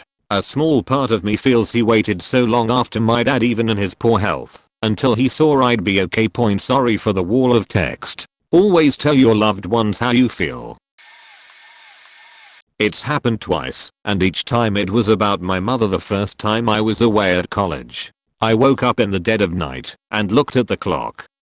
3 AM. I sat up in bed and just sat. I wasn't sleepy at all. There was this feeling that I needed to be up for something. That's the best way I can explain it. After a few minutes, I got up and got dressed. 3:13 AM. My phone rang. I snatched it up on the first ring. My mother had gone into premature labor with my twin brothers. They were flying her to the children's hospital to try and save them. Could I get there? I got there. The boys were born later that morning at just over 7 months.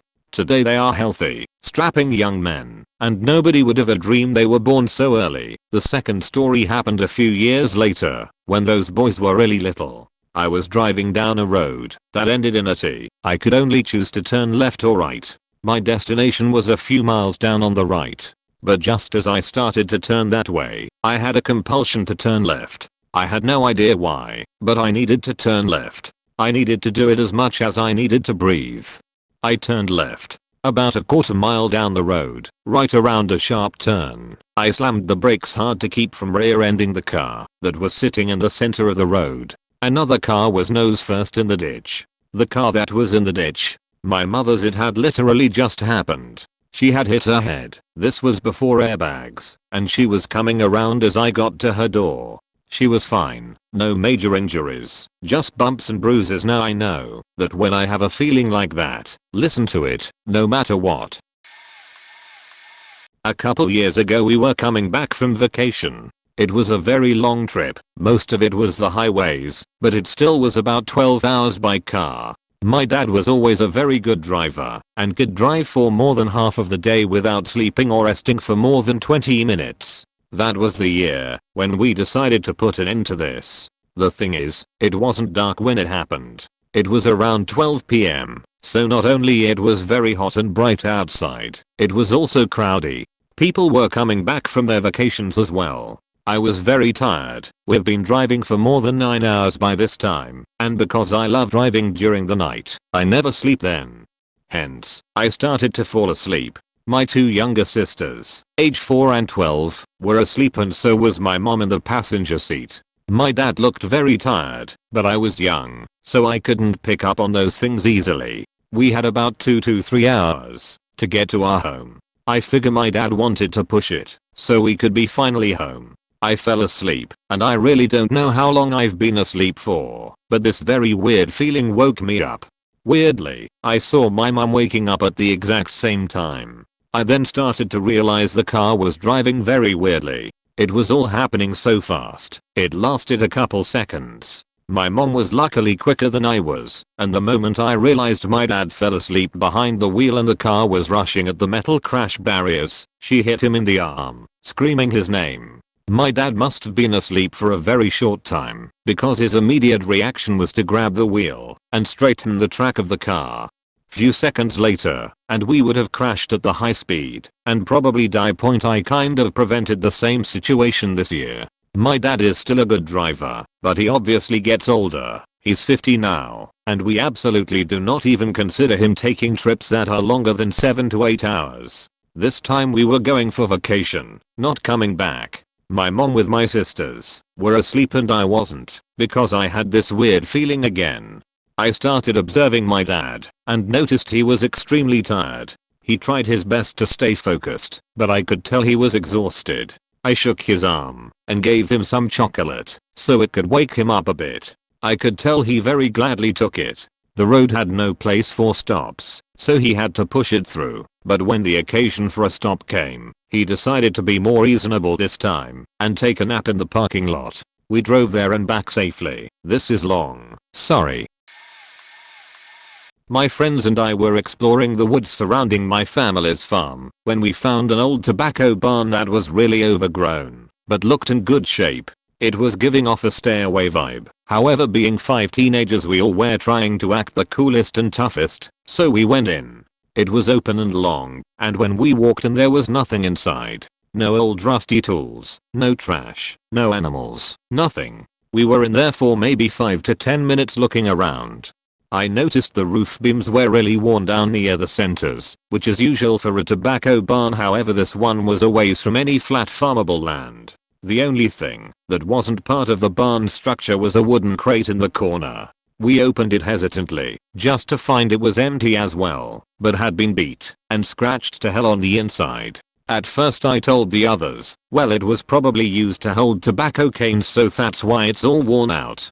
But they had more sinister ideas, and after sharing those ideas we all started getting that something's wrong here feeling. It started getting dark, so we hightailed it out of there back to my family's farmhouse. When we got back, everyone went their separate ways and I decided to ask my grandpa, once I got in, if he knew about the tobacco barn about 1.5 miles north. He just kind of froze and stood there looking at his tinkering project, then muttered he'd tell me later. The next morning I learned the barn was built in the early 1930s by the local KKK group as a place to secretly dispose of unwanted people. When I asked him about the wooden box, he said that was used to hold the poor souls dragged into that barn. To this day I won't go back in those woods. My story is not some creepy one about ghosts, but that's what makes it scary to me. One evening, my friend and I were leaving a Starbucks with the intention of getting into my car and moving it closer to a restaurant a few blocks away to get dinner. As we were crossing the parking lot to get to my car, I noticed out of the corner of my eye a car that suddenly seemed to stop, even though he looked like he was going to turn onto the busy street. Getting that bad feeling in my gut, I told my friend to hurry and get in the car because he was creeping me out. As soon as we got in the car, he backed up and parked in a nearby space. At this point, my senses were on high alert, and I turned the car on and pulled away from my spot. Looking in my rear view, he started to follow us out through the other exit point. By now I was freaked out, and I told my friend to have 911 ready, because I was pretty sure this guy was following us. She didn't really think anything was wrong. I kept driving down the busy street, and he was still a car behind me. At this point, I decided to scrap the plans to go eat, because there's no way I wanted him to catch us outside of the car. So, I turned onto a side street just to be totally sure that he was in fact telling us. Sure enough, he followed us down the side street. By now, my adrenaline is flowing, and I knew I needed to either lose him or get the attention of a cop as soon as possible. Not knowing where the police station in this town was, I kept telling my friend to dial 911, but I think she was in shock. Finally, I saw a cop car a few blocks ahead of us, so I sped down those side streets to catch up to him, running a stop sign or two in the process. Whoops, with the car in pursuit still tailing me. The cop car turned suddenly. probably on high alert himself as to why someone was chasing him. By the grace of God, I had babysat for a family in the area, so I knew of this little road that looked like an alley and turned into it. At the roundabout waited the cop, probably waiting to berate/arrest me for stalking, when I pulled up next to him and frantically tried to explain that we were being followed. As he was typing our description of the car into his computer, we saw the creep menacingly pull slowly into the alley. When he saw that we were talking to a cop, he hit the gas and hightailed it out of the alley. I shouted that this was the guy and the cop turned his lights on and chased him. Meanwhile, I was basically in shock and shaking and couldn't move or speak. We saw several more cop cars' lights from where we were parked, and they seemed to deal with him for over 20 to 30 minutes. Finally, we saw the lights turn off and decided it's safe to leave. We pulled around to where the cops were and asked him what he wanted. Apparently the creep thought we went to school with him, so they thought it was okay to basically stalk us. Since he never actually approached us, the cops couldn't arrest him, but said they would send his description out to the neighboring towns in case it happened again. TLDR, noticed a guy stop when we left a Starbucks, turns into a somewhat high-speed chase through suburban town. If you're squeamish, you may want to skip mine. Back in middle school, my family was going about the day as usual. Me and my sister were preparing for school, and my father was getting ready to commute to work after we caught the bus. Shortly after breakfast, my mother started feeling ill. It was around flu season, nothing too abnormal, but she was complaining of stomach pains, cramp-like sensations. We all agreed rest would be the best option and maybe some Tylenol, so she called out of work for the day. Shortly after we left, my father made the decision to stay home and complete some work remotely in order to stick around and care for her if she needed anything. Thankfully, his employer was understanding. He had never done this before for something that seemed like the flu, but he told me there was something off about how she was acting that morning and chose to stay thanks to a gut feeling. Skip to around 1 p.m. Shortly after lunch, I'm in class when I get called down to the main office.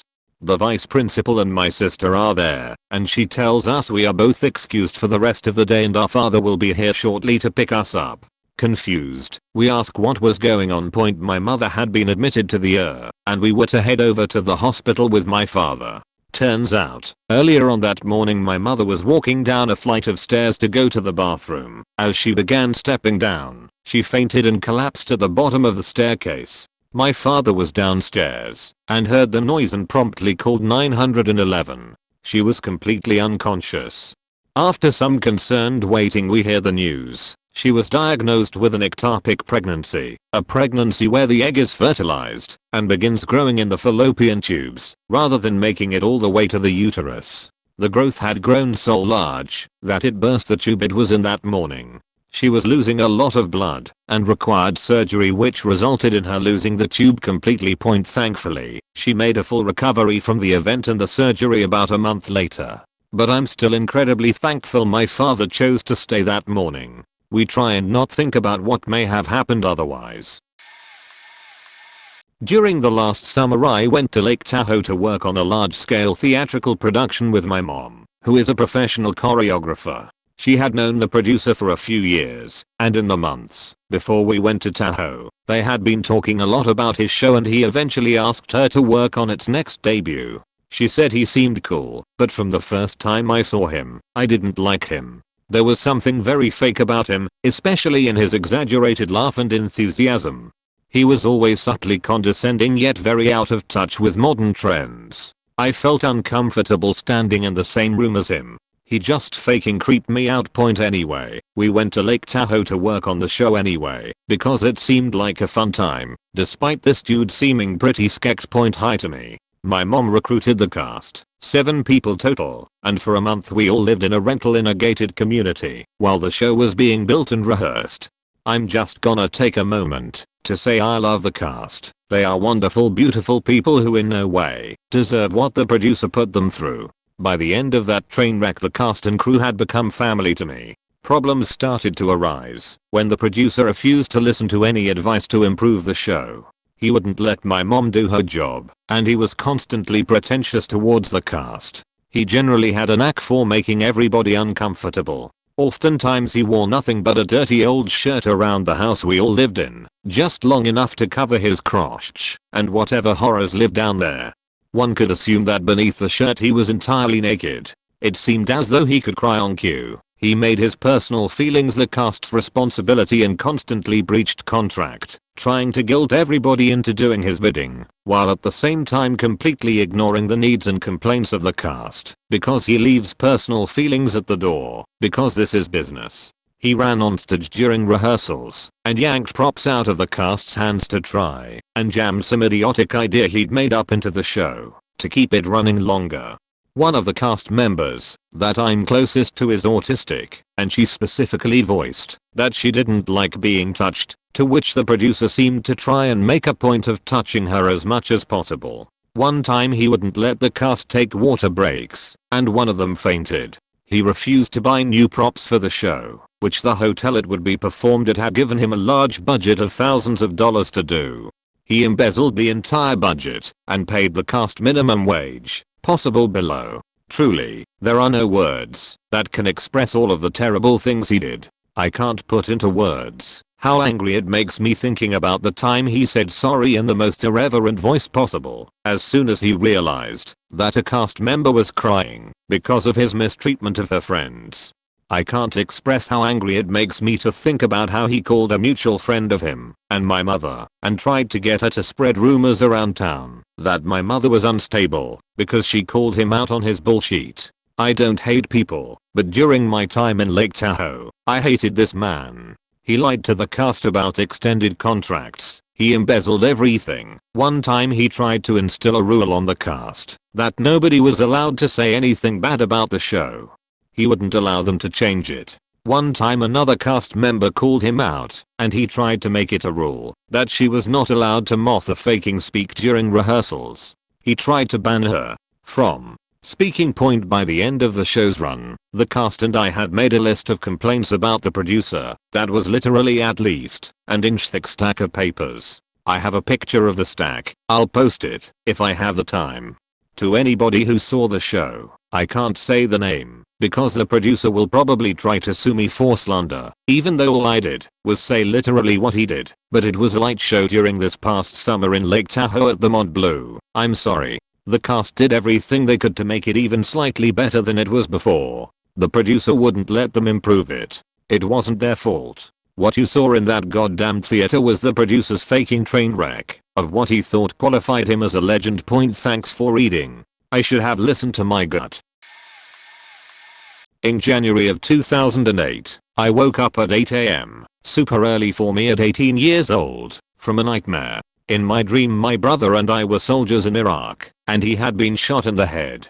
But he didn't die right away. Instead, he forgot where and when he was. He thought we were little kids again, and I was trying to pick on him like I used to. He was fighting as hard as he could to get away from me. But I knew he didn't have long before blood filled his brain. So I was just trying to hold him close before he died on the battlefield.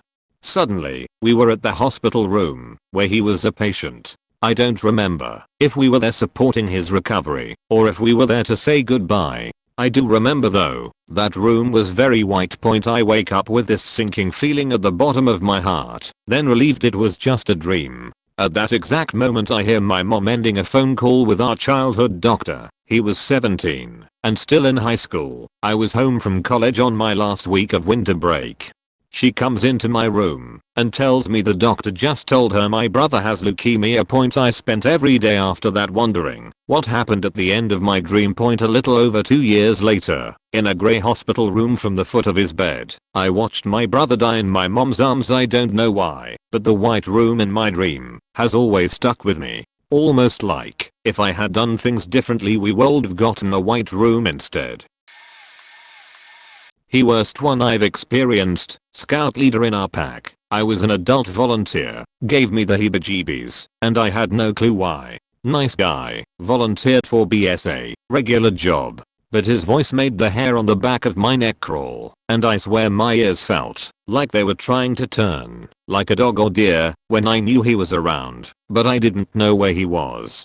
Through a series of really horrific actions one of his kids took towards some other kids in the pack, it was found that this guy was molesting his children. It didn't seem that the dad/leader had done anything towards any other children. It's like my subconscious knew he was a predator, and I can't for the life of me think of one instance that should have made me think that point. Oddest one. I was at work one day and suddenly had a terrible sharp pain in my head, accompanied by a loud clang sound. The sound wasn't real, only I heard it. I thought maybe I had a sinus infection as I had had similar symptoms with sinus issues in the past. Although the noise had always sounded like a loud gurgle or squeak before. I packed up and went home. When I got home, there was a message on our answering machine. My son had fallen off the monkey bars at school and I needed to pick him up. Turns out he had knocked himself out for a moment by hitting his head on the bars. When he fell, he had a concussion. I did have a sinus infection. The timing of it still makes me wonder.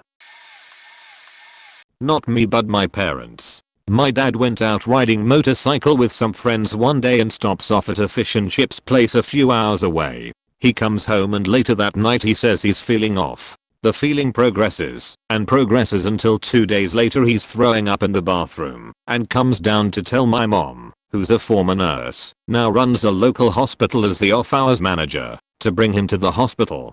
They go up, middle of the night. He gets in pretty easily, got a room sorted. He's been seen by a doctor. They've given him pain meds and gastro meds, thinking it's a bad case of food poisoning from the fish or the chips. He's there for the rest of the day with my mom when she notices something odd. His symptoms are not going away, even with the gastro meds. The only thing working is the pain meds. So she decides to go see the doctor and find out what's going on. He mentions he's confused by it too, and they try and find a solution, or at the very least try and figure out what is going good on, so they can go with a different approach. The doctor says they can do some imaging to see if they spot anything weird, like drainage or something like that. He says they can run him through an MRI now, or come back in a couple days. My mom says they'll do it now, because they are already there, and just as well to get it over with. About 2 hours pass since the MRI and the doctor comes back up and tells my mom and dad they found a dark spot on his pancreas. Possibly cancer, but it's always possible it's not. They end up testing him and it turns out that it's early stage pancreatic cancer, which, if you might know, can be extremely deadly and extremely hard to detect. They set a surgery date to remove part of his pancreas and stomach, his gallbladder, and a chunk of his bowels, just to make sure they get it all in one go. The date comes, he has the surgery, which is one of the most invasive and difficult surgeries to recover from, and he spends the next 2 weeks recovering in the hospital, where he nearly dies several times. About a month and a bit after the surgery he goes in for a checkup to make sure they got it all and to discuss options going forward. Turns out they got every single cell, and he doesn't need chemo or radiation or anything. He is absolutely cancer free. And it all happened because my mom thought it was odd that he was responding to one drug and not another one. Basically, the moral of the story is go get your checkups done. If a bout of a bad stomach can lead to a diagnosis of early stage pancreatic cancer and end up saving his life, what could happen to you? In 1977 I went as a student on a J1 visa to New York City and overnight from there to a resort in the Poconos for a summer job. I was shown my room and put to work in the bar. Within an hour I realized that even a week there would be unbearable, reasons not relevant to what followed, so decided to get the hell out of town immediately. I hitched a ride to Scranton with 2 good old boys a few years older than me, first car that stopped. On the way into town they kept making knowing remarks about my nice suitcase and giving each other little smirks and saying how they would take care of me and make sure my case got to New York City because, of course, they were going to NJ and it wouldn't be any trouble. They just couldn't have telegraphed their intentions more clearly. I managed to get them to stop in town on a pretext involving getting some money so that I could pay them for gas. This amused them so much that they didn't immediately react when I took my case, saying checks are in here, I'll be right back with some cash. I ran around the corner and into a hotel and asked the receptionist if I could hide somewhere because there were 2 guys after me who wanted to rob me. Very kindly I was shown into the kitchen where I waited for a bit. Sure enough they came looking, and the front desk staff said no, they hadn't seen anyone. Later they were seen driving around looking for me. I don't remember now why I ended up calling the operator not long afterwards, but her voice was, I think, the closest thing to audible honey I ever heard. I could have listened to her forever. She'd heard it before of course, but no, she was not allowed to tell anyone her name. To unforgettable things one after another. I had more adventures in New York City. It was a memorable summer, with the blackout among other things, but that ride into town was one of the creepiest experiences I've had, to this day. Back in high school I hung out with the same 5 to 6 guys all the time. We hung out literally every night. One night they came over and wanted to go hang out. For some reason I wasn't feeling it. For the first time I didn't want to go hang out and couldn't explain why, and told them I was gonna just crash early. They gave me shit as teenagers will do and left. The next morning my football coach asks me if I was with those idiots last night. I, confused, told him no. He said that was good because we couldn't afford another loss from the team. I was still confused, and when one of my buddies got to school the first thing he said was, "You are so lucky you didn't come with us." Apparently these idiots decided it would be fun to go hang out and walk around Walmart. Not much to do in our town at that time, and one of them dared the other one to yell, "Everybody get on the faking ground, now." He did it. I guess everybody did hit the ground. People dove into racks of clothes, ran, and called the cops. One lady lied to cops saying that there were guys with guns threatening people and holding them hostage at gunpoint. She ended up in as much legal trouble for that lie, and my buddies were laughing and went out to the car. When they got out to the car they were about to back out when they were hit with spotlights from a bunch of SWAT vehicles. They had sent everything. They ordered them all out at gunpoint and arrested all of them. Ended up getting community service. All were minors and suspended from the football team. So, yeah, good thing I had a feeling not to go. Oh, I'm so late, but I just found this and wanna share mine because I've never been able to bring myself to talk about it, so why not to a bunch of random strangers who probably won't ever see it. In January 2016 I scheduled my 8-year-old cat to get spayed. She was indoor only, never around any other cats, so had no fear of pregnancy. Her crying in heat finally annoyed me enough. I regret that. A few days before her spay surgery I had a meeting at work where the boss talked about the fact that we would only be allowed incoming personal calls for emergencies from now on. At the end of the meeting I asked if my cat dying was an emergency. Now, I don't know why I even asked that. I just had a feeling the day she was scheduled to have her surgery the vet called to cancel it because the power was knocked out at their office due to bad weather. I was very relieved. Fast forward to April 2016, she has another surgery scheduled since we don't usually get bad weather in April. So I didn't have a fear of the power going out and killing her. Still, I had this awful feeling that it was a bad idea.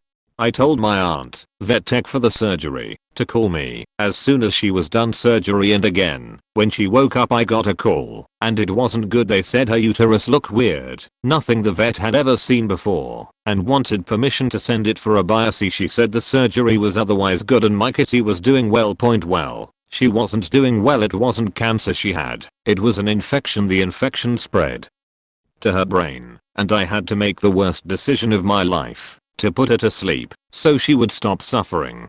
She barely woke up after surgery for 3 days. Aunt kept saying it was okay as long as she was eating and drinking. When she was awake, she was. I thought she'd be okay, but she wasn't. My gut feeling in January that made me ask my boss that question was a warning, and I didn't listen. I had it again the day she went in, and I didn't listen. I heard it when she came home, and I still didn't listen. I thought a vet knew better than my bad feeling, but I can't help thinking if I had just taken her to a different vet after, she wouldn't really wake up the first day. She would still be here.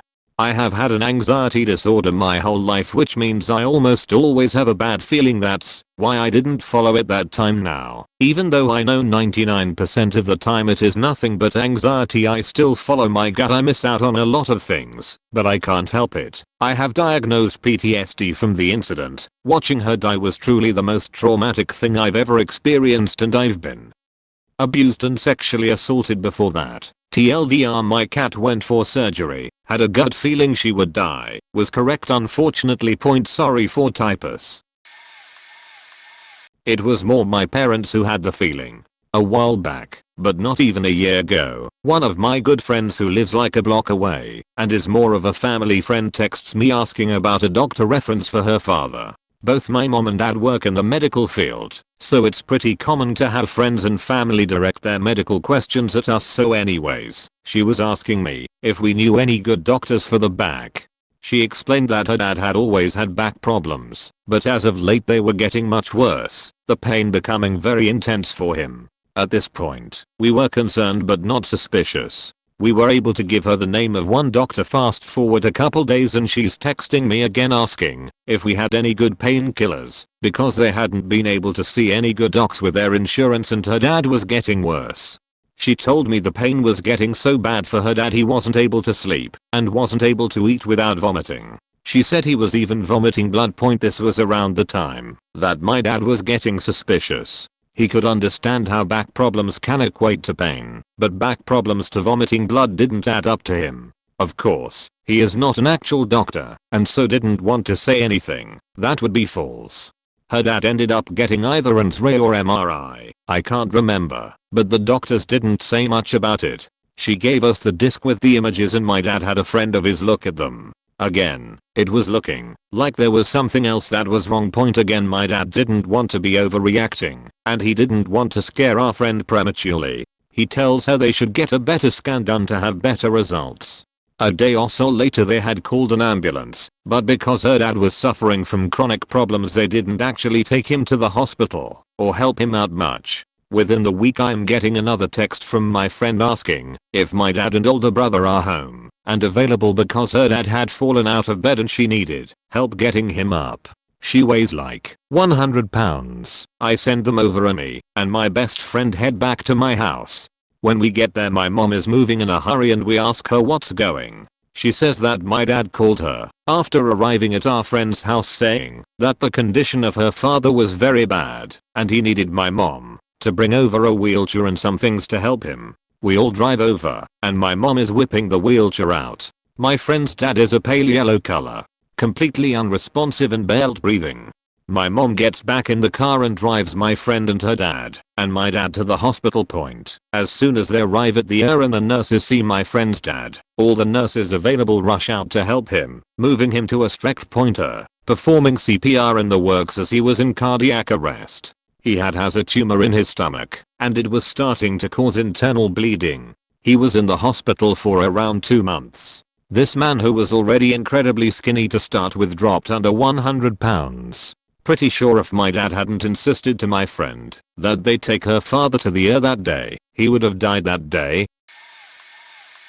When I was 14, my parents separated and I stayed living with my dad so I wouldn't be uprooted from my school and social life. He'd wake me up in the morning at 7:15 am. I'd let the dogs out and get dressed. Then at 7:45 he'd drive me to school. One Wednesday morning I woke up on my own with a distinct sense of something wrong. I heard one of the dogs pacing in the kitchen. We had them behind a child gate so they wouldn't get into things as we slept, and looked at the clock to see it was almost 8 am.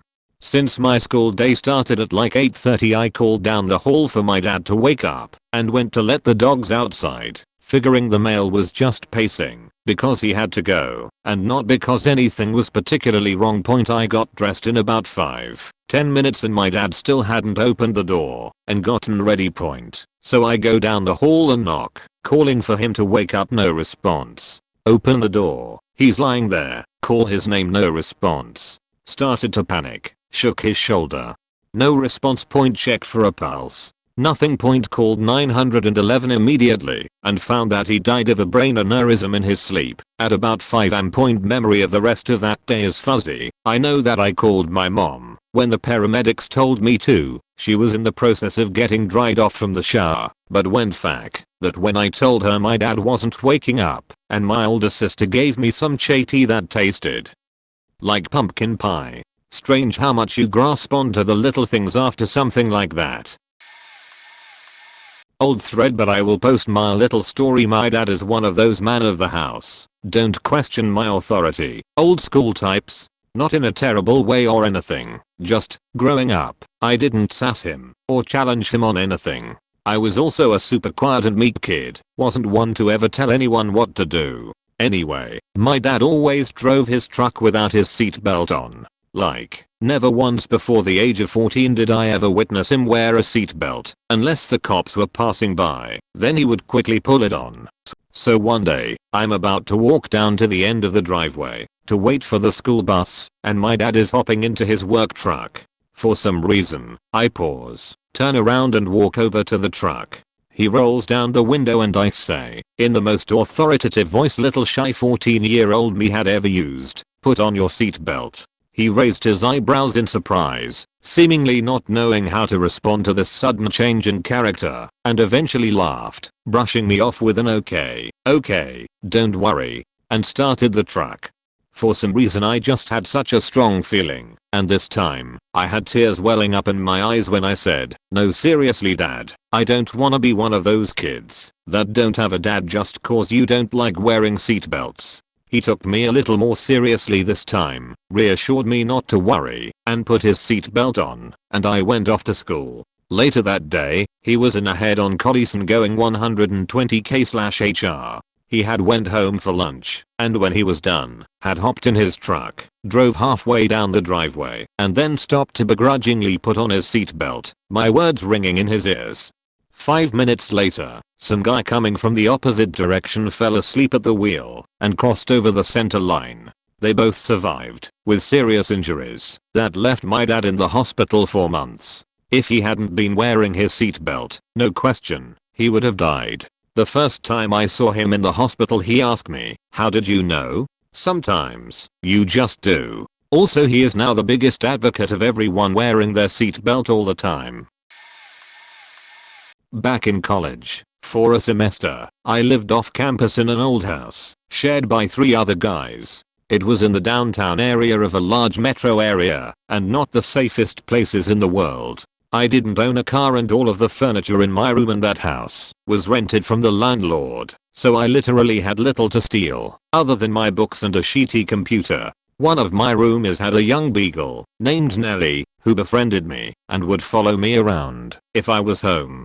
He made fun of me, because Nelly seemed to like me more than him, since she would sleep outside of my room at night, not next to him. Go figure. I told him that she probably did this because there was a warm vent near my room and that she was sleeping on it for that point one night. I got up to get a drink of water from the kitchen and Nelly woke up and sidled up next to me in the dark. I was too groggy to even notice her, but as I was walking towards the kitchen, I noticed the small microwave light do a long flicker, like someone was there and had moved past it. Nelly, being the good doggo that she was, started to growl, and I lost my sheet and started yelling like a madman. All of my roomies woke up and came running out, and we heard a crash in the kitchen. Apparently, some faker had broken through a side door near the kitchen and was in there looking to rob/kill us. He had ran back through the door he came in from, but forgot the glass where the door behind it and crashed through that.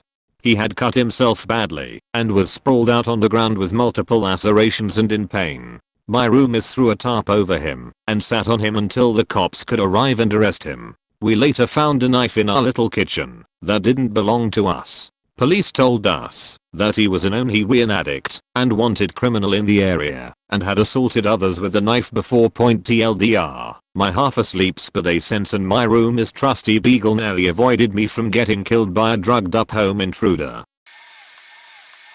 I've had quite a few. I've learned to pay attention to my gut. I get this weird feeling when something's off. A couple of guys who were part of my social circles. They weren't always around, but when all of them happened to be at the same place, you could feel some kind of weird tension, like if they secretly hated each other. I always had a weird gut feeling when I was around them. One of them, let's call him K, tried to become my best friend's best friend.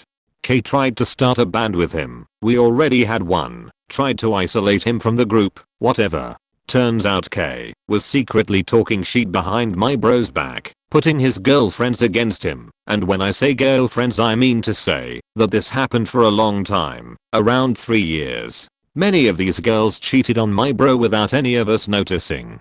They broke up with my friend and a couple of weeks/months later they were with K. Eventually K tried to make a move on my girlfriend. I noticed I had a really strong gut feeling that day.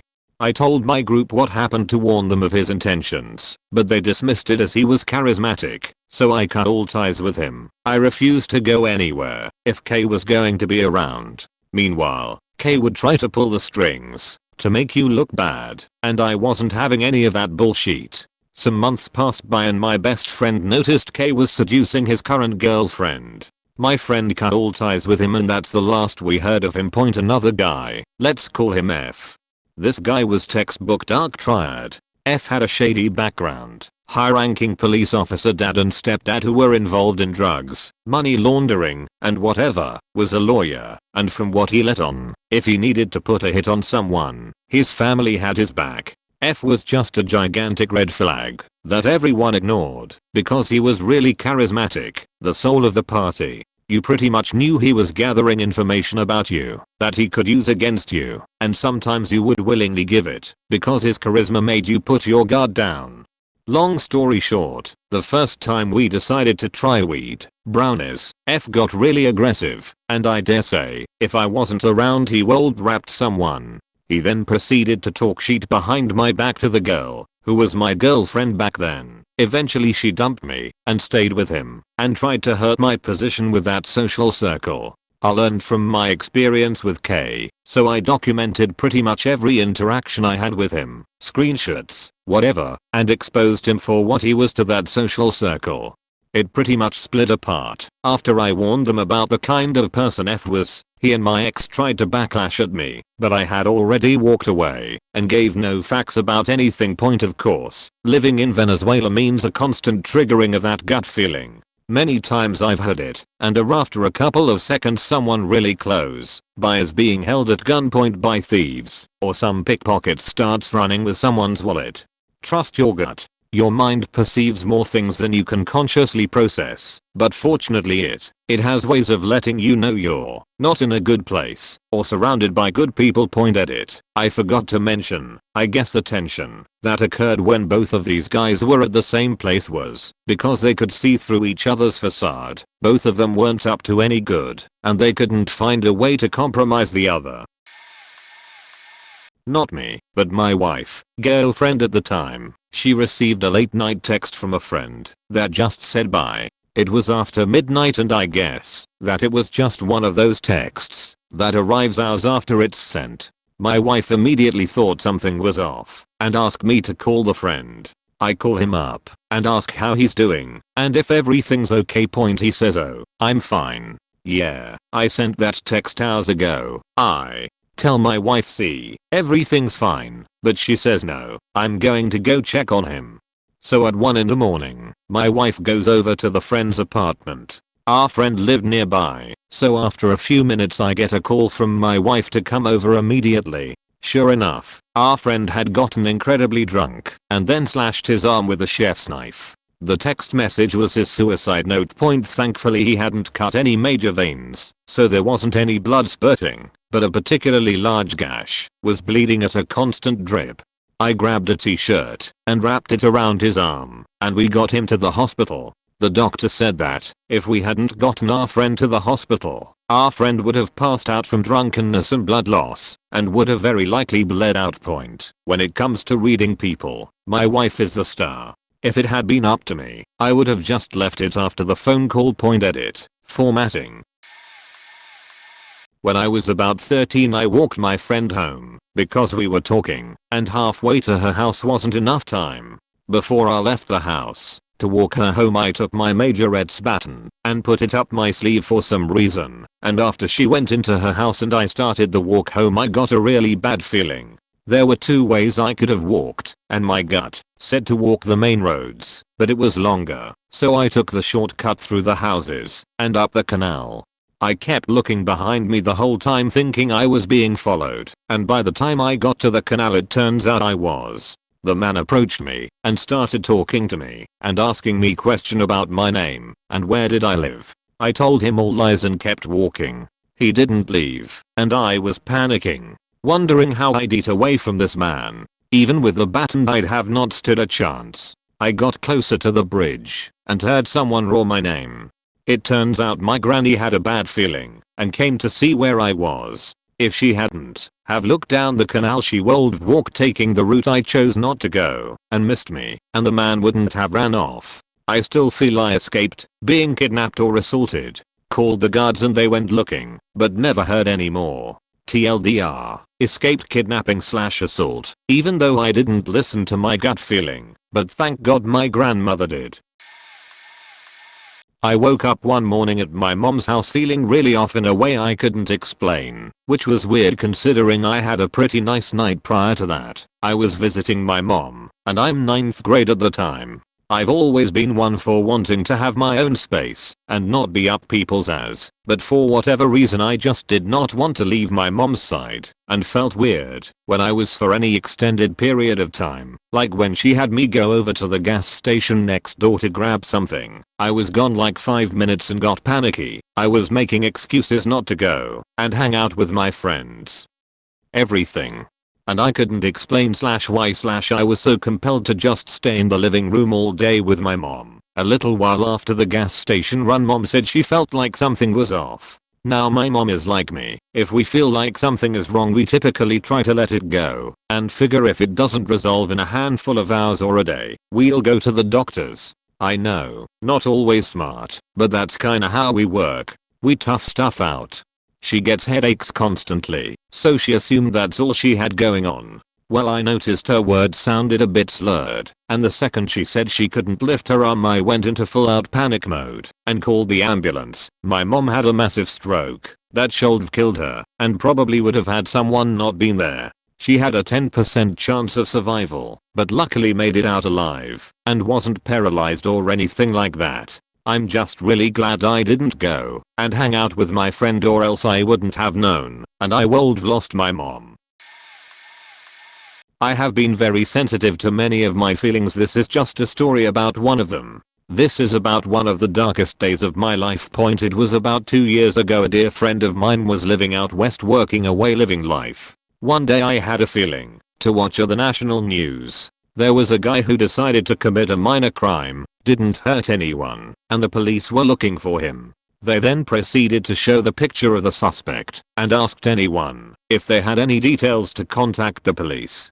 The suspect looked like the dear friend of mine. I scrutinized the picture trying to brush it off. It couldn't be him. Went through his Facebook photos and saw he was wearing the same hat and sweater he loves to wear. In my gut I knew I had to text him because I wanted to know if it was true. I sent him a light-hearted text saying I think I saw his twin on the news and to text me back as soon as possible. I felt terrible and very scared for him. It wasn't like him at all to do a crime. He was a sweet and kind person. There must have been a reason. He didn't text me that night or see my message. I went to sleep with a worried mind and sick feeling. I found out the next morning. I got a call from my mother that it indeed was him and the police did find him. However, they found him alone in the forest he loved and he took his own life. To this day I live with guilt, thinking if I had reached out to the police with my suspicions, if I had taken my gut seriously, if he would still be alive. I still cry to this day thinking back on it.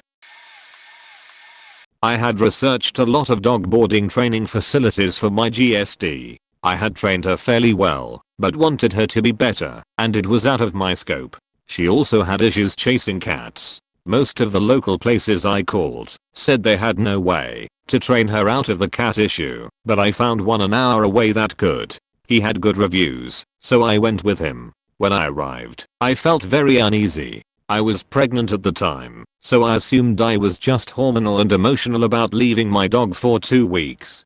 When we left her, I had a panic attack and asked to go back to get her. My husband did his best to calm me down, and I talked myself out of the feeling of dread I had throughout the week. I got daily texts with photos of my dog until about day 5. On day 8, I got a call from animal control. My dog was found, run over on the side of the road, but still breathing. She died at the animal hospital before we could get to her.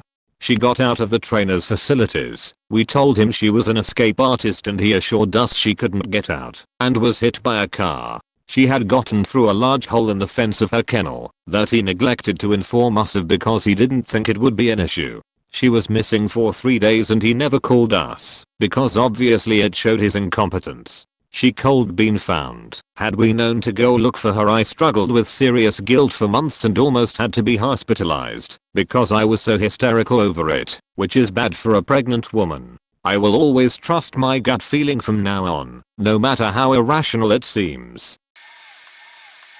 Kinda late to the party here, but here's my story point. I'm an engineer and received a job to go fix an electric meter in a property we would later find out was a brothel point. When I got there were 4 guys on site, one of whom, the boss and his crony following him, the other 2 stayed out front. We walked through to a back room where the meter was supposed to be. Everything about his body language screamed at me not to go in.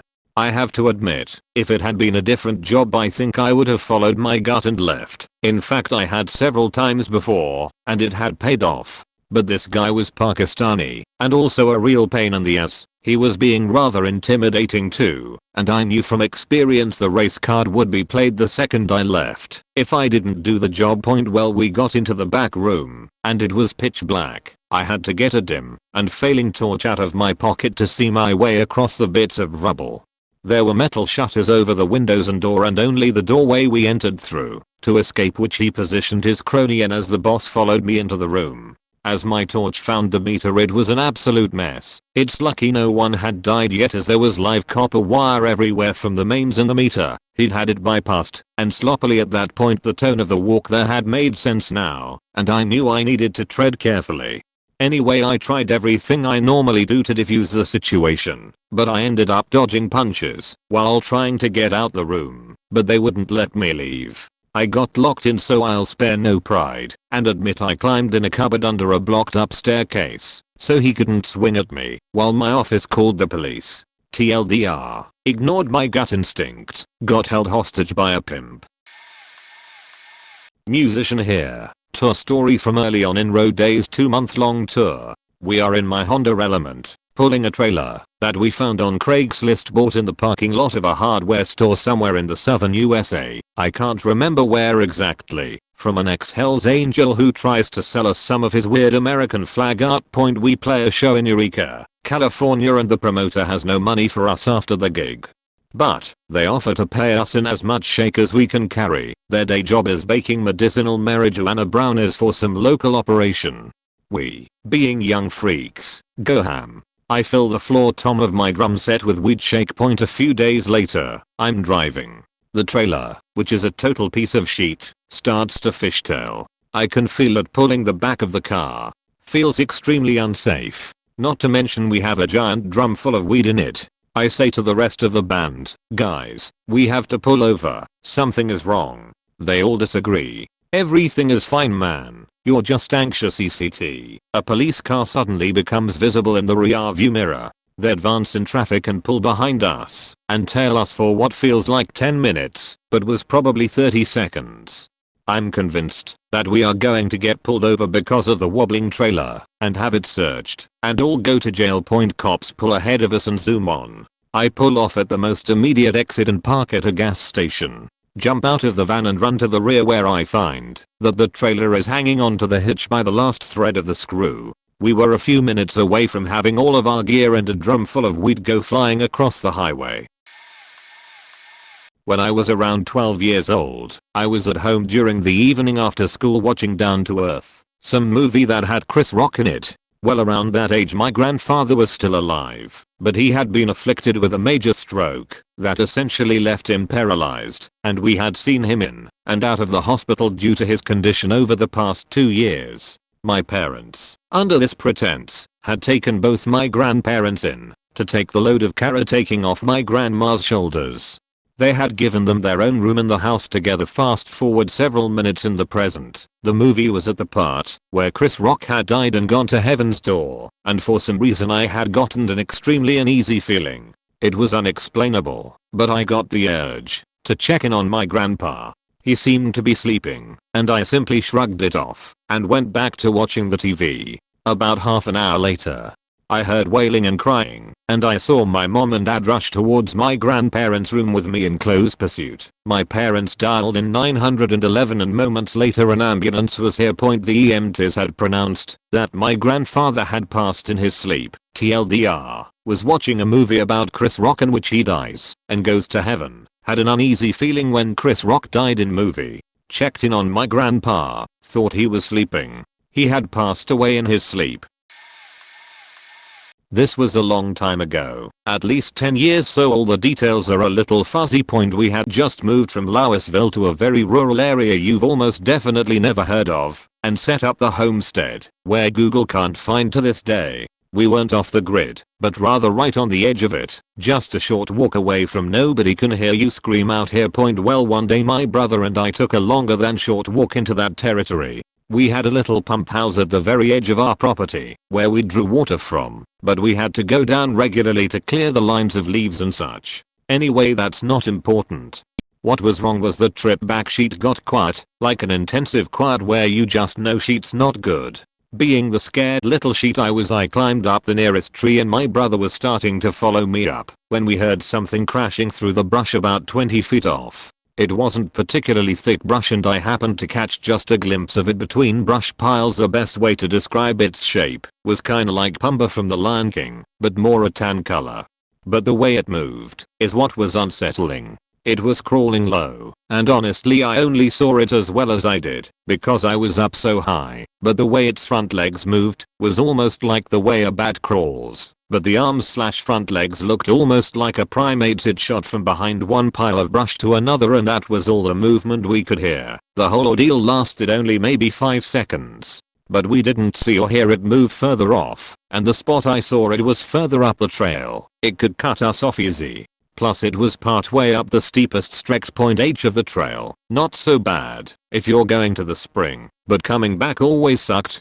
After about 20 minutes my brother decided to climb down and make a run for it. Only reason I stood a chance of catching up was because I didn't know what he was doing and started to climb down after him. He had about a 5-second start, but I caught up anyway. Dickhead. Nothing ever gave chase and we never saw it after that, but you can be damn sure I got good at running that third of a mile trail and didn't waste no time faking around at the spring like I always did before then. Used to spend hours playing in the water. If something did happen, no one would have come looking for us for some time, since my brother wanted to leave early, meaning they wouldn't have expected us home for a while. Stay out of the woods when you can, guys.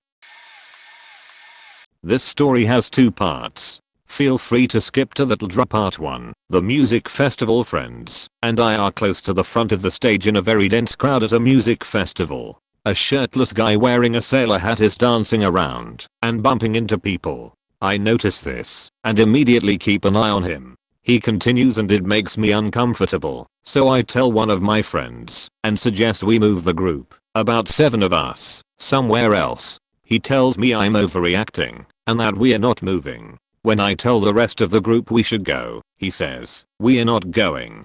Sailor hat, now to my right, my friend to my left, bumps into me and starts feeling me up, his hands at my thighs and feeling up towards my pockets. It's confirmed now that he's pickpocketing and I push him off and tell him to cut it off. He says, "Oops, sorry, I'm gay," and moves over towards the left. I lose sight of him to turn around and see if the people to my right catch the interaction. A woman, dancing on a guy, is looking over at me. He turns around, locks eyes with me, and says, "You don't want any trouble." She chimes in, "Yeah, you wouldn't want something bad to happen to you and your friends." This finishes creeping me out, and I storm out, telling the group the story, that I'm leaving, and that they should leave with me. Once again my friend tells them all to stay. When I make it out of the crowd I flag down the first police officer and tell them the story. They tell me to walk them back towards the couple and my group so they can find Sailor Hat. When we get close enough the officer tells me to get my group and leave the crowd. When we get out of the crowd, my friend starts complaining about how I always try to lead and how he's tired of it. Another friend chimes in about how my friend's bag is open. When he takes it off to check, he realized it had been slashed open and that the phone in his bag, his wallet, and the car keys that were in his pockets are now missing. I leave them and head over to a group of police officers, retell the story with the new addition of stolen items, and they radio the officer that followed me into the crowd for an update. They have Sailor Hat and his friends. They walk me over to identify them, and when I tell officer they're a match, Sailor Hat and the dancing couple are asked to empty their bags and pockets. Together they had 8 phones, 3 wallets, and handfuls of car keys. Unfortunately, none of the car keys matched ours, so we spent the night at the world's worst motel. I suggest we check the venue the next day, and friend opposes, saying they're lost for good. We go anyway, and are able to identify the keys in the lost and found, and part of the drama is over because the wallet and everything in it was easily replaced. But that still leaves the iPhone. Part 2. The iPhone. The night of the incident I suggested we use Find My iPhone to track down friend's phone. After finding the car keys, we drive to IHOP and locate the phone on FMI. It's in a neighboring city, about 3 hours away. With nothing better to do, and up for the adventure, we drive 3 hours to that city. Shortly after locating the phone, I called the police officers that helped us track down Sailor Hat and the dancing couple, who had asked us to get in touch if we needed help. They suggest calling that city's sheriff's office and asking an officer or the sheriff to escort us to the location of the phone. Phone city's officers and our city's officers get in touch, and they coordinate how and when they'll escort us. We meet the sheriff a block away from the house, and he asks us to follow behind his car. We park across the street from an abandoned house. The sheriff walks up to the house and knocks on the door. No one answers. He knocks a few more times and then bursts inside. He comes out and says the house is fully empty, no people, no phones. He knocks on the door of the neighboring house. Friend is behind the sheriff facing the door. I'm beside friend facing friend. The door swings open and the sheriff asks the person inside, "Excuse me, sir, this gentle," but he is cut short. Friend jumps in front of the officer and exclaims, "Dad." At this point, both the sheriff and I in perfect sync exclaim, "What the fuck?" As it turns out, friend and his estranged father share the same iCloud account, and friend had actually traced estranged father's phone instead of his own. Estranged father had moved to Phone City to get away from friend and his family, and was equally as confused. When he saw friend behind the sheriff, this whole ordeal wasn't the last straw as far as the friendship was concerned, but the camel's back was well on its way to broken. TLDR Part 1. Odd vibe around a weird dude at a music festival. Weird dude steals slashes my friend's bag and steals his car keys, wallet, and phone. Part 2. We trace the phone back to my friend's estranged father. Edit. I can't spell. This one actually has a 3-in-1, all just the escapades of us running from the police in one night. My friend and I were out drinking in the town of New Buffalo, Michigan last year for the 4th of July, both underage and not the slightest bit careful. We are walking back from the beach and I kind of have my head on a swivel just in case. I get a feeling on the back of my neck and immediately pull my friend into the nearby bushes close to the bridge leading to the beach. 5 minutes later, cops come by and are walking around near us, but we stay still and they leave. We continue home and go to bed, but it is only 2 AM, so we go back out with a bottle of whiskey and go to the nearby high school track. We climb on top of the press box and break in, just to hang out a bit, before we go back, when I get the same feeling that someone is coming. I stand up and look out the window to see a squad car pull into the parking lot, and we wait to see if he is just turning around. I realize he is not, so we sneak down the bleachers and start to walk away from the field. I notice the officer has gotten out of his car and started running after us, yelling at us to stop. We didn't really do anything harmful to anyone, but I was not about to get caught by the police, so we run. I hop the fence, and so does my friend, but not after losing his shoes. There is a lot more story in between this and the last part, so let me know if you want to hear that. We are finally home after everything, and my friend is banged up from falling on the run home, so I clean him up, and against my better judgment he convinces me to sit outside, even though I told him they had 4 cars posted out there a couple of hours before. After sitting out there for a minute, I get the same feeling someone will be here soon, so I pull him inside, and not a minute later another squad car pulls up and is shining their light around the house looking for us again. Lot more to that story, but I'm not gonna type it out if no one cares. Probably late to reply, but when I was 14, freshman in high school, I had started getting these weird bumps on my back. It wasn't anything too serious. Thought a mosquito bite. Live in Arkansas, so mosquitoes are more than common. Or maybe acne, since I was a teenager. After a couple days it started hurting really bad, like I was being stabbed. Looked in the mirror at my back, and it looked like chicken pox and third-degree burns had a baby. I knew something wasn't right because of how bad it hurt and looked. Immediately went to my parents and they wrote it off as poison ivy, but I kept telling them it wasn't that, and that something else was wrong. Cue a week later, I have to leave early from school because I nearly passed out in class. Dad takes a look at my back and it's spread to the entire top half of my back and around to my left breast. Immediately get a doctor's appointment because the hospital sucked in the town we lived in. Drove 2 hours to see the doctor and turns out I had shingles. Ended up being the youngest case he's had and put me on pain medicine and antiviral. Turns out I'm allergic to all of them and still have the nerve damage 7 years later and wound up with 15 plus separate episodes of shingles. Asked the doctor, ironically named Dr. House, and turns out I would most likely died if I hadn't sought treatment because of how severe of a case I had.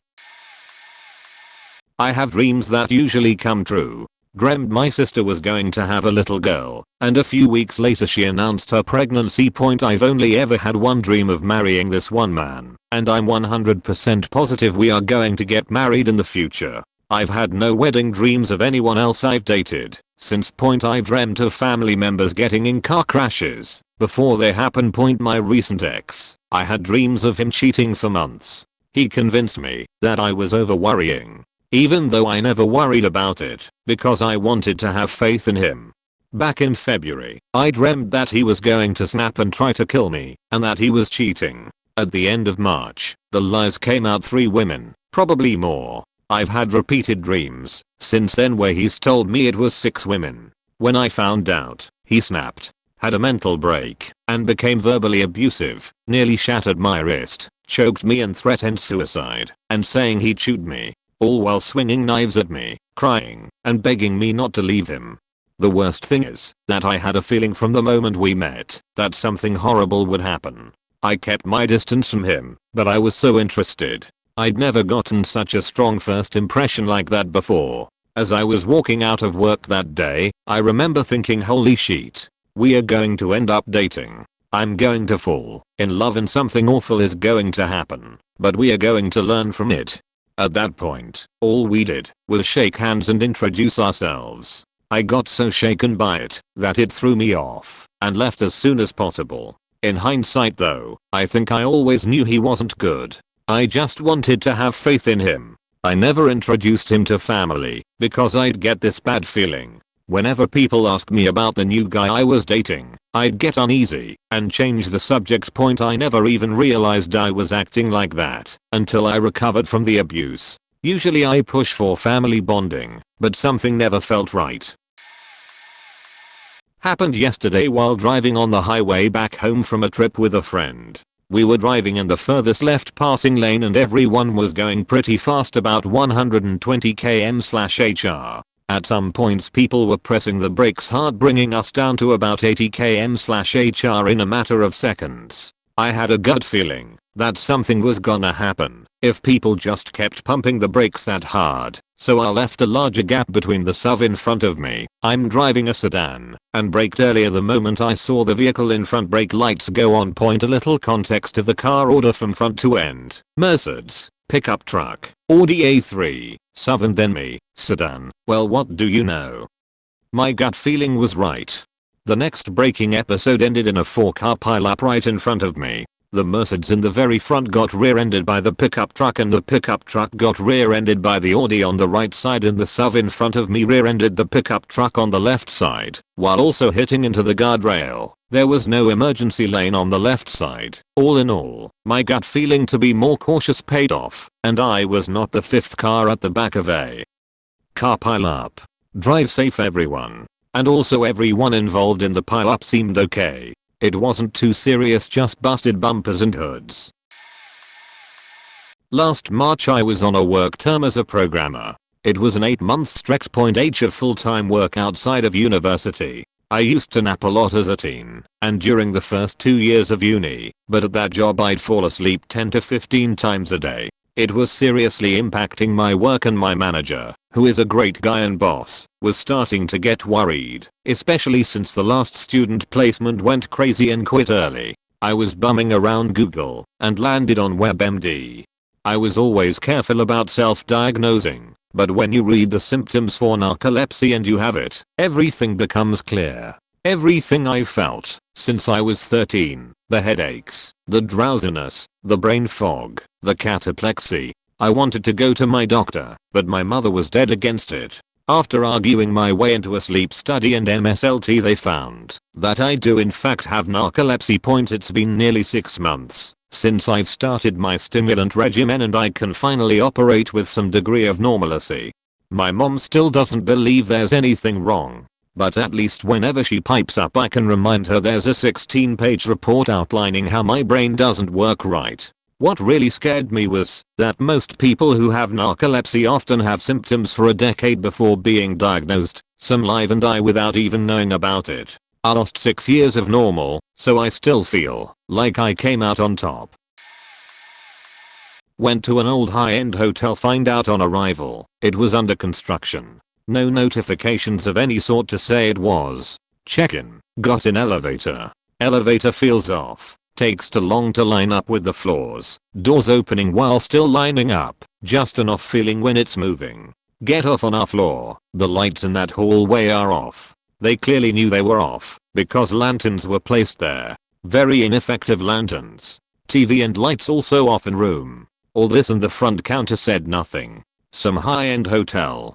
Anyway, during the whole trip, elevators feel weird. My gut telling me I'm going to get stuck in one of these. Think about taking stairs to avoid it, but 8th floors is not a fun stair trip. Sure enough, get in elevator, push button 4th floor, says it gets to 6 then it stops. Sheet. Pushed call button on elevator. Found out that button doesn't work. It needs a key to activate it. Need key for all emergency buttons to work. Luckily still have cell signal in elevator, call front desk, they send the maintenance man with a mop.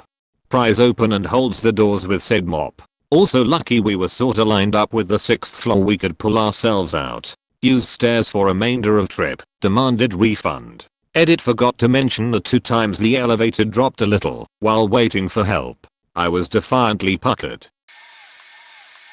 Staying with my sister in London. She took me to Paris for a day. We went over on the Eurostar in the Channel. She knew Paris perfectly already, so from the moment I got off the Eurostar, I was underground 100% of the way on the metro, and when we got off, I walked out and up the stairs and my very first view of France was the Eiffel Tower. Anyway, her super well choreographed tour of Paris ended with evening/dusk at Sacré-Cœur Cathedral on Montmartre.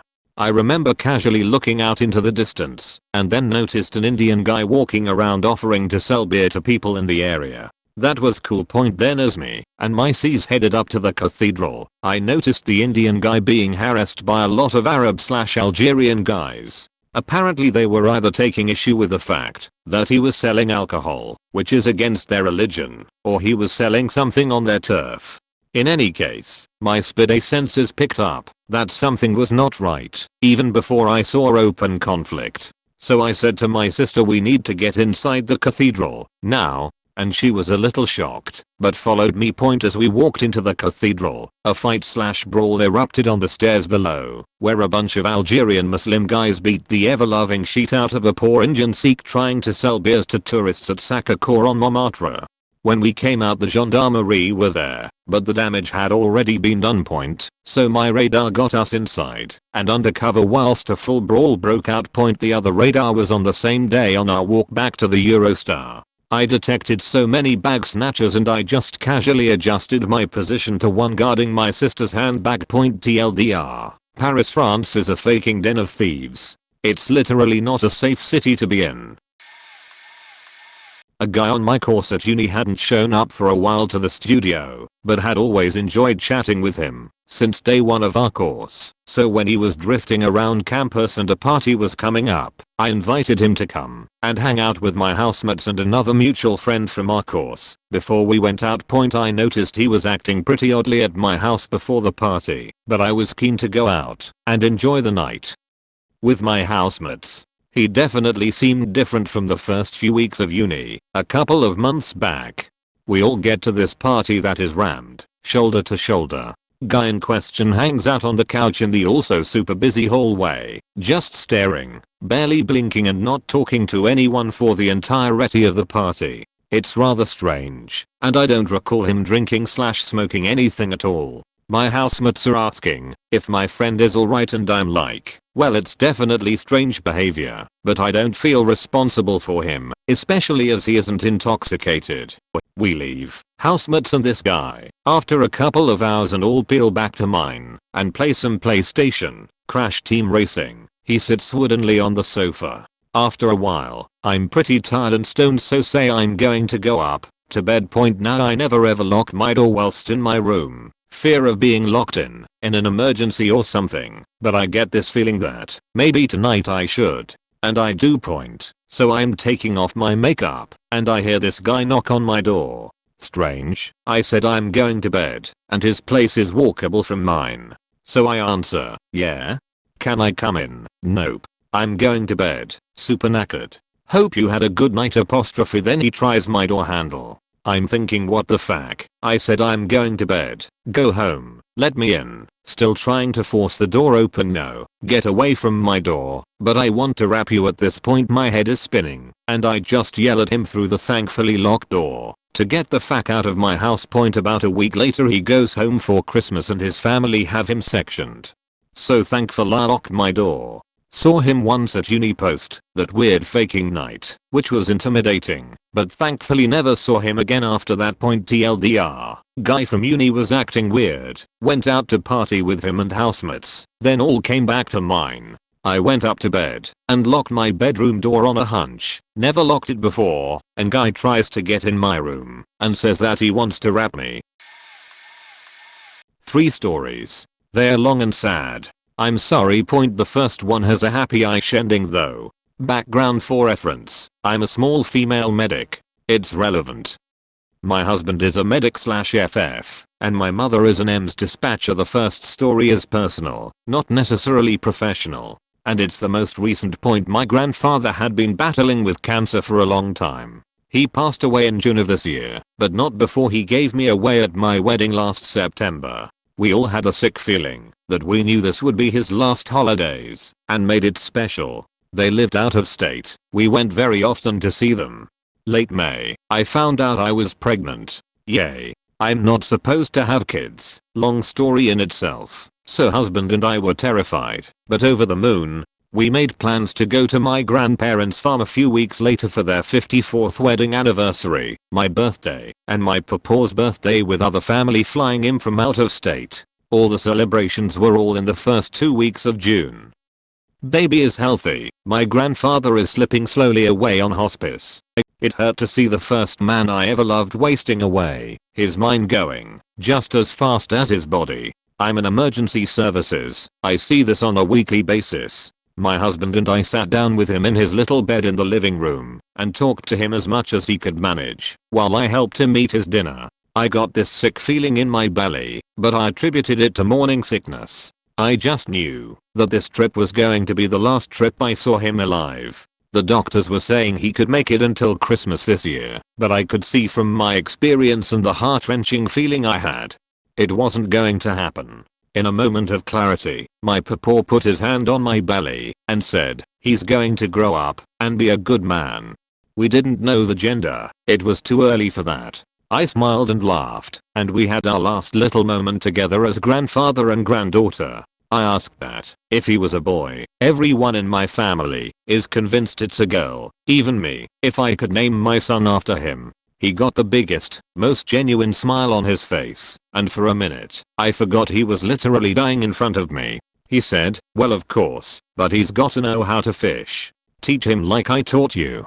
My gut feeling and premonition was right. He passed away in his sleep not even 2 weeks later, and 2 weeks after his funeral, I found out I'm having a baby boy. My papa knew. My grandmother and mother cried when I told them my son's name. I'm 27 weeks along now, and I swear that I still smell my papa's cologne when I go to the doctor for my checkups. The baby is healthy and strong. I'm not religious, and it might be psychosomatic, but it warms my heart.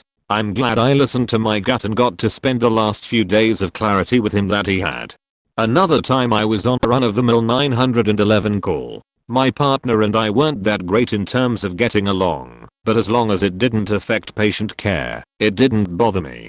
We hadn't ran that much on this particular day, and we were going for a nausea/vomiting x 3 days call. Fairly common. Pull up on scene and it's just us. We don't get fire/PD unless we request it, or the dispatcher taking the call hears something that strikes them as odd and sends them anyway. Exceptions are CPR/unconscious person. They all roll out on those. It's a house in a decent neighborhood. We don't have many sheety calls here, but as we pull up, I can't shake a nasty feeling. I tell my partner, and he says that it's just that gas station coffee getting to me. Whatever, dude. I don't even drink coffee. I call dispatch on my phone and have them low-key send PD over. I grab my knife/seatbelt cutter/window breaker combo and put it on my belt by my radio. We get the gear ready and go inside the house. The door is unlocked.